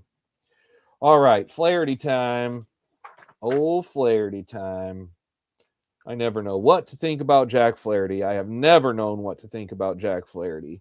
He's good, he's bad, he's great, he sucks. I don't know.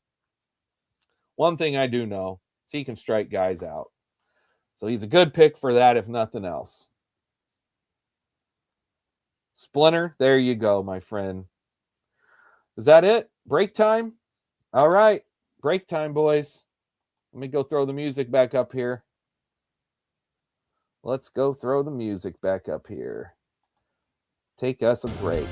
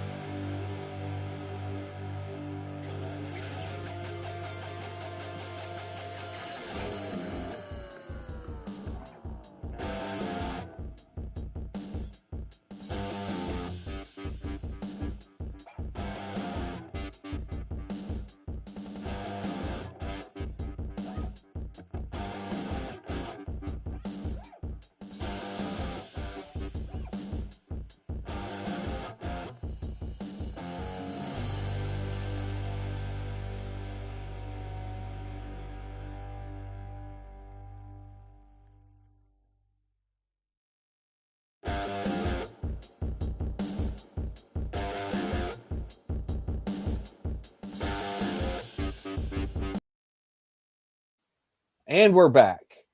Jordan Beck, we're live. Jordan Beck time, boys. It's time to go get your guys and fill out your team.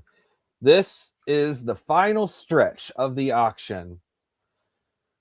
All right. Time to open up the Red Bull. It'll give you wings. Let's see how those wings do for me, because I'm trying to fly away with this one. All right. Colson Montgomery. Another big enigma. What is Colson Montgomery going to do in his second year?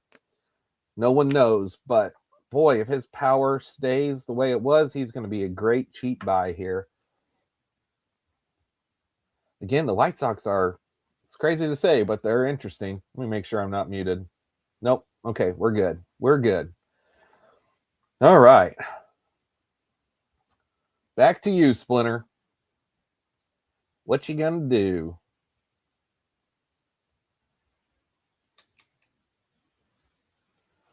Ooh, this is another Spence guy I've been in on this whole time. Addison Barger. I believed in him.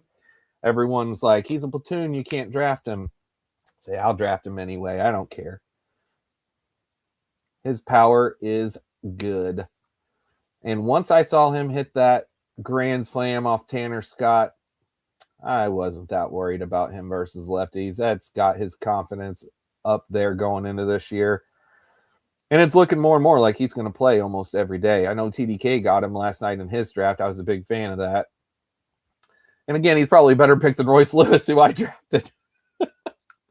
All right. This is the time whenever it's rough. All these people that I'm going to like are going to start going like Dylan Dingler. Oh, do I want to click 5? Too late. Stat got him for 4. I got that click in the second it was too late. I literally had 4, but I like Dingler.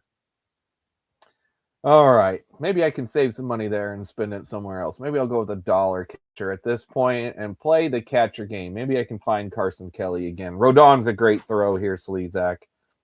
Or whoever threw him. This is a great throw.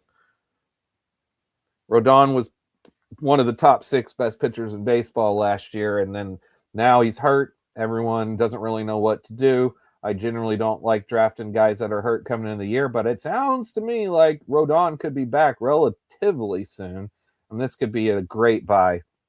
Mark, potential great buy you just got there with Rodon. If I remember right, my sheets that I track, which is the NFBC best ball scoring, he finished as SP5. All right, Jorge Polanco time. This was another one of those signings that just perplexed me. Like, what are the Mets doing? But I don't dislike it. I think Polanco's a good player. But like, whenever they signed him after the Simeon thing, and then they said they're going to play him at first, I'm like, okay. Did not see that one coming. Was not on my off-season bingo card. All right. Who we got? Barley. Got to find someone cheap to throw. You may have accomplished it. Let's see. Does this room like Old Sal? I'll tell you this. He's on my list. He's on Spence's list here. Do I want to click 4? Do I want to click 5? Do I want to click 6?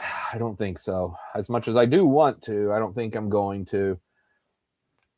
I think something that's important to note, everyone, for this isn't so much for in a league like this, but just in general, if you find a guy who, and like going into last year, Frelick had won a Gold Glove 2 years ago, and then last year there was news reports about him adding weight.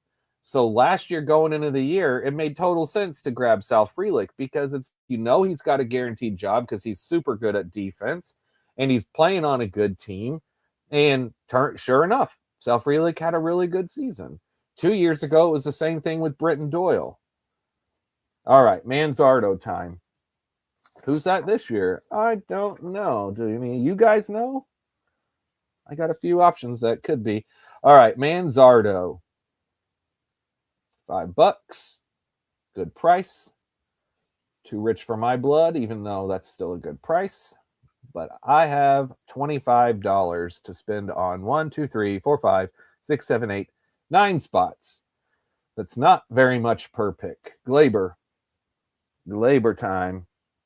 This is Value City, boys. Value City. Can't get much more solid than Glaber for $6 there, Slezak. All right, potential closer. Back to closer. I mean, he is the closer, assuming that the Rangers don't just change something up, but he finished the year as the closer and was really good last year.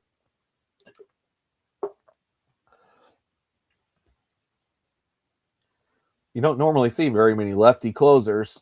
I mean, of course, we do see them, but you don't see them a ton. I kept waiting for the Rangers to bring in someone else. It just never happens. I don't know. I don't believe in Alexis Diaz, unless you believe in Alexis. Bryce Miller, good young bounce back throw.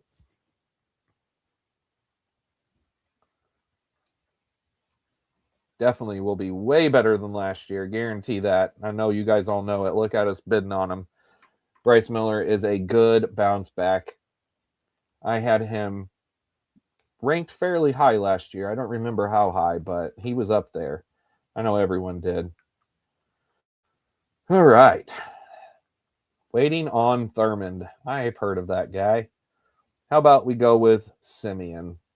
You guys heard of him? I think he's decent. I think he's a decent throw. What does this room think? Splinter says 5. Does Spence want to say 6?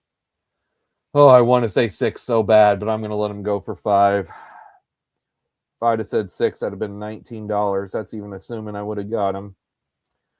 All right. Carlos Narvaez. I have no idea what to think about this one, boys. No idea. Carlos Narvaez is also a name that came literally out of nowhere last year. I knew nothing about him, and he had a really good season for Boston. He's their catcher again this year. I know one thing. He's way better than Connor Wong. I can tell you that much for sure.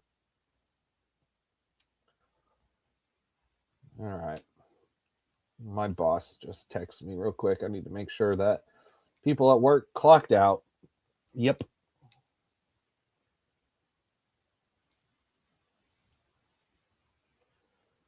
Bubik alert. This is another thing like I was talking about earlier. Honestly, even if he has low innings, who really cares if he's a stud in the innings that he pitches? He was on Waxman's Gladiator winning team last year. I remember that. All right. Riley O'Brien. Not Brian O'Brien, Riley O'Brien. I don't know, guys. I don't know what to think about Riley as a Cardinals fan. I think he's fine. Slezak, $4. Why not? Why not? I do not know what to think about him. I threw him on a couple late Gladiators, but that's been about the extent of drafting him for me. Zach Gallen, here's another bounce back pick. For sure. He's got to be better. Only can go up. And he's got to try to get himself a contract. Now that he just went through it, he knows he's got to do that. He knows it. All right. I'm trying to save my money for a few of these guys that I have on my list still. There's not many left, though, at least as far as people that I have set aside looking to draft here, because I spent too much money on Jacob Marcy. It's okay, though. I'm still very happy with that pick. All right, JJ Weatherholt. This is going to be super interesting. $9. Could be a great buy. Ramon Urias better not screw JJ Weatherholt out of playing time. If he does, I will be upset. Let me tell you, I will be an unhappy man if they play Ramon Urias and don't give Nolan Gorman and JJ Weatherholt every day at bats.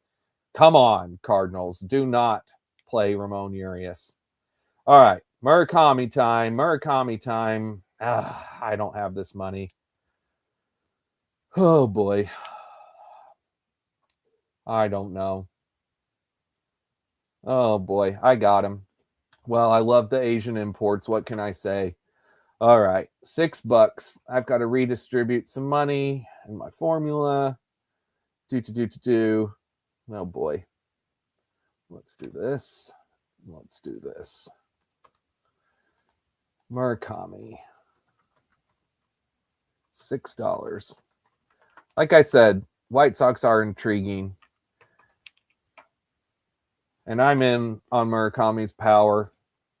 I'm also in Max Muncy's power. Honestly, Max Muncy could be even better than Murakami. He just went for $1 more than him.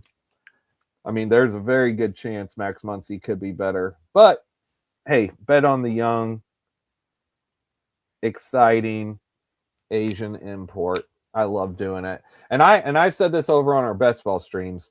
If Murakami comes out and crushes over in the WBC, you know he's getting shot up in price. You guys know it. Like, this could be 2 weeks from now. This could be an absolute bargain to get Murakami for $6. Who knows? Kerry Bonds, another one of my guys. Again, we are throwing out Spence boys left and right over here. He's on my list, $5. So it's definitely too much after I just overspent on Murakami as well from my own personal monies. All right. Love me some Kerry Carpenter. Again, he's someone who I just don't worry about platoons. I mean, I know that platoons are a thing, but I'm just not worrying about it. To me, he's too good. His power's too good to worry about that. You just draft him and hope for the best, especially in this, because if you've got a weekend where he's facing 2 lefties, just sit him in that weekend. Mason Wynn. Guys, Mason Wynn is a stud. This is a great bounce back. Every one of us, Bubba and the Bloom people, know how much he was hyped last year. And yeah, he was a disappointment, but he will be better for sure.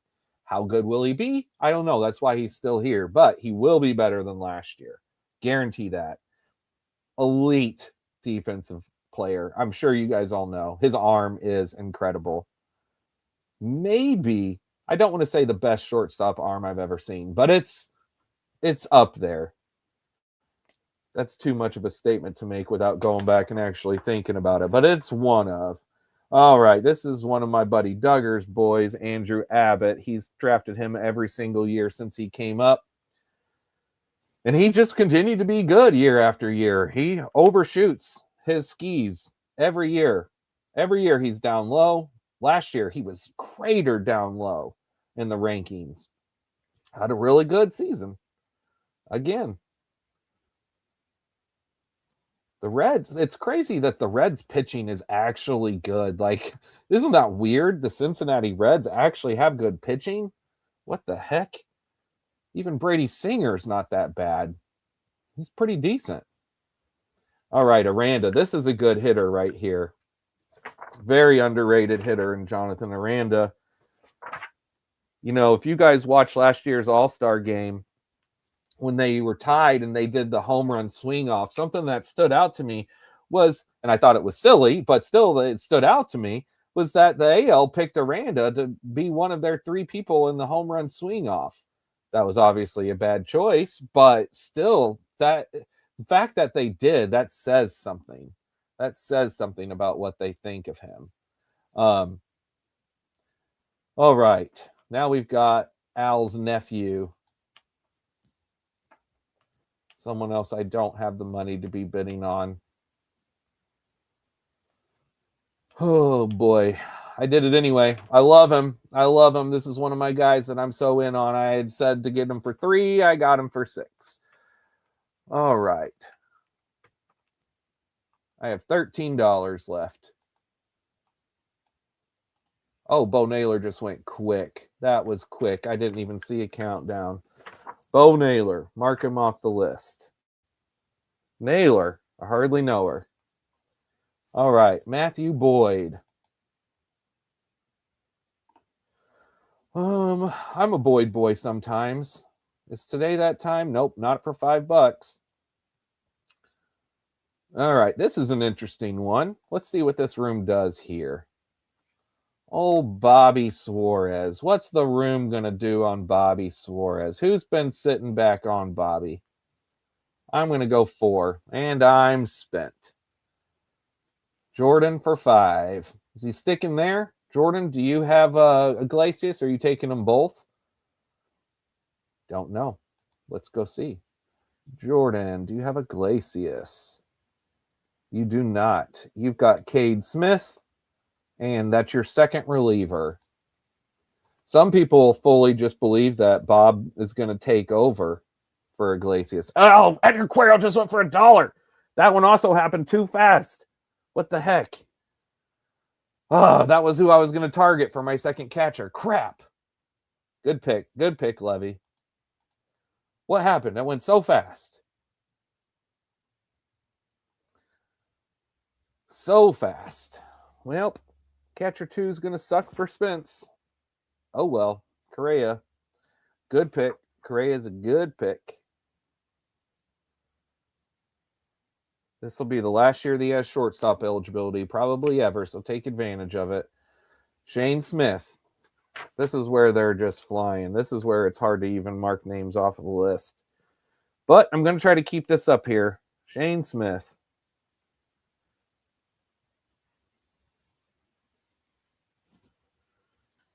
He went for $4. Where are you at on my sheet, Shane? Oh, there you are. All right. Last year's mascot for Bubba and the Bloom, Willie Castro. The last 2 years, Bubba and the Bloom have been all over Willie Castro and Luis Rengifo. And in both of those guys, I have been drafting like crazy over on Best Ball 10s for the last few years. Best Ball 10s, which now doesn't exist, but I miss it. I miss it. NFBC, I miss Best Ball 10s, guys. I know it wasn't a moneymaker for you. There's Matt Wallner. That was another super fast one before I can even mark Willie Castro's name off. How are these? Are these even having a full countdown? What's going on here? Isaac Paredes, $3. See, I see a countdown here at least. $4. This is a good pick for whoever gets him.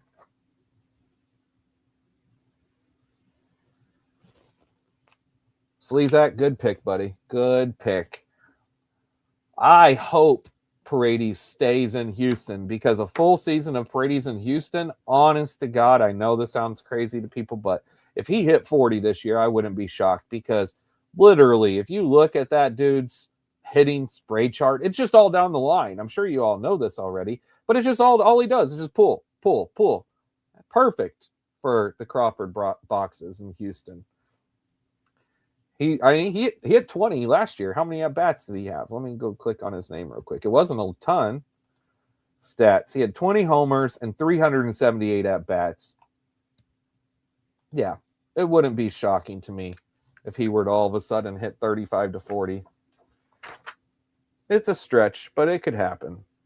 Hey, it could happen. To quote JP. All right, Braxton Ashcraft. $3. Anyone going to go 4?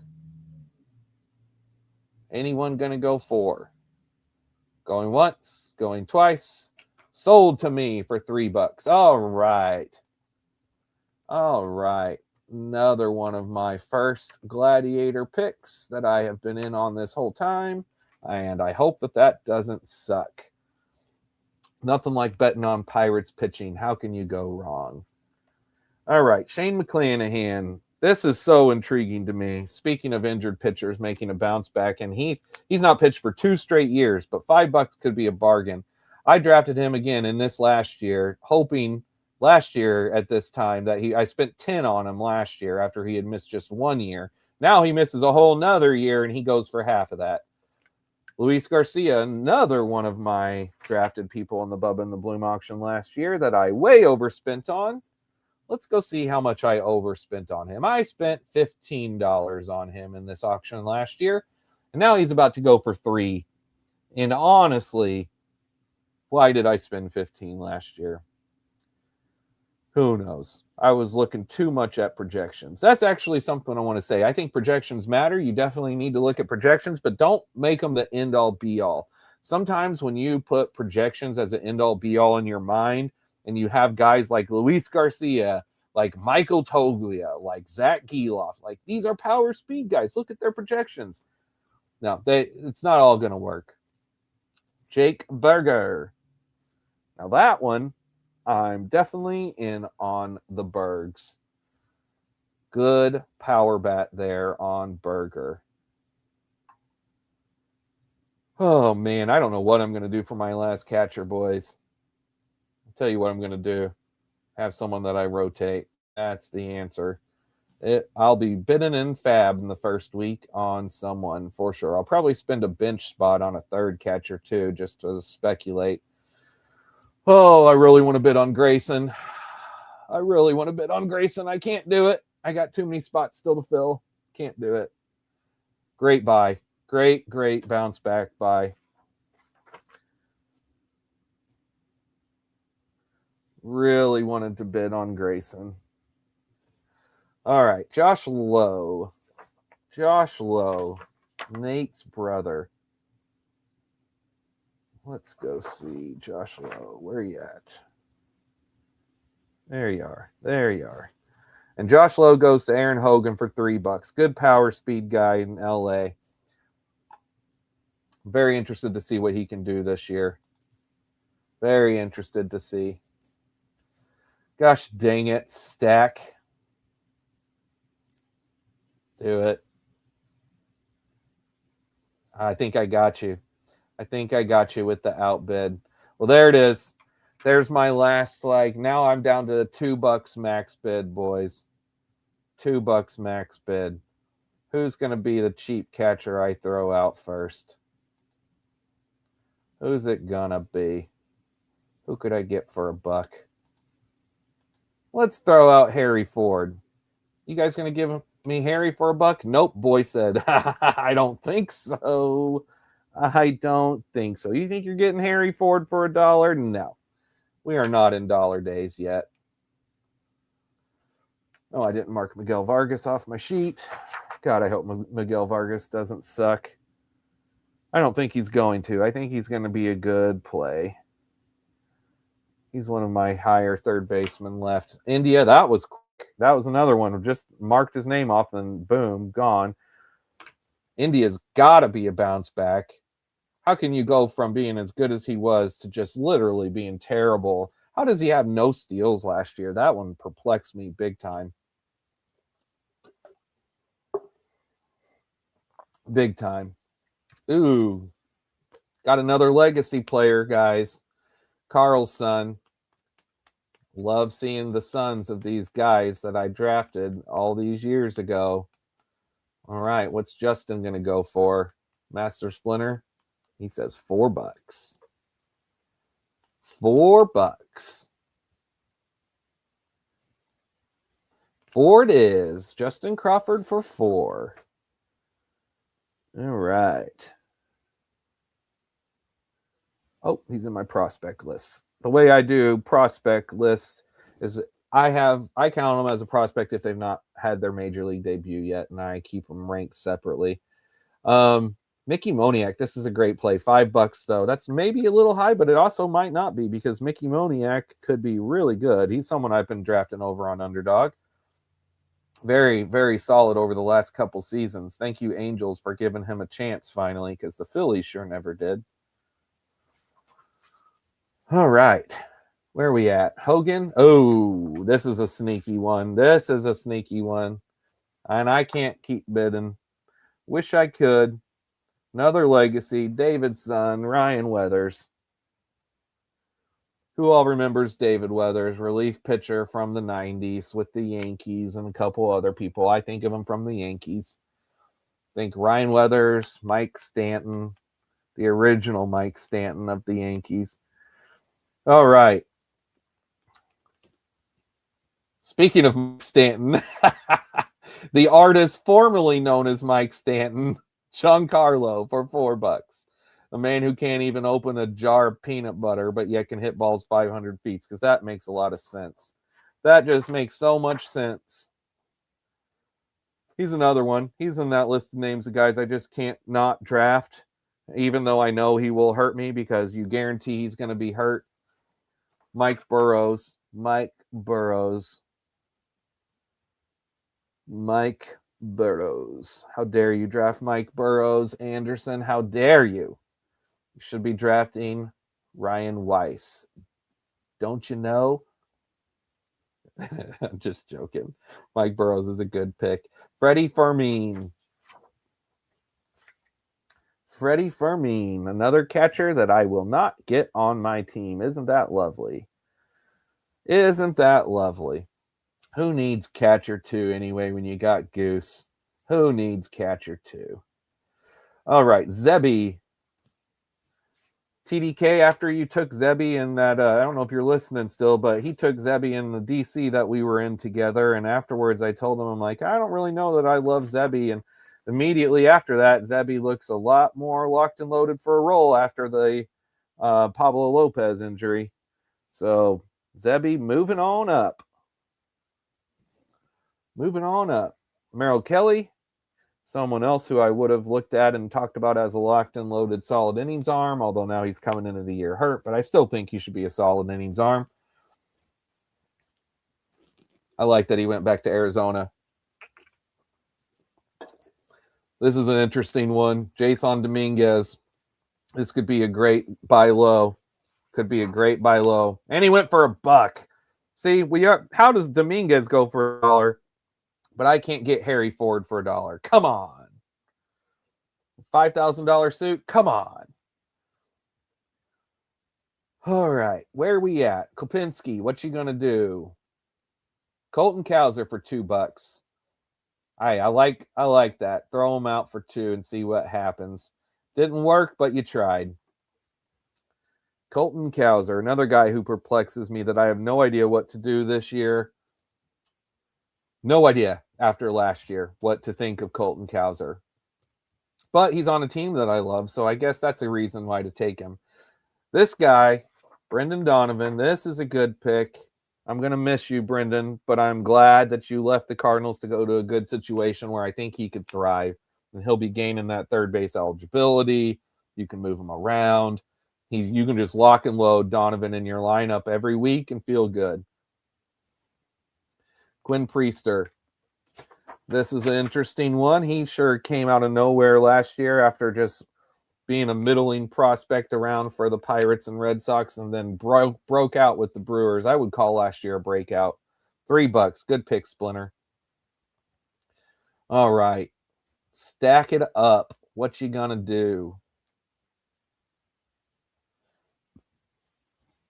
Guys, I see Cody Ponce's name at the top of the pitchers or right towards the top. I have no idea what to think of him.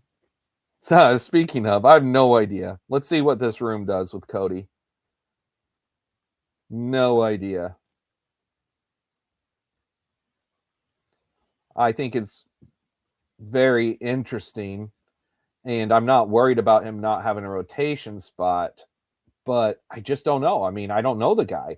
I obviously heard about how good he did last year over in Korea. All right, let's try this again. No, I don't want to get sniped again at catcher. Let's throw something else. I don't want to get sniped. Let's wait till some people spend some more money.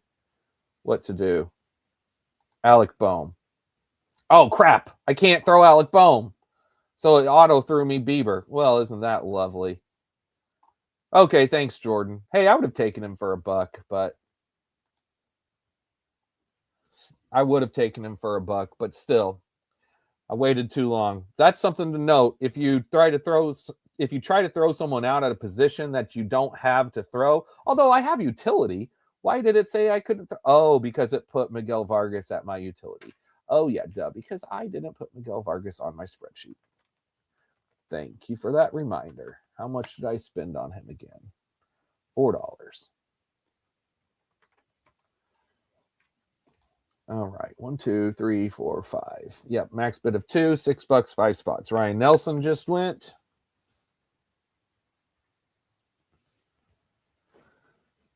All right. Evan Carter. Playoff hero of a few years ago. Boy, everyone loved him in 24. He's a good buy low. It's a good dollar pick. Conley early. We are at the Get Your Guy cheap studs. Well, I don't know that Conley Early's a stud. He could be. Might be. It's a little early to say. See what I did there, guys? See what I did there? All right, Chris Bassett. It's not too early to say what he is. We've seen plenty of him, and he's just a good, solid, dependable pitcher. Good, cheap throw at the end here. I've tossed him on a couple of my benches so far on some teams that I've done. I'm actually, I don't know how many of you guys joined that free Rates and Barrels listener league that they did, but I jumped in that because it's a free NFC 50. And I drafted Bassett on that team in like round 30 something. Oh, I couldn't get my mouse to the clicker in time for the 2 on Ozuna. That was going to be my 2. Oh, I guess that's good I didn't because I couldn't have drafted him with, again, Miguel Vargas at my util. That's all right. Ozuna at 2 is a potential stud by Sean Manaea. What you going to do, Manaea? Who are you going to be this year? No one knows. I don't even think he knows what he's going to be this year. But Kopinski says, I'll bid 3 on him. He shouldn't have cut the hair. Should have kept that hair. I'm telling you. It's the Samson effect. Bubba knows. Bloom doesn't, but Bubba knows. All right, Trent Grisham. We're back to the what are we going to get? A guy who, hey, we'll see. $2, well worth it. Well worth it, one of you Andersons. That could be a stud buy for $2. I have no idea what to think about Trent other than I know his power's real, but man, I just seen him be so bad for so many years. Casey Mize, another former number 1 overall pick. Where are you at, Casey? He's up there high on my list. $2. Goodbye. $2. We're not quite down to dollar days. Slezak, I see you're done. Team full. Levy, you're done. Team full. Akers, you're done. Team full. Guys, sit back and wait. We'll be hopefully all filled up soon, and then we can get the bench draft started. Colt Keith. TDK, me and him have been talking about Colt Keith since Gladiator season. This is a guy who I was all over last year. All over Colt Keith. Drafted him in everywhere I could. And now I really don't want anything to do with him, and I don't know if that's right or wrong. It's probably wrong. I probably should draft Colt Keith, but he just feels so blah to me. I hope that he impresses me this year, and next year I'll be in on him. Jung-Hoo Lee. This is a guy I like. Grandson of the Wind. Love some Jung-Hoo Lee. Please stay healthy, Jung-Hoo. Alec Bohm. This is about as solid of $1, $3 pick as you can throw here at the end. Yeah, these guys agree. Spend the remaining money on it. One of the Andersons is going to grab him. Alec Bohm's a great late pick here.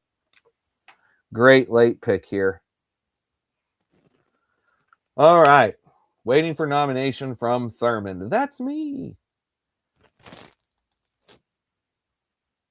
Who could I throw at $1? I ain't going to go $4. One of you guys is going to outbid me on him, but let's do it. Who wants Ryan O'Hearn? Jordan says, I'll take him. Anyone else? Nope, you're going to get him for $2. I could throw him out for $2, but I'm saving that $2 throw for someone that will remain nameless.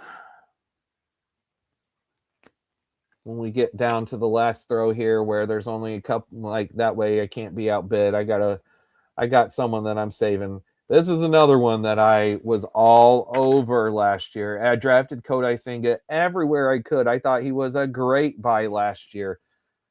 And it did not work out. It did for a while, but it did not for the whole season. He sure started great. I felt good for the first month or two. I was doing some Senga victory laps, let me tell you. But I do know better. Yeah. Any early season victory laps are just for show with my buddies because you never know how a full season is going to go. And that could not have been better said than Kodai Senga's season last year. Josh Bell.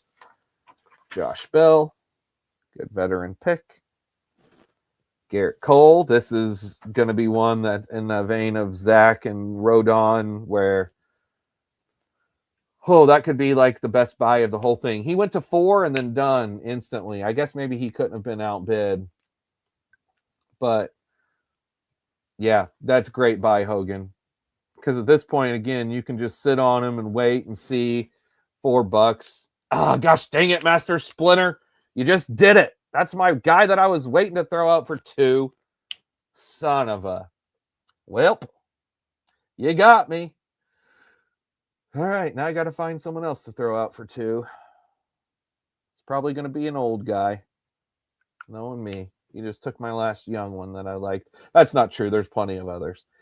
But still, I'll tell you who it's not going to be is Clayton Beater. Stack, he's all yours, my friend. Good luck. I hope he gets saves. I just can't do it. Just Beater. Beater. All right, Reynaldo Lopez. This is a good bounce back candidate, I think. Time will tell. But he should be. He's definitely a good pick for $2. We're at the point now where it doesn't really matter what they do or don't, because if they don't work, you drop them and move on. Look for some upside. I do need to fill 2 pitching spots, right? Yep, 2 pitching spots, 1 outfield, middle, and catcher. Lovely. Brett Beatty. This one could be interesting this year. I was all thinking that he's going to be set to break out, and then I don't know. I just don't have great feelings about it now. I don't know. We'll see, though. He could be. Brady Singer. Talked about him. I think he's a great late buy here. Really good, solid pitcher. Not special, but solid and dependable. All right. We're getting there, boys. We're about done. We are about done, and we'll be starting that 7-person. We've gotten good time. I think we've got good time. We're right at 3 hours and 15 minutes, and at least it feels like it to me that we've made good time. All right, Chase DeLauder. Oh, boy, Chase DeLauder. How about Chase DeLauder, guys? Is he going to go for $1? I literally thought about throwing him for $1 earlier. That poor kid cannot stay healthy to save his life. At least Royce Lewis and Byron Buxton and Mike Trout and these other guys that are always heard of at least showed us DeLauder can't even stay healthy long enough to get on the field to show us what he can do. I'm sure you guys saw he got hurt again today. No shocker. Andres Jimenez, there's one of my middle infield options off the list. Edwin Uceda. Stack, do you have? I'm not going to go try to look. This is going too quick. This is why I'm like, I didn't want to bring on any guests. It's enough for me just to mark names off and talk to you guys. I can't even go look at comments. I don't have time to click back and forth. All right. Dollar.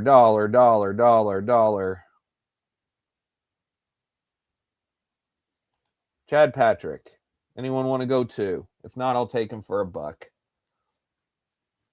I'll take him for $1. He's not bad. He's not great. He's not bad. Someone will probably throw on my bench, but I'll take him for $1. One more pitching spot to fill. All right. Chad Patrick. There were some better names on my list, but that's all right. Cedric Mullins at $1. That's a good late buy. I think Mullins is going to be a good cheap buy for people this year. We're going to look back and be like, why weren't we buying Cedric Mullins?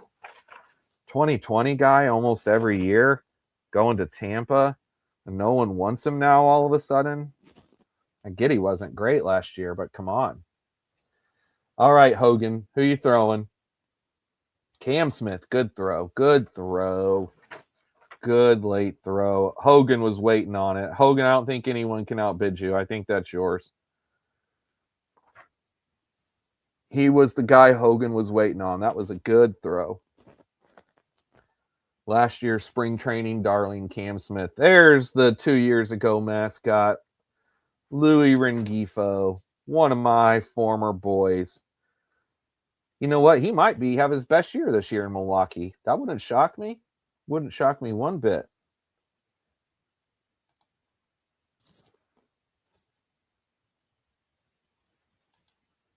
Not one bit. Oh, that was quick. I didn't even see that countdown. Josh Smith. Josh H. Smith. Harrison Bader. Harrison Baber, as us Cardinals fans know him by. Bring back the flowing locks, Bader. All right, Spencer Steer. Boy, Spencer Steer. Gosh, what a good player that's just gone cratered his value after all the Reds moves. It's crazy. All right, where are we at? Kirby Yates. That's a good throw here. I thought about throwing him out earlier whenever I just threw the Chad Patrick. Chad Patrick, I probably should have saved for the reserve rounds, but that's all right. I'll take him. There's still going to be plenty of good plays in the reserved rounds. Brandon Marsh, guy who I told Bloom when he was on my show and we were drafting that I was over Brandon Marsh. But I like him more in this than I do on Underdog. I'm not looking at him on Underdog. Let's see here. Although, at the time, Nick Castellanos was still on the team. Gosh dang it. I really wish that I had a spot to put freaking Luis Arraez in. I don't. I wish he had second base eligibility. TDK, I was watching him for you, but I was thinking about him and thinking of you. Stack. TDK loves him some Arraez. Throwing out Victor Scott. This is a good throw. Victor Scott is one of these young Cardinals that has the chance to play every day and could be awesome. All right. Do I want to go veteran catcher or young catcher? We're going to go. This just makes sense. I'll bid on a veteran catcher later. Let's just get this guy, throw him on my bench. One of you guys outbid me on Joe Mack. Come on. Come on. All right. Joe Mack and Victor Scott. Or Victor Scott. I just said him. Augustin Ramirez and Joe Mack. Those are my two catchers. So one is set up if the other gets hurt. All right. I hate that, by the way. But again, I'll get it. I'll worry about catcher later. We'll find something. We'll see someone that's hot later. Kevin Ginkel, Paul Sewald. Who knows what the heck is going to happen in Arizona? Part of what killed me last year as well in this, I drafted both Justin Martinez and AJ Puck along with Emmanuel Clase. Those are my three relievers that I decided to draft in this draft a year ago. And boy, did I think I was smart. I was not. Spoiler alert. I was not. I thought I was, though. Anthony Volpe. This is a good bounce back buy from injury here. Good throw out for a buck at the end. All right, Riri, what you gonna do?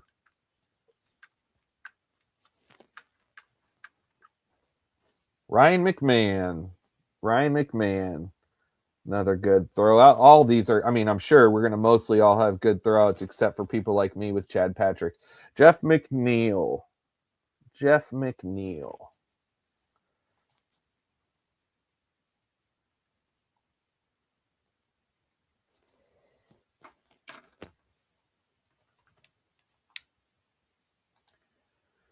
All right. I need a middle, an outfield. Who's up? Reed Detmers. Oh, gosh dang it. I couldn't get to it quick enough. That would have been my two. I love Reed Detmers, or I love gambling on Reed Detmers at least. I love gambling on him. I don't know what he'll be, but boy, when you watch Reed Detmers pitch last year, if he could translate it to a starter, oh my gosh, could be so good. All right, waiting on nomination from Thurmond. That's me. All right. Here's my $2 throw. Nope. Never mind. He's a $1 throw. Nolan Gorman. You guys are going to give him to me. All right. I'll take him for a buck. Nolan Gorman. And cross my fingers. Did you guys see his homer yesterday? Low and away. Crushed at Oppo Field. It was nice. Jose Soriano.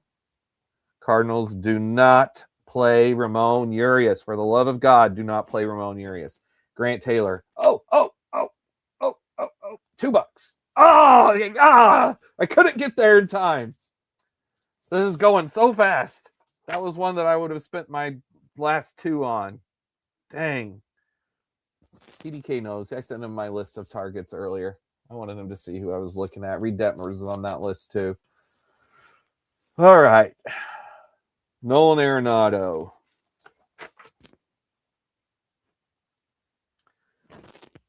Good late buy. Arenado's looked great so far to start his young spring with the Diamondbacks, but he looks good in the Diamondbacks jersey. He looks confident out there.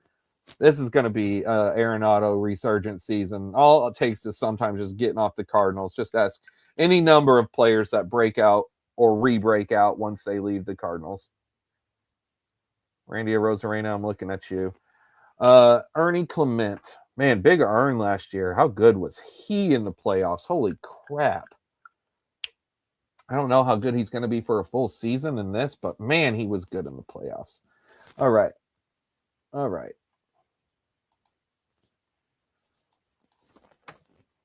Here we go, boys. Let's do it. Brad, this is for you. Again, shoot for the upside. I'm a Cardinals guy. Nolan Gorman and Jordan Walker. Throw them in. $1 each. When they don't work out, I'll drop them. All right. Now, this way. Is there anyone who has any money left? Yes, there's a couple people. Now when it comes to my last throw, I should be able to throw them out at 2 and get whichever pitcher that I want at 2 at the end. Let me go ahead and see. Let's throw Snelling, Vodnik, Painter, Cavalli, Estrada. Who do I actually want, boys? Who do I actually want? Maybe I want them all. Ooh, Schwellenbach. Ooh, a late Schwellenbach. Peyton Tolley. All right, there goes Vodnik and Snelling. Thanks a lot, boys. There goes Estrada. You guys suck. I could bid 2 on any of these. The second I throw them in my queue. That's all right. You know what? I watched today this video of Peyton Tolley and I'm going Peyton Tolley. Let's do it. If anyone didn't see the Peyton Tolley video of him pumping up his team before they left for the WBC, it was great. All right, Peyton Tolley. And again, if he doesn't work, oh well, if he's a big potential prospect stud, I can send him on my bench to start the year. All right, I am full. 260 spent, done, closed. And now I got to keep marking names off because we aren't done with this draft. We still have to do the reserve rounds. Noah Cameron. I missed Vodnik and Estrada. Did I get both of them? Yep. Giolito. Can't believe he's not signed yet. I'm really surprised that someone hasn't turned around and signed Lucas Giolito yet. That's got to happen soon. Let me take these fools out of my queue. All right, Dylan Beavers.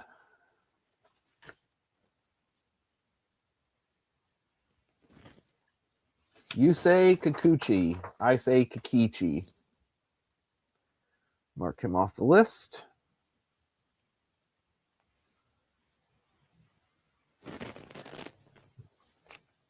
All right, we're about done. A couple people left to fill out, and I think I'm assuming we'll take a break and then start the snake draft. I'm assuming we'll take another break for a couple of minutes. Tommy Edman.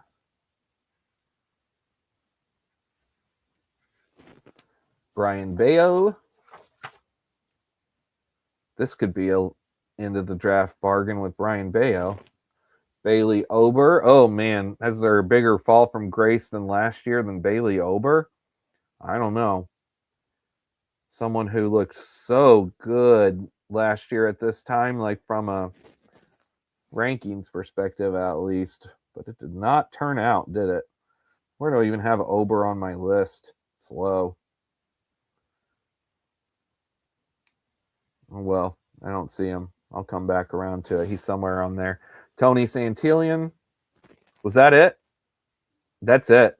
Draft starts in. All right, snake starts soon. Okay. I want to do something real quick here. I don't think there is a break, bro. No, there's not. TDK, thanks, buddy. Let's see here. Do this. Do this.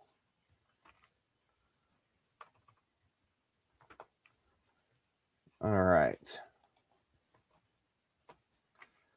All right. I'm sending a link over to my buddy Duggar in case he wants to jump on during this part and kind of talk about things with me for a minute.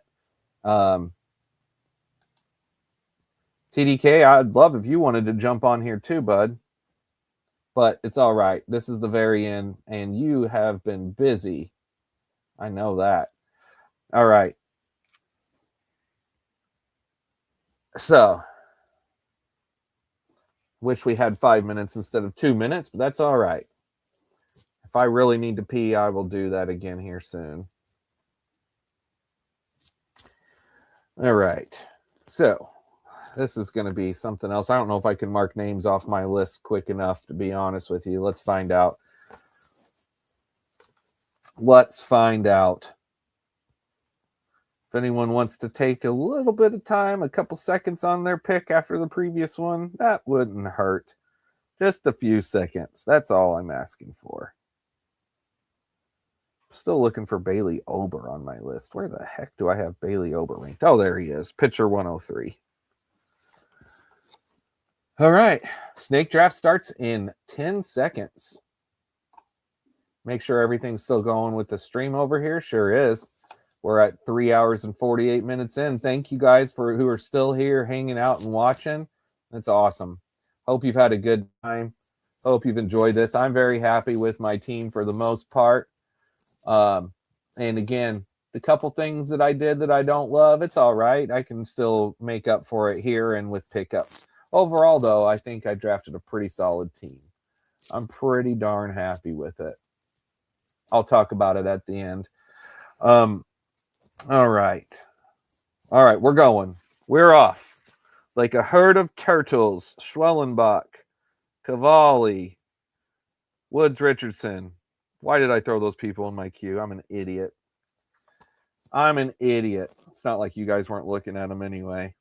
I get it. All right. Jojo Romero.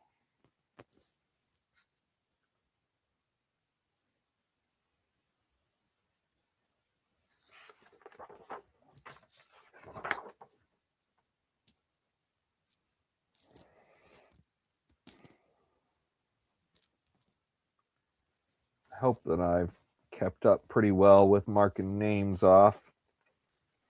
I know I've missed a few, but I've done pretty well.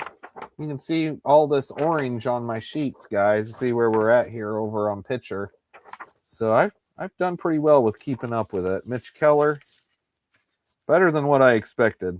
If I'd have been talking with other people throughout this or trying to go back and forth to the comments, I wouldn't have been able to keep up with it this well. Marcelo Meyer.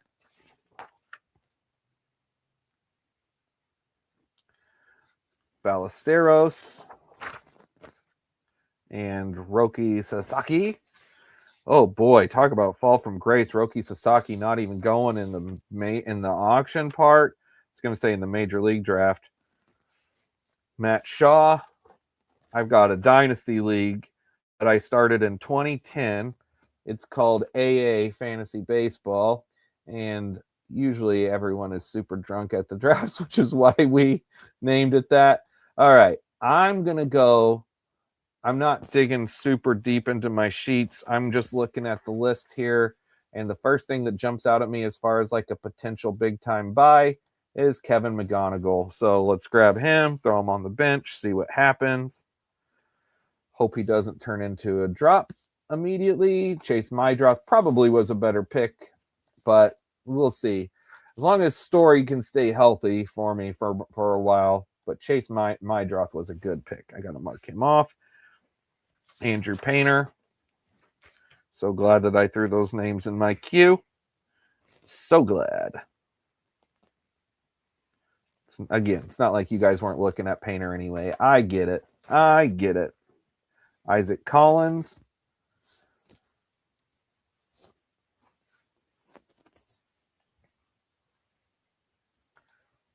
All right. Nasim Nunez. Mr. Speed himself. Nasim. It's okay to be fast. Will Warren and Kyle Finnegan. Will Warren, Kyle Finnegan. All right, don't want to waste much time here. Who we got? I think I'm going to go David Peterson. I think that's what I'm going to do. What other position will I need? Definitely a catcher at some point. There's no doubt. I could probably use another shortstop option for, and if Story gets hurt, I only have one second base. It's Keuchel. I don't know what I'm going to do there, but I'll do something. Yep, David Peterson. Come on down. He was the highest person left on my sheet. Okay, where are we at? Robert Stevenson, Lennon Sosa. I took Robert Stevenson on my DC, and immediately after I did, I regretted it. I'm like, what am I doing? I knew what I was doing. I was trying to hope that he gets saves, and he still may. I hope Robert Stevenson works out. Kobe Mayo.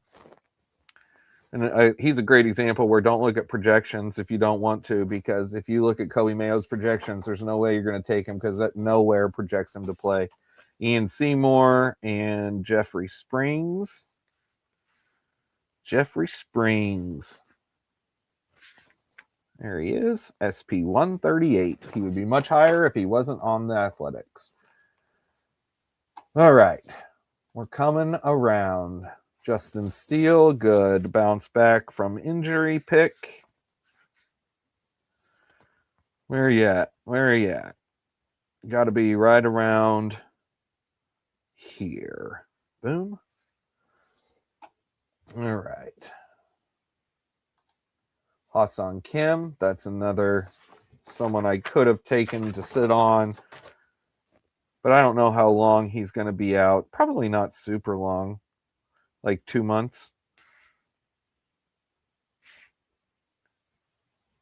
That might have been too long for me to hold on my bench, though. We'll see if you end up holding him on your bench for that 2 months. It's worth throwing him on there for now, just in case good news comes out. Once he's the starting shortstop for the Braves, he should be a really good play. Tyler Mahle should be being the operative word. Where you at? Mahle. Got to be somewhat high. Fairly in on Mahle. Yep, there he is. Right by Nick Martinez. Oh, going quick. Benintendi, McKinstry, Jonah Tong. That tong to tong. Zach McKinstry. Who was the one before that? Benintendi. And then Luis Angel, Jacob Latz. Oh boy, we're going quick. Luis Angel. Jared Jones. Clay Holmes. Jacob Latz.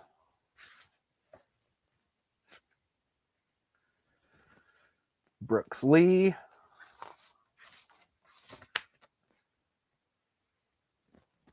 Brandon Sproat.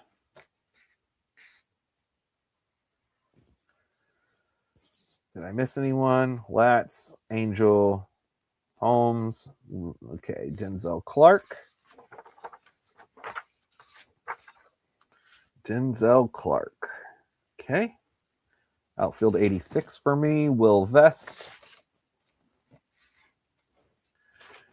Oh, where you at, Will Vest?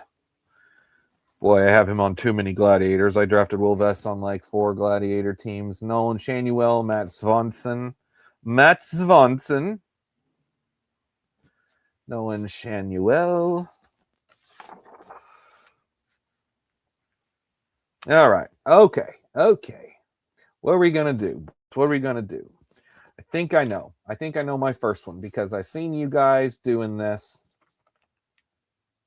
I'm going to sit on Corbin Burns for now, at least, because I seen the other hurt guys go. And in my little tier, as I was marking names off, I have a hurt tier of Jared Jones and Steele, and Burns is in that. And let's throw him on there and cross my fingers that he'll be back. I don't know what I'm doing. These picks are not going to stop. Robles. I love Vicar Robles. I was all over drafting him last year, and if it wouldn't have been for that dang injury, I believe he could have worked. I hope this year works, but I don't feel near as good this year as I did last year. Slade Ciccone, Ben Joyce, Seth Lugo. Oh, gosh, Seth Lugo. What a giant drop-off for Seth Lugo, huh?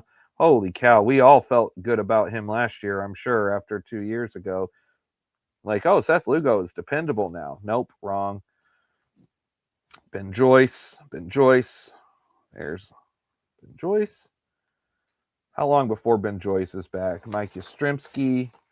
Good pick there with the Yaz. I like that pick a lot. Michael Wacha. And it's my pick. Waka. All right. What do I want to do? This is round 27. Got a couple more rounds, so probably could use another. Get out of here. Another second baseman. Let's go with Haesung Kim, who has looked good so far in spring, and my boy Tommy Edman is not looking healthy at all. And if Haesung's playing, that could be sneaky. That could be sneaky steals. Mark Leiter Jr., sneaky potential saves. No one knows what the heck's going to happen in Oakland. Mark Leiter Jr. Josh Jung. Oh, man, that's an incredible pick here. I had him marked off my list by accident. I think it was just highlighted from others. Zach Eflin, Garrett Whitlock. Gosh, I love Garrett Whitlock here, too. Garrett Whitlock's such a stud. Zach Eflin. I love watching Garrett Whitlock pitch. I'm so glad that he's on Team USA. I hope he comes in for a big moment and dominates. That would be incredible. Did I miss someone? Jordan? Yeah, Jordan Leisure. I didn't mark off Leisure.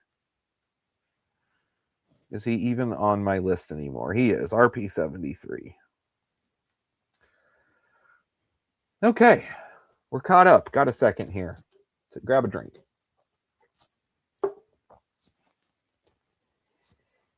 All right.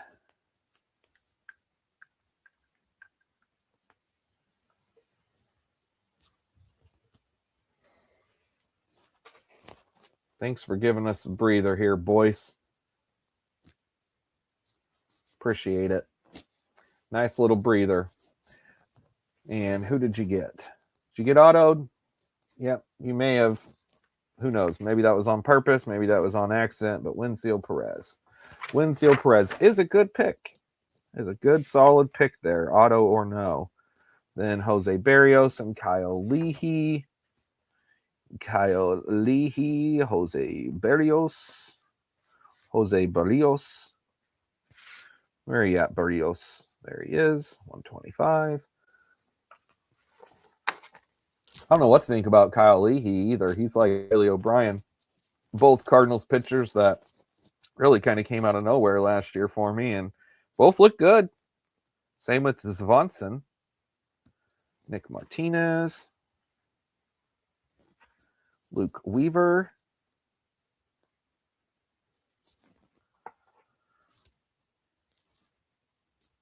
No relation to Jared, in case you were wondering, or Jeff. Zach Littell. Can't believe he's still a free agent. I would have sworn someone would have signed him. I can't believe Littell and Giolito. Like, they must be holding out, waiting for some team to lose some starters so they can just swoop in and have an instant job. Camilo Doval, great pick. Gosh dang it, I was thinking about him earlier. Great pick with Camilo Doval. Again, Bednar was incredible last year. Incredible. But 2 years ago, I looked at Camilo Doval as a top 6 closer. I know I had him ranked in the top 6. I thought he was a stud going into 24. So, to me, it's a great pick. Joey Ortiz, Matt Brash. Also love me some Matt Brash. I know TDK does too. Matt Brash is also a great pitching ninja watch. His stuff is just so filthy. Joey Ortiz. Garrett Mitchell, guy who cannot stay on the field to save his life. But if he ever did, maybe he might be good, so he's worth picking. And then if he doesn't work, you drop him and move on. Where is he at on my list? Garrett Mitchell. Garrett Mitchell. I know you're on here. I know you're on here somewhere. Oh, well, moving on. Nope, no one else has been picked yet. I got to find him. He's on here. Where are you at, Garrett Mitchell?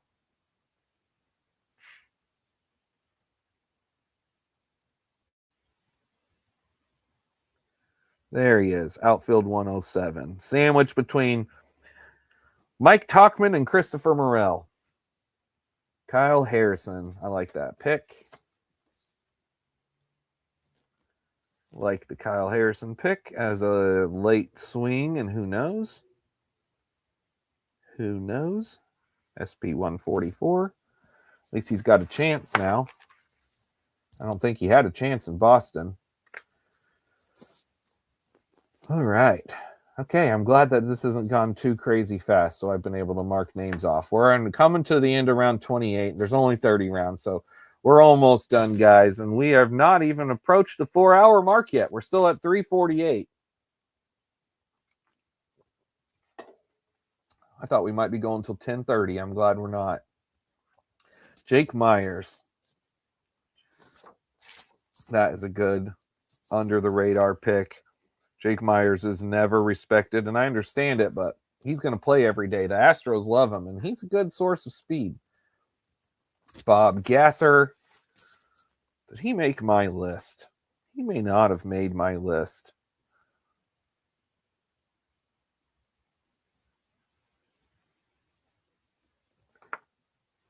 No, he's on my full list, just not on this condensed one for this sheet. Grant Holmes. He is, though. Grant Holmes. Oh, I'm up. Jacob Lopez, Carson Benj, Seth Halverson. Okay, I need to stop for a second and look. What do I want to do? What do I want to do? I took Hyesung Kim last.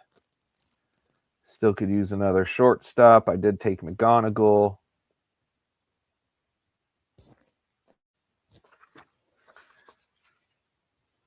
Got 26 seconds. I'm just going to look at names on the list here. I got an idea. This is gross, and I may drop him, but who knows? Maybe I just grabbed a closer. That just hit me. I know he's on my list. Yep, Taylor Rogers. Let's go mark him off. That could be nothing, but if I drop him and he's not a closer, who cares? If he is a closer, then hey, at least I've got something I might potentially put in there. Wish we could trade. If he was a closer and we could trade him, I'd ship him off to someone who needs a closer. Cody Clemens, Rogers' boy. Boy, Cody looked great last year. Cody was awesome last year, and I was hoping he was going to have a full-time role this year. It doesn't look like that's going to happen. Although, again, my boy Royce, he's not anything to say for sure. All right, Carson Benj was a great pick. Carson Benj looks nice. Like just a good scrappy ball player. That's the Cardinal way. We like scrappy ball players like Skip Schumacher and Bo Hart, Joe McEwing. Blast from the past names for you boys. All right. Where are we at? Oh, that was an auto pick. I see that in the chat here. I got the NFBC board up so I can see the chat here. I just can't see the chat. I mean, I could if I go back and click on StreamYard, and I can go back here and see the chat. TDK, good spec on RP. You never know in Minnesota. Thanks. I appreciate that. Andy, great pick with Rogers. Appreciate that, guys. I see earlier you had me till Royce Lewis. Yeah, I believe it. Hey, I'm a sucker. What can I say? Okay, let's go back over here. We're coming back around to me. Has anyone picked? Yeah, Severino. We had a nice little break. Severino. Sevy. Where you at? He's low.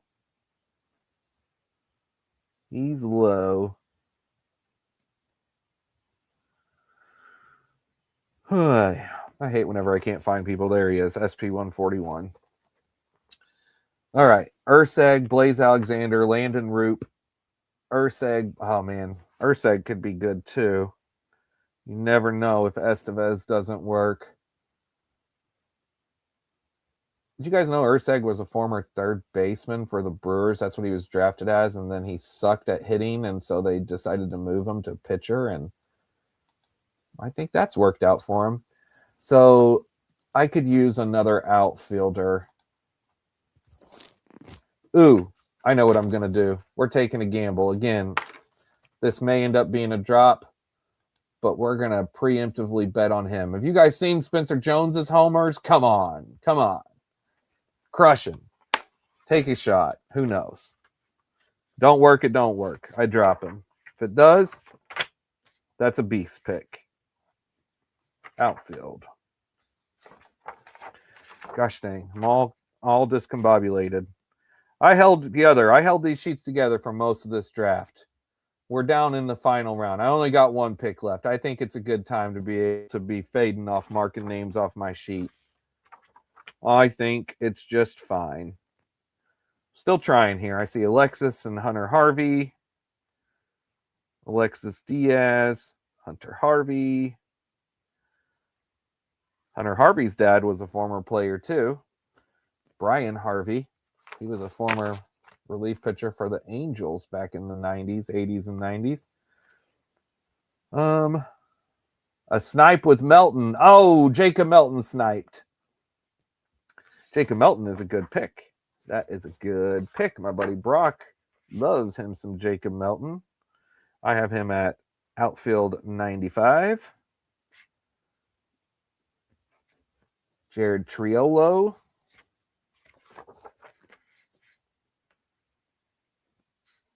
Could be some steals, and you got multi-position eligibility. Lars Nootbaar. I'm a Cardinals fan. I don't like Lars Nootbaar, but that's because I've thought for the last 3 or 4 years he should be better than he is. So I only don't like him because he just disappoints me every single year. So that's what leads to that feeling. Maybe this year will be the year, but if it is, it won't be on my team. All right, one pick left. So on my bench, I know what I need to use my last pick on. It's another catcher. I don't really want to. I took Spencer Jones, Hyesung Kim, McGonigal. Yeah. All right. Gonna use the last throw on a stinking catcher, I guess. I could pick someone up, I guess. I don't have to use this on a catcher. You know, Miguel Amaya is sneaky good, guys. If you didn't know, if this guy could ever actually stay healthy, Miguel Amaya could be sneaky good. He's actually a pretty solid hitter. Last year, I felt terrible for him. He got hurt. He came back from injury and then immediately hurt himself again. It's him and Carson Kelly. I'm going to throw him in the queue. Patrick Bailey is one of the best catchers in baseball in real life, but not for fantasy. He's not that great a hitter. Danny Jansen could hit me some bombs. Higashioka could hit me some bombs. Last year, I drafted Joey freaking Bart as my catcher, too, in this. Ugh. You know what? I'm going to throw Carantini at the top of this because TDK drafted him and his DC we did together. And if he makes it, TDK, I might take Victor Carantini in honor of you. Last pick, Mr. Irrelevant for me. Miguel Andujar, Verlander, Tanner Scott, all great picks there. I love all three of those. Tanner Scott, Verlander, and Andujar. Paul Sewald. Are you the same guy that took Ginkel? I'm not looking. I wonder if you're the one that took Ginkel. Because if so, that would make sense to just go ahead and grab both of them and see what happens. I wonder when AJ Puck's going to be back. I think Justin Martinez is out for the year, but Puck could be back within 2 months, I think. Not 100% sure on that.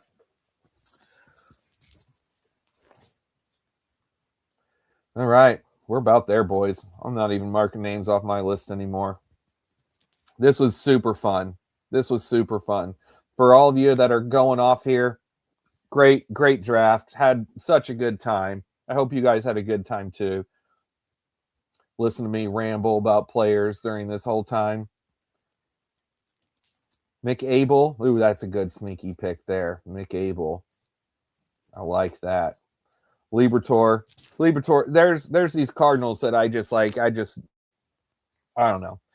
Libertor is how the Cardinals lost out on freaking Randy Arozarena, and so yeah, I kind of held a grudge against him. Plus, he's not been very good. He was fine last year. He's a fine pitcher. That's the best way I can describe Libertor. He's fine. Rhys Hoskins, or as we like to say in our leagues, Rhys Hoskins.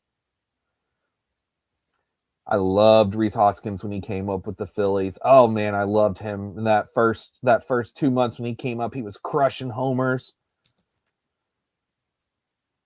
I think I held my breath for 4 hours. Well, I'm glad you're still alive. Christian Javier, Soroka, Colt Emerson, good pick. Garrett Clevenger. All right. So do I go with Carantini or Miguel Amaya? TDK, I'm going to do it for you, my friend. Carantini. I can always pick up one of these other fools later on. All right. Well, that was super, super fun, guys. Great draft. I'm not going to lie. That was perhaps the craziest thing I've ever participated in so fast. It was super fast. I'm so glad we finished the whole thing in, 4 hours? 4 hours on the dot. What's the stream at? 4 hours and 15 minutes. And I started 15 minutes early. All right. And Mr. Irrelevant of the draft, I see. Taj Bradley. Wow. He is Mr. Irrelevant, a guy who was so hyped up a few years ago. So hyped up.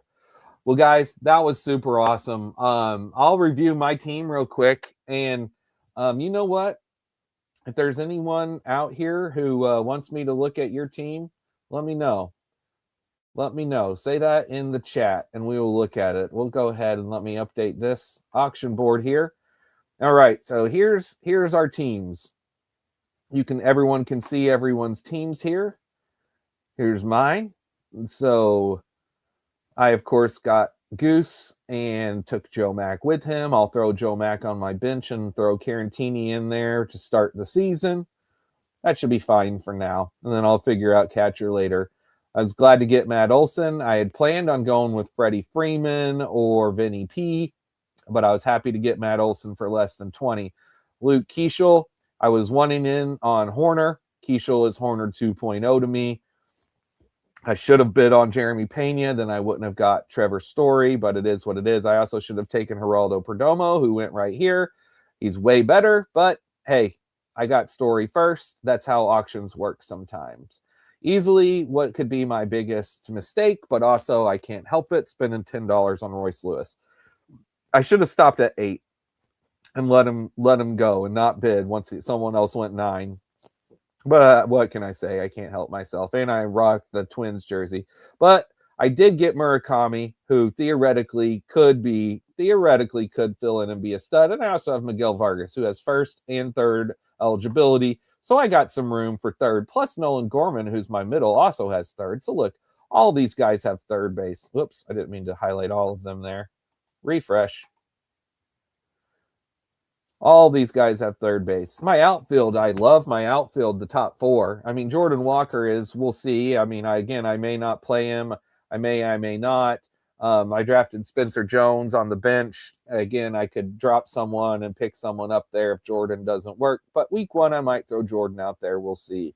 We'll see how the rest of spring goes. And if not, I don't care to drop him. It's only $1. But these four, I'm a big fan of these four outfielders here. I think they give me a really great balance of power, speed, average. And then my pitchers, I'm happy with my pitchers. I don't love the Chad Patrick throw. I would have rather have got him in the reserve, but I think Patrick's a good pick, a good pitcher at least. I'm a big fan of what I did. I really desperately wanted Nolan McLean. I wanted Mackenzie Gore and Jack Leiter a lot. And Sale, I probably overspent with 27. Getting Edwin for 25 was great. I wanted him or Mason Miller or Andres Munoz. Braxton Ashcraft, Joey Cantillo were two guys I was looking to add at the end. I missed out on Cantillo, but I'm happy with the Peyton Tolley. Like taking the gamble on Peyton Tolley. And if he doesn't work out, then again, I just don't play him. It's that simple. Then on my, let's go back over here. And then on my bench, what I just took in the reserve rounds, I went with Kevin McGonigal, so I had a shortstop backup for Story, but I don't know how long I'll have to wait on him. Hopefully I can wait long enough on him on my bench without feeling like I need to drop him. David Peterson, who could immediately go in for Peyton Tolley in week one, or Taylor Rogers, who could go in for Peyton Tolley or Chad Patrick. If I don't like their matchups, or Braxton Ashcraft, I could rotate any of those. Corbin Burns, again, we'll see. I don't know if I'll be able to hold him, but I figured go ahead and throw him on my bench for now. We'll see if I can hold on to that spot. Spencer Jones, if he doesn't make the team, he'll be cut. But if he does, hello. Victor Carantini, that's again who I'll throw in for Joe Mack for now. And then maybe we'll see what happens with Mack. But yeah, I really like this team. I feel way better than I did about last year's auction, although last year's auction I thought was good, but it wasn't. So it's all going to be about how we manage our team. So let me go back over here to the comments. Let's go back over here to the comments. All right. So what do we see here? What was your highest priced hitter and pitcher? My highest priced hitter was a $24 Wyatt Langford, and my highest priced pitcher was a $27 Chris Sale. And then, yes, I'm the moron with Ben Rice at corner infield, Dustin. And then let's see. I'd love you to look at my team. Can't change my picks now. Okay, I'll come back to the comments in a second. But David Boyce, team 6. Let's look at it. You're the one who grabbed Harry Ford. I figured it was a Keibert Ruiz owner who did that. You're thinking the same thing as me with this here, but you spent way less. Of course, I got a catcher 1 much better than Keibert, but I like that. Or at least I like that concept. We'll see. Did you? I don't know if you took another catcher on your bench, but obviously you're going to probably need one to fill in because you won't be playing both of them week 1. Torkelson, again, I think that's a great buy at $7. McNeil's a solid pick at $1. You spent up on Bobby Witt. You can never go wrong there. You just have to live with the consequences of spending up. And you did bully spend up shortstop. You also spent up on Neto 28. And you got Julio, J-Rod. And you got Buxton. Oh, and you got Lou Bob and Cruz. Oh my gosh, this outfield. Bro, I love this 4 outfield. This is speaking my language here of Upside City. Power, speed, Upside City. Now, batting average, we'll see, right? If these guys crater you, maybe that sucks. But Tommy Edman, again, if he doesn't work out, you move him to the bench or you drop him. No big deal. Tommy's a fine pick. Spencer Steer, same thing. Westberg, you'll move him to the bench, but it's a good buck pick just in case. Arenado's solid. So you spent up. I absolutely love your outfield. I love that you got Neto and Bobby Witt. Your power and speed with just these guys, just these 1, 2, 3, 4, 5, 6 guys is prodigious. So, I mean, that could be great. Your pitching, Yamamoto getting a stud for $26. Hoffman, Pagan, Chase Burns, Ranger Suarez, Cade Horton, Ryan Weathers, Victor Vodnik, and Giolito. So you went with 3 closers or 3 potential closers, and then 6 starters. I really like Yamamoto. Chase Burns, I talked about during. I am not there, but I completely understand it. So if he works out, I get it. I'm just all in on Nolan McLean, but Chase Burns could easily be better. I mean, his stuff is filthy. Like, I understand that. Ranger Suarez, I think, is super solid. Cade Horton, I'm in on. Ryan Weathers could be a breakout pick. And if he gets hurt again, who cares? It's only $4, and he could be a stud. Giolito, same thing. Buck, if he doesn't sign, or if he does, like, whatever, you either throw him on your bench or it is what it is. So, Boyce, I really like your team, buddy. I like what you did. I like your spend up strategy and then go. This is like a classic stars and scrub type of team where you really focused your money on power speed guys. And then here you got batting average. Here you got power. Again, this is an all right play. These two are going to probably be rotated on the bench. We'll see how catcher works out, but overall, I like what you did there. Okay, and then so after Boyce, Mark Jordan says, "Great stream, Spencer. Thank you. I appreciate it." Mark, feel good overall. Yeah, I got away from you overspin on Palencia, but wanted to get one. All right, Mark, let's go check out your team, Mark. Mark Jordan, where you at? Where you at? Down here, team 14. All right. So JT Realmuto, $10. Carlos Narvaez, 2. You did the Narvaez thing that I have no idea. Maybe this is good. Maybe it's not. I hadn't marked Realmuto off my list. Whenever we were getting late, I thought he was still sitting there. This one happened sneakily. I missed it. Manzardo, I love. You got a stud Cattell, CJ Abrams Jr. You grabbed the O'Hearn for 2. Jacob Wilson, Ivan Herrera, my boy. Springer, Cruz, Butler, Barger, Seti, Mole, as I like to call him. Dude, I really like your pick. So as I'm going through here, speed, power, overall, batting average, power, speed, power, speed. You should be fine. Now, batting average, at least you did get Jacob Wilson. Like, you knew batting average could be a problem, obviously. And Cattell's great batting average. So, and Springer should have a solid average. So the only thing, though, that I could see is potentially out of your starters is a batting average risk. But really, I like what you did here. Again, I totally see the power, speed. You got the upside play. You divided your money very well between your offense. Let's see how your pitching went. So you did 3 big $25, big mid-20s pitchers, Woo and DeGrom both on your team, and you spent up on Bubba. So, and you got the Rodon, Andrew Abbott, Bob Suarez, Shane Bieber, and Brady Singer. Yeah, man, I think this is a very solid pitching staff. Obviously, when you go to set your lineup in week 1, after these 3, I see Andrew Abbott in there. I see throwing Bob Suarez in there. Rodon will be on your bench. Bubba Chandler is going to be a question mark as far as if you play him in week 1 or not, depending on who the Pirates' first matchup is versus. Shane Bieber will be on your bench. Brady Singer will probably be in your starting lineup, most likely. I didn't see who you took on your bench, but other than knowing that you need to insert a couple other pitchers in week 1, potentially 2 or 3, but overall, man, I really think this is a good, balanced team. I love getting guys like Junior Caminero that you can just salivate over when you're watching. And again, I think Manzardo's great. You waited. You didn't spend up on catcher.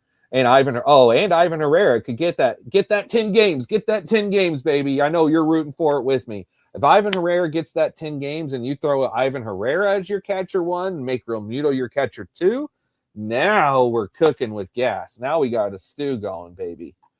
All right. And then who else was still in here? Andy Splinter, Master Splinter. Let's see what you got, Splinter. What you got? Pick 3. William Contreras and Gabriel Moreno. Oh, well, you've got 2 stud catchers. You spent $28 to do that. I spent 20, and I would take your $28 with these 2 over my 20 with these 2 all day. You got my boy Benny P. You took Simeon. You took Lindor. You did the smart move with Chapman, unlike me. Muncy, who's a great pick, just as good, if not better, than Murakami. Rengifo, solid. Jordan Lawler, really good. Arozarena, Soderstrom, Britton Doyle, Profar, Justin Crawford. Master Splinter, this is an amazing offense that I love. I love it. Definitely like it more than mine, looking at the names. I mean, look, speed. Good hitter at the top of a great lineup who can get some power with some speed. Same here. Not a great lineup, but same here. Soderstrom, power for days. And you can move him into corner later if you need to. Arozarena, we know what he is. He's 25-25. Lawler, you're shooting big with $1 upside of Jordan Lawler. Hello. Rengifo, great pick for your middle. Bro, this is an awesome team. I love your offense. Let's see what you did at pitching. Immediately, I can tell you I don't love the pitching as much. But let's go through it. Joe Ryan, if he's back fully healthy, he can be a fine anchor. And him with Kirby, the two of them combined, you can have some really good innings there, assuming that things go right for them. Here's again, assuming things go right, these two closers of Palencia and Uribe could be studs. I mean, they literally could both be top 10 closers. Or they both could not be the closer of their team. I mean, Palencia, I think, is definitely a more solid bet. Obviously, you spent more for that reason. But we've not seen it. We've not seen a full season of Palencia closing. We don't know for sure that he can. I mean, go back 2 years ago. No one ever heard of Danny Palencia. But I like it. I'm in on him. And Abner Uribe, as I said, I love the arm. I love the arm talent. But can those two work for your closers? That's a gamble. Ryan Pepio, Shoto Monica, Jack Flaherty, Quinn Priester, Joey Cantillo. These are very solid picks. Very much like these picks. Honestly, I like your pitching a lot more. As I first glanced at the names, I didn't love it, but as I'm kind of looking through it, I look at this as like really dependable guys you can throw out there. I don't want to say regardless of matchup week 1, but kind of. I feel like you can easily play all these guys in there right out of the gates and not really worry about it. So, big fan of your team, Master Splinter. I think you did a great job drafting from Team 3. All right, let's go back over here to the comments. Yeah, let's play too. Well, guys, guess what? I'm going to go over and I'm going to go draft some dingers on Underdog. Nick says, could you review Team 15, please, Other Anderson? Absolutely. So whenever I hop off here, if anyone wants to go jump in the dinger, you'll find me over there. I'm going to do that till the next 2 hours till I go to bed. All right. Assuming I can get to bed by midnight. I got to be at work in the morning at 8 a.m. That's going to be fun. Okay. So, Other Anderson. We've got Adley Rutschman, Kyle Teal. Really good catching group. As we talked about, Adley could be the bounce back play of the year. I think Kyle Teal's good, and I know Bubba agrees. Oh, you got Kurtz. Oh, I mean, what's not to love about Kurtz? Oh, and you got Connor Griffin. Oh, bro. Look at that. Look at that hype. Just the hype of these two picks together makes me salivate. And you got Miguel Garcia, great pick. Otto Lopez, solid. Josh Bell, whatever. It's fine. You can move in and out. It's fine for $1. You're not locked into anything there. Oh, my gosh. And you got Ohtani. And you took Caglione. You're the one that took Caglione. So as I look at your outfield, obviously what could be weak is outfield. Because, Castro and Evan Carter, they're not great, but you got speed. You can move Willie around. Evan Carter, we'll see. You spit $1. So if he doesn't work, you replace him. Brandon Nimmo, you're going to play him every week. Noelvi, as I said, I can't get a handle on Noelvi. I don't know if I love him or I hate him. I'm indifferent. I'm kind of indifferent right now. But I think Noelvi could be a great buy at 11. And he has the third outfield. So you could always move him here to this corner spot and then move someone else into your outfield. And then, of course, I just absolutely adore Caglione. The fact you have Caglione, Ohtani, Connor, Griffin, and Kurtz, just those 4. Oh, my gosh. And you've got Skeens. Oh, bro. You've got this is a Stars team that I just adore. But I see what you did. You spent up big on these guys. So you did have to spend down. Oh, boy. I see what you did here. Wow. Okay, interesting. Let's review this. So, obviously, Skeens and Chapman. 59 between the two of them. And there's nothing wrong with that. Top starter, top-ish closer. Okay. Okay. Obviously, this is going to be a team where you're going to have to play the pickup game, but you can do it in this. So it's all going to be in how you manage fab. So I'll tell you, Anderson, it's all going to be in how you manage your fab this year with this bench, your pitching, because Sterner could be the closer, could be good, could be nothing. Ginkel could be the closer, could be good, could be absolutely terrible and nothing. Soriano, you'll probably play week one. Jamison Tyon, you'll play week one probably. Noah Cameron, he should be starting the season in the rotation, I believe. If he starts in the minors, well, he'll be up at some point. Kikuchi, I mean, I don't like Kikuchi. That's just me. But I mean, at this point for a buck, and you're going to be rotating. Same with Ober. These guys are going to be in and out. At least these two, I think you can play pretty dependably and live with whatever they give you. Lower strikeouts with Tyon, but decent innings and potential for wins with okay ratios. Soriano, maybe not so great ratios, but some more strikeouts. And he also should be good for innings. So at least you got some innings, guys. But obviously, you know, your pitching is going to need work, but you're anchored with these studs. So, dude, I think your team is super fun and sexy. You're going to have to do work. You're going to have to make sure that you're on top of it to have this team succeed and be a winner, but you got the pieces. The pieces are there where it can happen. So good luck, Anderson. I hope that works out. Which one are you, Nick Anderson? Good luck, Nick. All right. And then let's go back over to the chat, see if there's anyone else. Oh, let's see here. I regret not going the extra money on Trevor's Story versus you. I was team number 4. I'll have to watch your stream tomorrow. Couldn't do both. Oh, thank you. Well, I'm glad. I'm glad you gave me Story. At least I got Story. If I wasn't gonna get Perdomo, he's still going. I know. I can tell you. I can talk a lot. All right. Okay? You gotta go put this kid to sleep. I'm looking forward to the following. Anderson versus Anderson. Josh Bell must have been confusing for now, but I keep accidentally hitting the bid button. This is tremendous. Okay. That's the most polite way I've ever heard say someone says your team sucks. Dustin, were you the one at the end? Were you team 15? It wasn't Nick. Sorry, that was Dustin. I keep getting the Andersons mixed up. Well, hey, your team doesn't suck. You've got some awesome plays. It's just your team could suck if you don't manage it well. But, well, guys, I am going to call it. I'll call it after this. So whenever I draft, that's the other guy. Okay. I thought it was the other Anderson, Dustin. So I draft again. I'll just kind of tell everyone here on the channel, Best Ball Draft Addicts. I'll be on tomorrow night or Saturday night, or maybe both nights. If you want to follow me on Twitter, it's at TheRealDeal136. I post on there the morning of whenever I'm going to do a stream later that night. I also post a stream on YouTube. So if you would subscribe on YouTube, you'll get notifications if you click the bell, say the YouTube things. I've heard it on enough videos over the years. Scott, thanks, buddy. Scott, I would have liked to have you on, but as you heard, I don't know that I could have just stopped what I'm doing to keep track of all this with talking with someone. I was like, I just need to get it and go, get in the zone. Nick, good luck to you too. That was so much fun. Dustin, I appreciate it. All of you guys, thank you so much. Good luck to you.